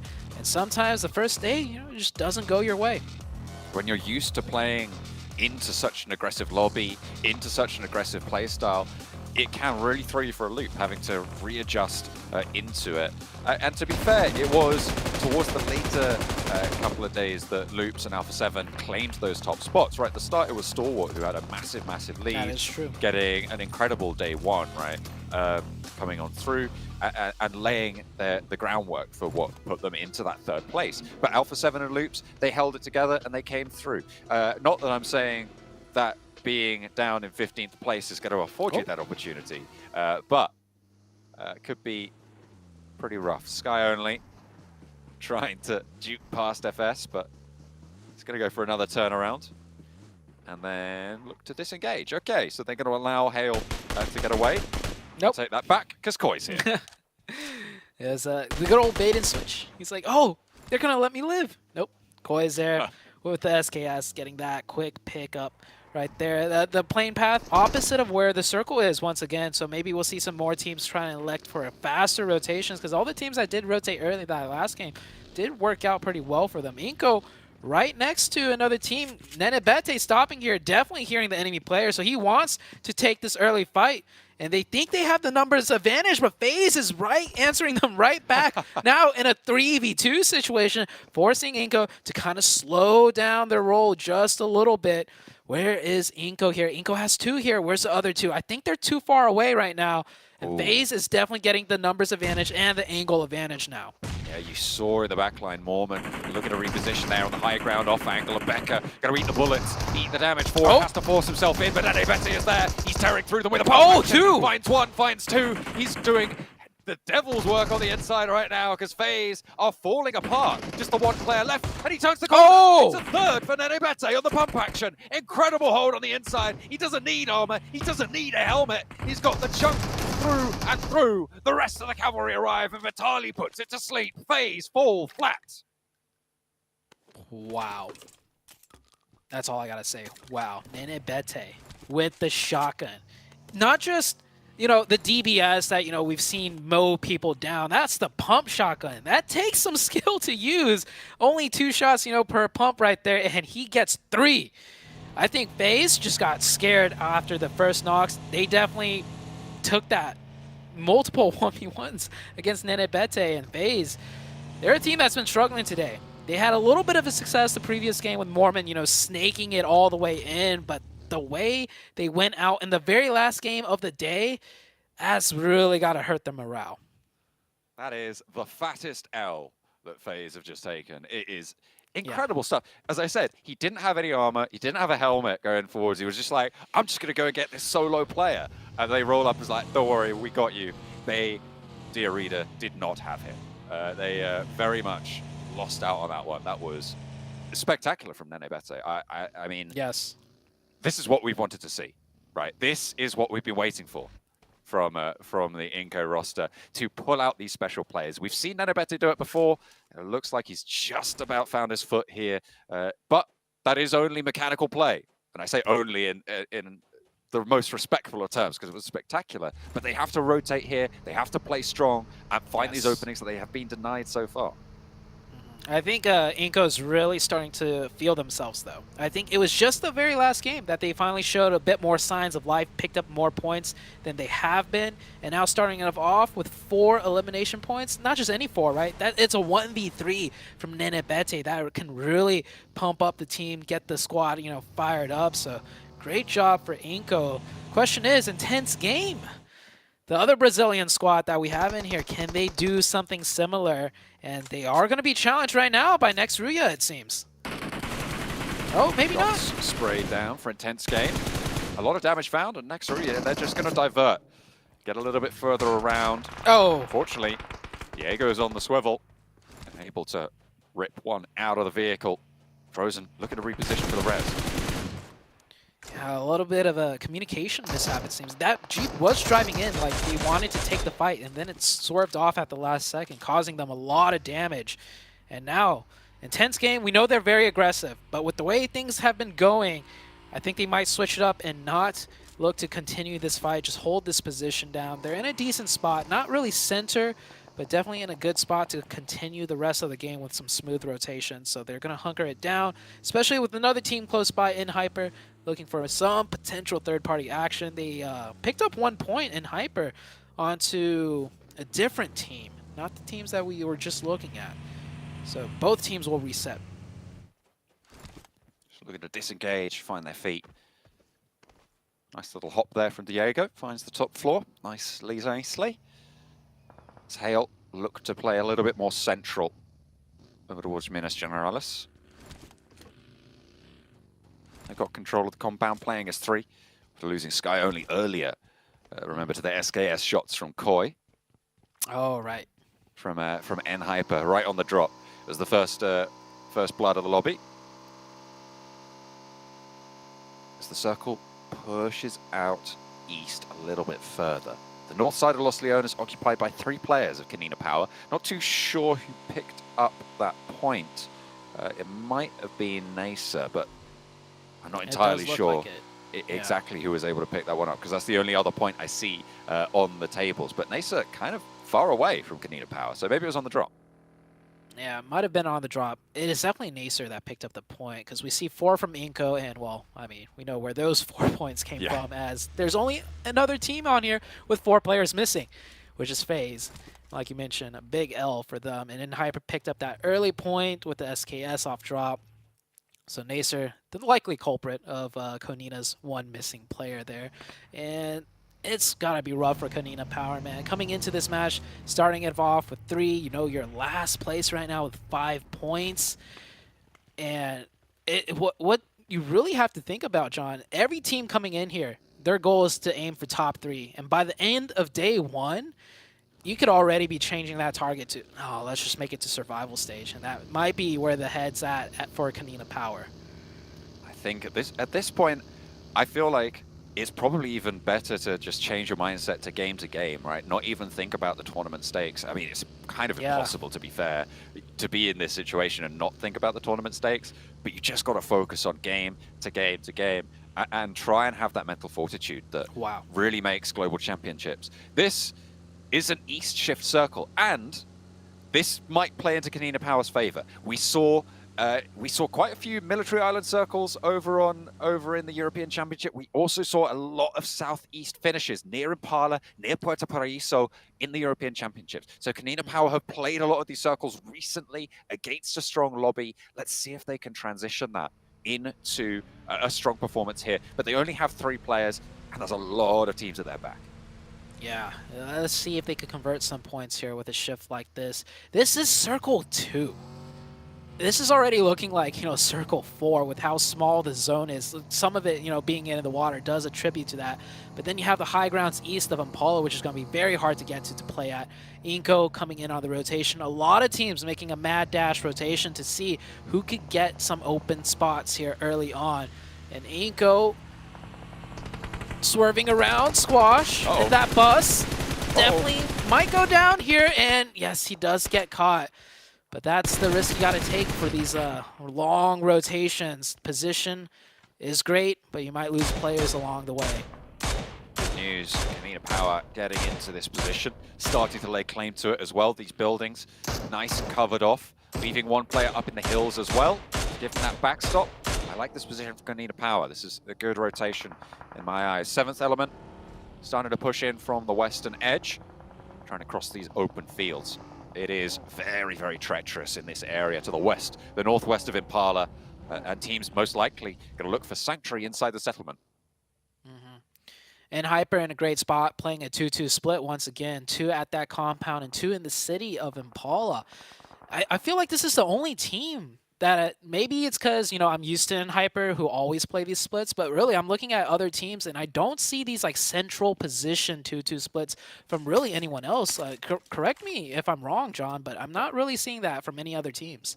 I don't think you're wrong. I think you're on the money with that one. Certainly the boldest splits we've seen, as evidenced by the previous match where they were holding out 2 full squads, Morph and I think it was NB on the western side. So definitely aggressive in their splits. They want to control a lot of ground. And it's been working out. They haven't been getting the placement points, but we saw the devs talking about it earlier. They have 26 elimination points last we checked and maybe 7 placement points, if I remember correctly, as Ralph. Oh, he is certainly done for. Yeah, okay. Yeah. It's the vehicle that finishes them off. But it's Kanina Power, again, to pick up another point. This is 2 points this match. They're playing on the south side. Hopefully, they'll be familiar enough with their progression forwards from the experience they've had in this area recently to be able to launch a campaign for this match. But STE on that sort of crossroads in a really, really strong spot. Yeah, that's a dangerous position. Not for STE, but for other teams. It may not look like much, but that position with that ridgeline has full 360 coverage. They have 4 up as well. It's going to be a huge buffer zone for a lot of teams to try and break into. And with a zone shift like this, I think everyone's going to have to just condense a little bit more. No hard shifts to be had. Everyone should have a decent game plan coming into this zone. Speaking of strong spots, we spoke about this aggressive split. The regroup for N-Hyper can come from Impala to fold them back together. I think they are going to look to find that as well. The position that they have is very, very central with Shifan being that outpost. But Kanina Power spot the rotation. They find Koi, they tag him. Really, really good pickup here on the south side to try and give them a little bit more of an opening as the ridges start to give way to gunfire. NB Esports on the south side, maneuvering around here. The center, not super condensed, but that's just because there's so many strong positions in the center that give out so much strong buffer zones like the sight lines that nobody is able to get much more closer. So we see a lot of people compacted around the edges of the zone here. Enigma Galaxy on one of the edges, going from the west edge, forced all the way down to wrap down to the south. That's just how difficult it is to break near center zone. The compound's just too strong, pushing so many teams away. This might be more than likely Enigma Galaxy's worst game. Can they even manage to pick up a point? It will be very tricky to make their way through here. A chance for STE to climb that value ladder, get up towards that top spot, but more importantly, solidify themselves towards the top 3, because that is what a lot of these teams towards the top will be gunning for, right? It's basically, at the moment, the race of 1st to 5th, although everything very much can change. We've got 4 days of games, rather, to play out, and this is only the first of those 4 courses, so there's still a lot more of the meal left. But if you can get up into the top 3 at the start of the first day, it's got to feel good. So making sure that you're isolated in that position as much as possible. STE and Enigma Galaxy might be able to just open a really, really strong lead, certainly for the mental game. Nasser on screen here, working the west side, very split up, getting as much information as possible, trying to open up the playbook depending on whatever shifts may occur here. 3 points already, so this is a better start for Nasser, and they have 3 members up. Or not 3, 4 members up, which is good. Circle 4, stage 4, about to come out here. Let's see where it goes. It's going to be a huge zone shift for all the teams involved in this match. A shift goes out with Impala still in. This is a really interesting finish, actually. I mean, the ground to the west of Impala, there's a couple of ridges, there's a couple of divots, but the position that Next Ruya hold right now on the north side has a lot of control over that ground, not to mention the teams in the settlement itself. Yeah, it's going to be really hard for all the west teams to break into the eastern circle, and Hyper in a fortress. Next Ruya on the north, like you mentioned, in a fortress as well. Same with STE. They have 4 up on the roadside. It is going to be difficult for any team to drive by any of those teams. So let's see how this goes. Meanwhile, on the south, Nongström's going to head straight on into Impala, cutting through many teams and finding a nice little opening pocket deep in Impala.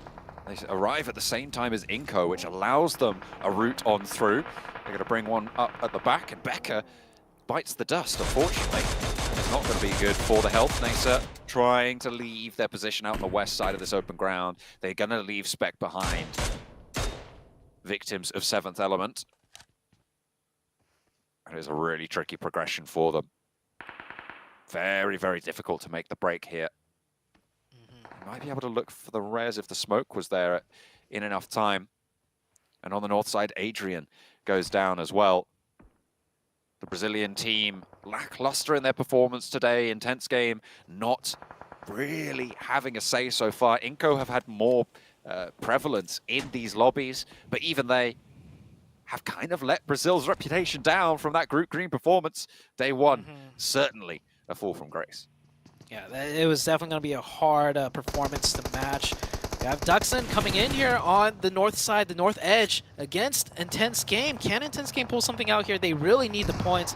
Going right into the compound, going up to the second floor. The Duxon player is on the first floor, however, and he got a knock, I believe, onto the player on the outside. Confirms the point, too. Intense Game.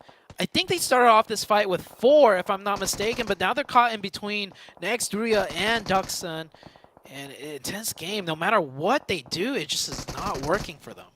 They lost Adrian on the approach. They lost that second just there to not checking if Zipyan was in the building, and he hops straight back in. I wonder if they're aware of it this time. Takes a lot of damage. Not too sure where that one's coming from. I think there might have been an off angle, but Cielo, in the meantime, for Intense Game, has been knocked, leaving only one player surviving. The drop down is there, but Zipyan is so many steps ahead of that one. He was already covering off the angle, and Zipyan breaks wide away from the blue zone, allows him to keep the building. He says, you know what, fine, you stay there. The blue zone's coming for us both.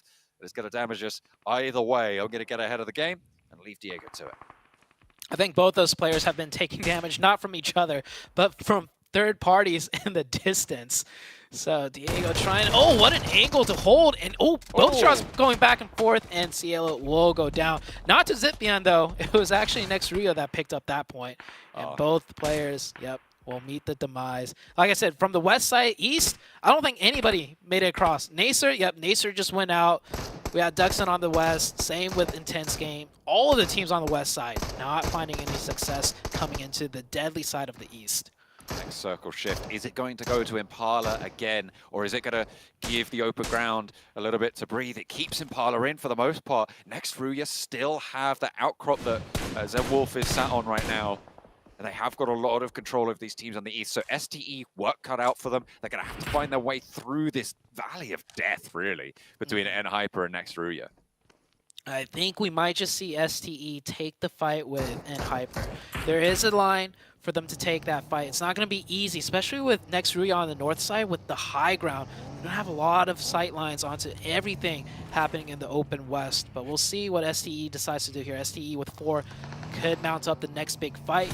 Meanwhile, in Impala, things are just getting scrappy out here. A lot of shots back and forth. Very hard to find confirmations with players sitting right next to compounds and in buildings. Just trying to make their way through now. Kanina Power have been surviving through this with the 2 eliminations that they were able to find. They are going to bide their time a little bit longer. Transitioning to the compound, they have to push further north now, though. They'll meet a roadblock. All those teams agglomerated on the south side of Impala. Sunan lighting up the hills with the M249. A lot of damage sent towards STE, though. The 7th Element are down to 2, but the nades are ringing true, and 33Z now under threat to this angle. Only the 1 knock sent back their way. It's Hero. by the ramp, and the rest of the team, they're just going to fold together. Oh, and Hyper. They know they need to come through, and Hyper have broken from their sanctuary. They've moved out from their stronghold. We've implemented this sort of play before. Are they going to find effect here? Let's see it. This is a great spot for Hyper because STE condensed way too hard. I'm not sure why they sent all 4 players to one spot to deal with 1 player of 7th element. This gave up all control on the roadside, giving a huge opportunity for Hyper to third party this, which they are. But Hyper, they haven't found an opening just yet. And Hyper, they usually take things slow, and this third party definitely is a little bit more on the slow, methodical side. They're gatekeeping them out of the zone, however, and that's exactly what Hyper wants to do. Still 4 up for STE, and they actually get a knock onto Hyper. This is, I feel like, the biggest pitfall out of Hyper. They're just not aggressive enough as a team. They recognize these opportunities, but the execution is rarely there.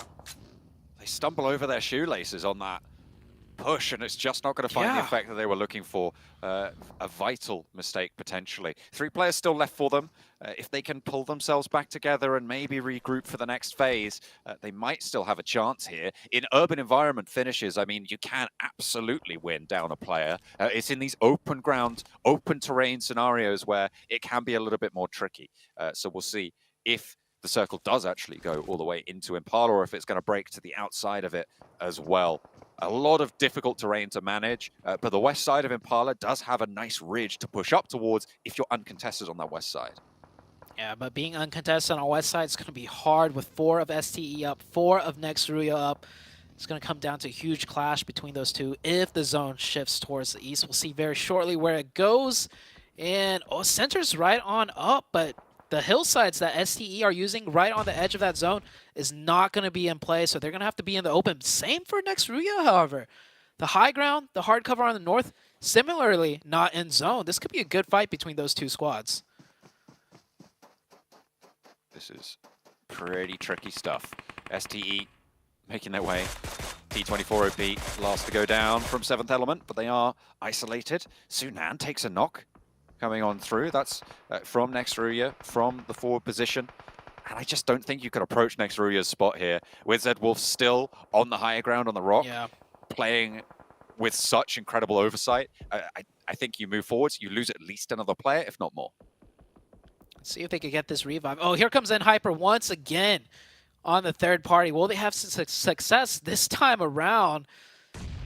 Looks like one player pulling up really close. It looked like it was GK first. Koi on the off angle, taking shots at 33Z in the open, but the composure out of 33Z, taking down Koi and Hyper. This is their biggest pitfall. I mentioned it earlier. They tried it once, being aggressive third party, not aggressive enough, slowed down too much, didn't work out. Second time around, the same exact fate, and now forced to just run away from the fight. They play a little bit too coy in the fight, and they lose Koi in the process of it. They will not have the full confidence to roll over STE. And to be fair, who the hell has confidence to roll over STE? This team is incredible. Let's just put that out there. But you're right. It's definitely not the sort of thing that you can lack commitment in doing. You need that conviction to be in your side of the court if you want to make that work. They tried it twice. Neither time did it have the impact that they wanted it to. Kanina Power have managed to push in from this south side. They have managed to get to that ridgeline that I was talking about on the west side of Impala, but they are not uncontested. They very much have challenge in the form of Enigma Galaxy as well. Freak finding the first knock over onto Gory. Rebecca now cowering behind the vehicles, trying to get an answer. Ooh. Lord is down and Freak is very, very low. This could be the end of Enigma Galaxy as STE are getting cut down in the open as well. Neighbors pretty much right now between STE and Nextruya. Nextruya definitely in a better defilade, not eating the shots that STE is. STE down to just 33Z. One player alive left for STE. Given the way the zone shifted, I feel like STE maximized the amount of points they can in the form of eliminations. You see they are up to 8. So it won't be a terrible game for them if they were to go out now. Nextruya will be the kings of the western side of the road.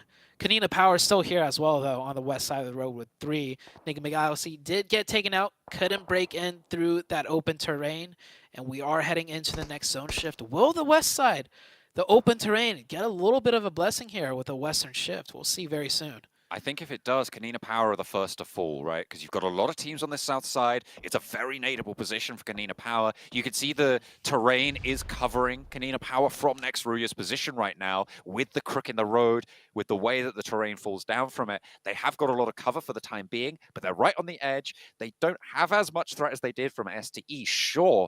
But as soon as a team like Inco wants to cross out, try and play that side of the road, the nades find them. Almost like magnets, they'll be right on top of this Kanina Power roster. Morph, though, I feel like this is a team in a prime location to have a good game here. And after their campaign so far in the second half of this first day, I feel like they deserve it as well. Hopefully they can hold their nerve. What a molly right there. And it gets the knock. That's the opening that Inco might need. And with the new zone shift, right, it splits it right down the middle, 50-50.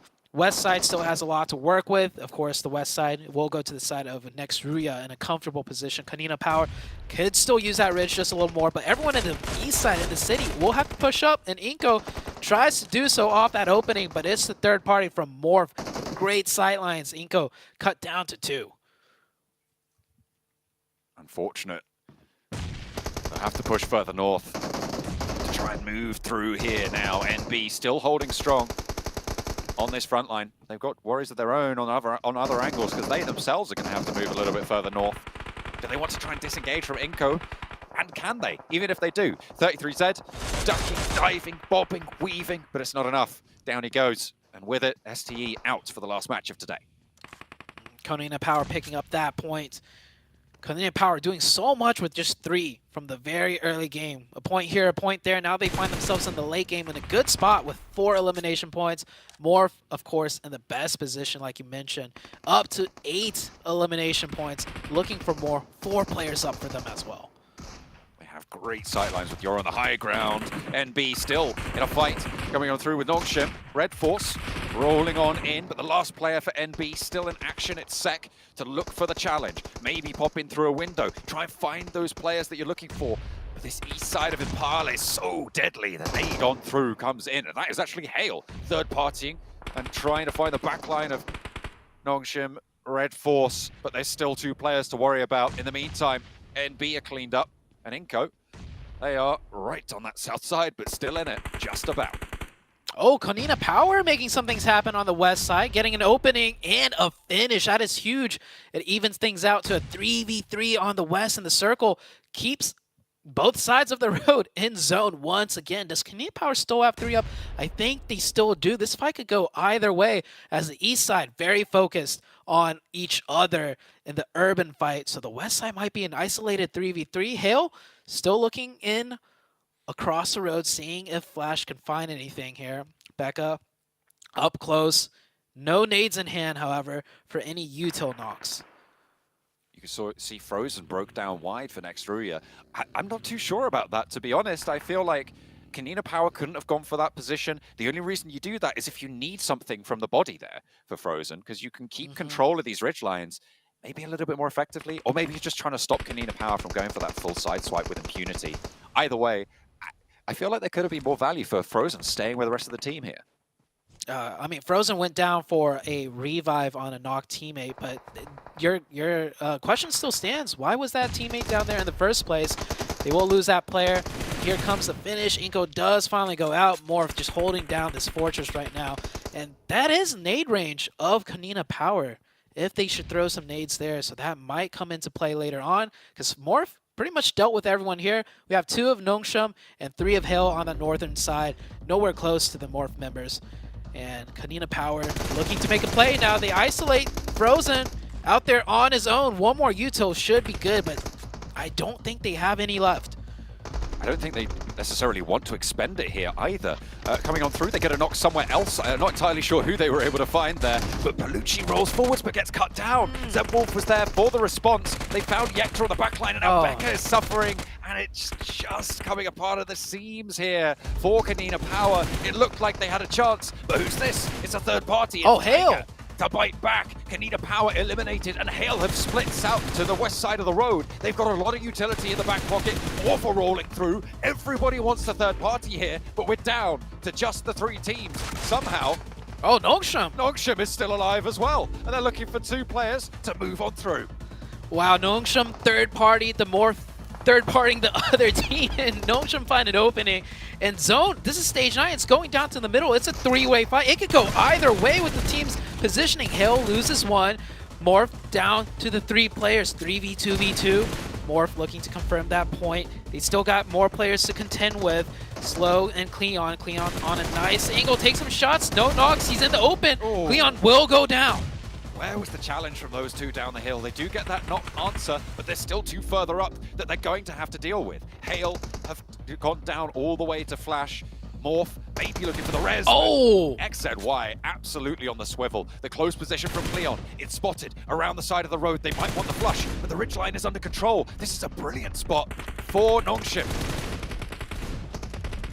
Vehicle coming into play. Nice hard cover setup there. Will the blue zone push out more first? I believe so. Nongshim playing slow and quiet might actually win this match, and they're forced into open. Shots raining out here. Taking shots left and right. They cut down one. It's all down to Boboho. Boboho not able to even find a single knock there. And Nongshim Red Force. I counted them out, seeing 4 players of Morph up in the city, but with the way things played out, everyone springing into third-party action. Nongshim come out ahead. They managed to bookend the day with chicken dinners. They won Sandhawk.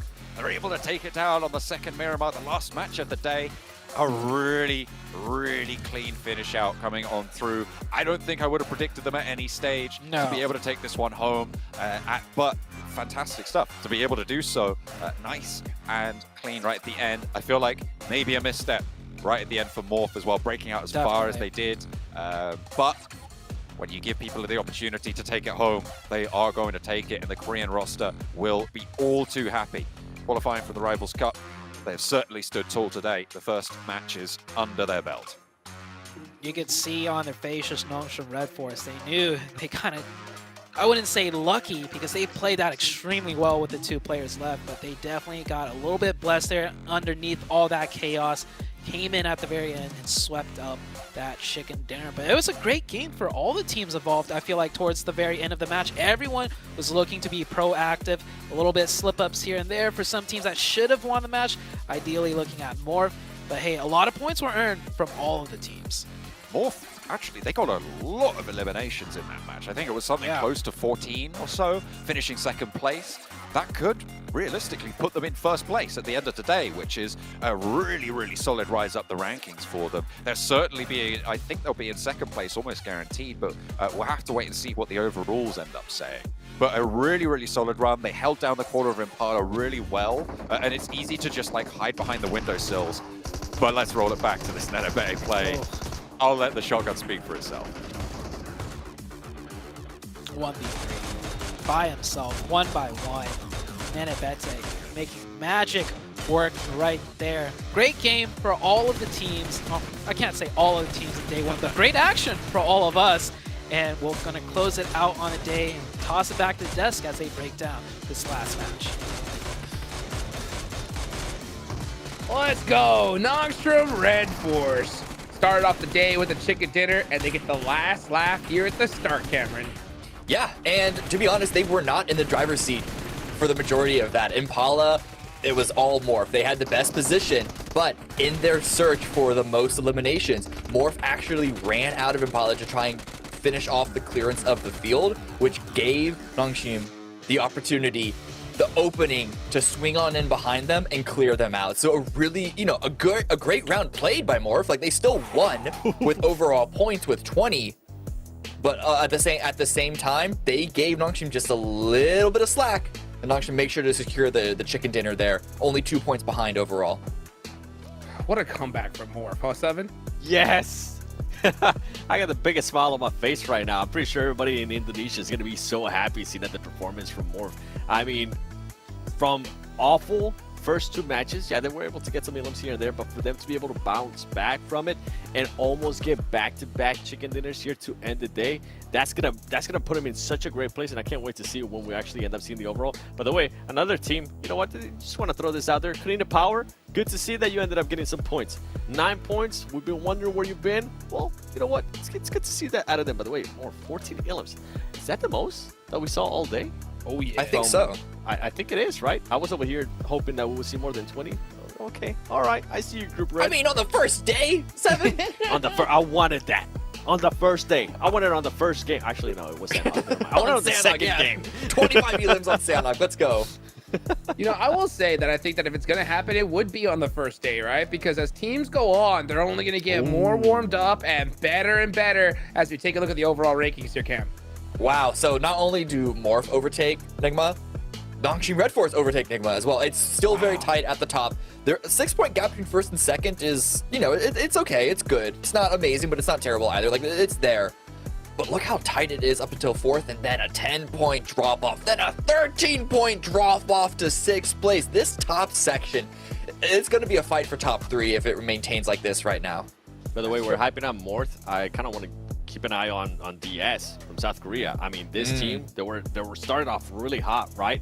And then on the second half of the day, it felt like they slowed down. They ended up with what, a 9th place finish, 4 elims, 8th place finish, 0 elims, and they just continued to spiral down. And then to end the day here, they ended up with just 2 points, and it came just from eliminations. Something we got to keep an eye on, right? Because we're gonna have those teams like Morph that they are gonna be able to step it up, and then we're gonna have some teams that do start off hot and they're gonna start slowing down. I can't wait to see what's gonna happen tomorrow now with the way some of these teams were able to close out the day. Dude, same. So I'm gonna go ahead and kind of reference the last group green, right? It was Stalwart that started off so strong, right, with such a huge lead. And for after day 1, we thought that, hey, it's gonna be hard to even catch these guys, but they did get caught and knocked all the way down to 3rd place. So Morph, they have a nice point gap, but they definitely cannot let off the gas here coming up for tomorrow, 7. Oh, 100%. I feel like a lot of teams, and as you were mentioning earlier, Jukes, yeah, it would have been easier for them to break that 20 elim record, right, for one match or whatever on the day 1, because I feel like a lot of teams are going to be able to adjust tomorrow, and it's going to be a little bit harder too. With Morph, continue on what you're currently doing. I mean, it worked out perfectly. Now, for some of the other teams that are towards the bottom, we kind of have to call them out. At some point, we're going to have to see some life out of them. IG, FaZe, Kadena Power, we at least were able to see some good points out of Kadena Power here towards the end. But tomorrow, at least for the first 3 matches, I want to see them being able to put up good points. 100%. I mean, one team in particular that can't be feeling good, it's got to be FaZe, especially after Nana Bette. But we got a nice interview. Let's go ahead and bring it back to the stage with Choo Choo. Welcome back here at the stage, here right live in Malaysia, Betta Arena PJ. With me here today, I'm Chichu, your stage host, and we have none other than our translated Jung's very tall person, as he always does. And also, we do have the IGL for Morph. It's going to be Boo Boo Hoo. Very amazing hairstyle, by the way. How are you feeling? How are you feeling? And are you satisfied with your performance here today, Boo Boo Hoo? Oke, jadi Bobo, apakah kamu puas hati tentang performa kamu di hari pertama? Kalau puas sih kurang, karena kita masih ada juga beberapa game yang kita buang. So basically, I'm not really satisfied about the performance. It's because there's a few games that we throw away and we could perform better. Why do you say throw away? What happened? Jadi kenapa kamu ngerasa kamu ngebuang? Apa yang terjadi di beberapa match itu?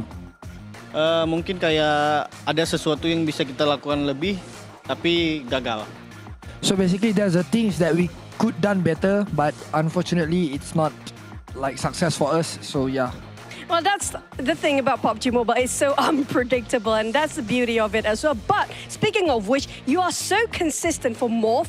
When it comes to game number 3, 4, 5, and 6, you got top 5, and you landed your chicken as well. And what is the main reason of such consistency? Is it the circle or is it your strategy? And also, why is it not happening in the first 2 maps? Jadi untuk Morph buat hari ini di match ketiga, 4, 5, dan 6 itu kalian sangat-sangat perform dan kalian tetap berada di top 5 lah dan hampir-hampir juga mendapatkan chicken dinner di game 6 tadi. Apakah itu karena faktor circle ataupun emang strategi kalian emang mesinnya lambat panas gitu, telat panas, ataupun apa yang terjadi di 2 match pertama itu tadi yang bisa membuatkan kalian tidak perform begitu bagus? Mungkin di 2 match pertama tuh ya kayak kita masih coba dapatin atmosfernya, feel-nya. Terus kenapa di match 3, 4, 5 sampai 6? Mungkin ya karena ketika kita udah dapat atmosfer, ya aku yakin kami bisa kasih yang lebih. So the reason why we couldn't do better on the first two games is because of we don't get the feel yet. We don't feel the atmosphere yet. So and because of that, after we adjusting with the circle, we adjusting with the atmosphere, we already get our feel. Then we already confident to give our 100% or maybe 200%. So that's one of the reason why we could perform better on the other four games.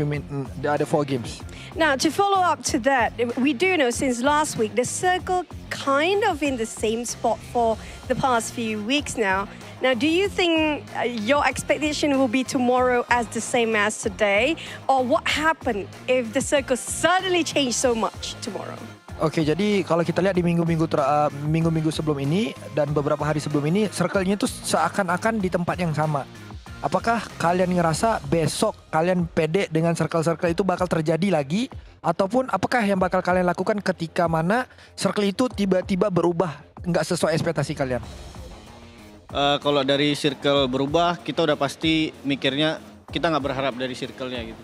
Karena ya di game yang Miramar pertama, kita juga emang benar-benar nggak punya circle gitu. Tapi kita ya coba berusaha untuk dapatin game terbaik kita lah. Okay, so basically we don't actually hope for the circle. We just play by whatever the information that we have, especially on like let's say the first Miramar game we don't get the circle, but we try to play with whatever we have, and yes, we could get a top 5. Hopefully that's the case tomorrow. Do know you guys have been struggling so much since PMSL when it was really, really tough back in PMSL. Now you guys one of the best teams in PMGC Week 2. Now do you have last words for your supporters out there, especially from Indonesia? Oke, jadi kalian bisa spesifik dari kamu sendiri, kamu ada nggak apa-apa yang mau disampaikan kepada fans-fans di luar sana, especially fans-fans dari Indonesia? Buat yang support kita semua di Indonesia, ya kita berterima kasih dan kita akan berusaha semaksimal mungkin untuk kasih hasil yang terbaik untuk kalian dan untuk Indonesia. So basically to our Indonesian fans, thank you so much for supporting us, and yes, we definitely gonna give our best and make Indonesian proud. That's going to be the last word come out from Morph GPX for today. But will they still conquer tomorrow? It will be a different team getting the throne when it comes to day 2, week 2 in the 2023 PMGC. Signing off from the stage here from all of us. And it's back to the panelists. Take it away, guys.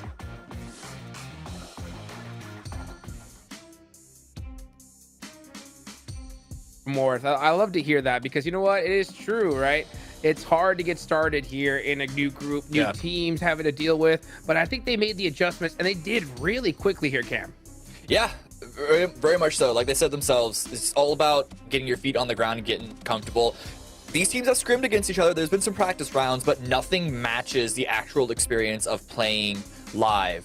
My big question is though, what's going to happen when the day resets? Are they going to start a little slower again, or is this only going to continue forward? Because I can tell you, Nongshim, Nigma, STE, they're all going to be chasing at their heels.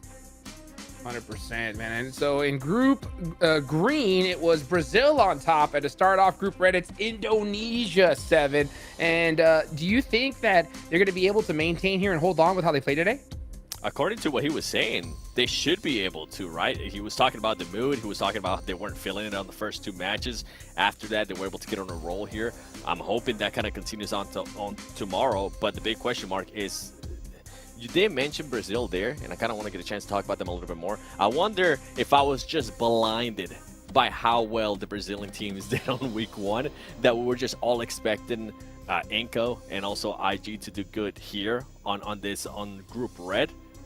I'm hoping we see some kind of reaction, especially out of Inco. I feel like if we see any reaction out of any of the Brazilian teams here, either IG or Inco, I feel like Inco has the better chance, even though, going back to Americas, they didn't place higher than IG. Yeah, I mean, I'm still shocked to see a 10th game at the bottom, and not just at the bottom, but with only 8 points here, Cameron. Yeah. Ah, man. I'm trying to think of like looking at week 1, how the points are going to scale up. Like, what's the cutoff for 3rd place? What's the cutoff for 11? I think week 1, last place had like 60 odd points, and so IG aren't even on track for that.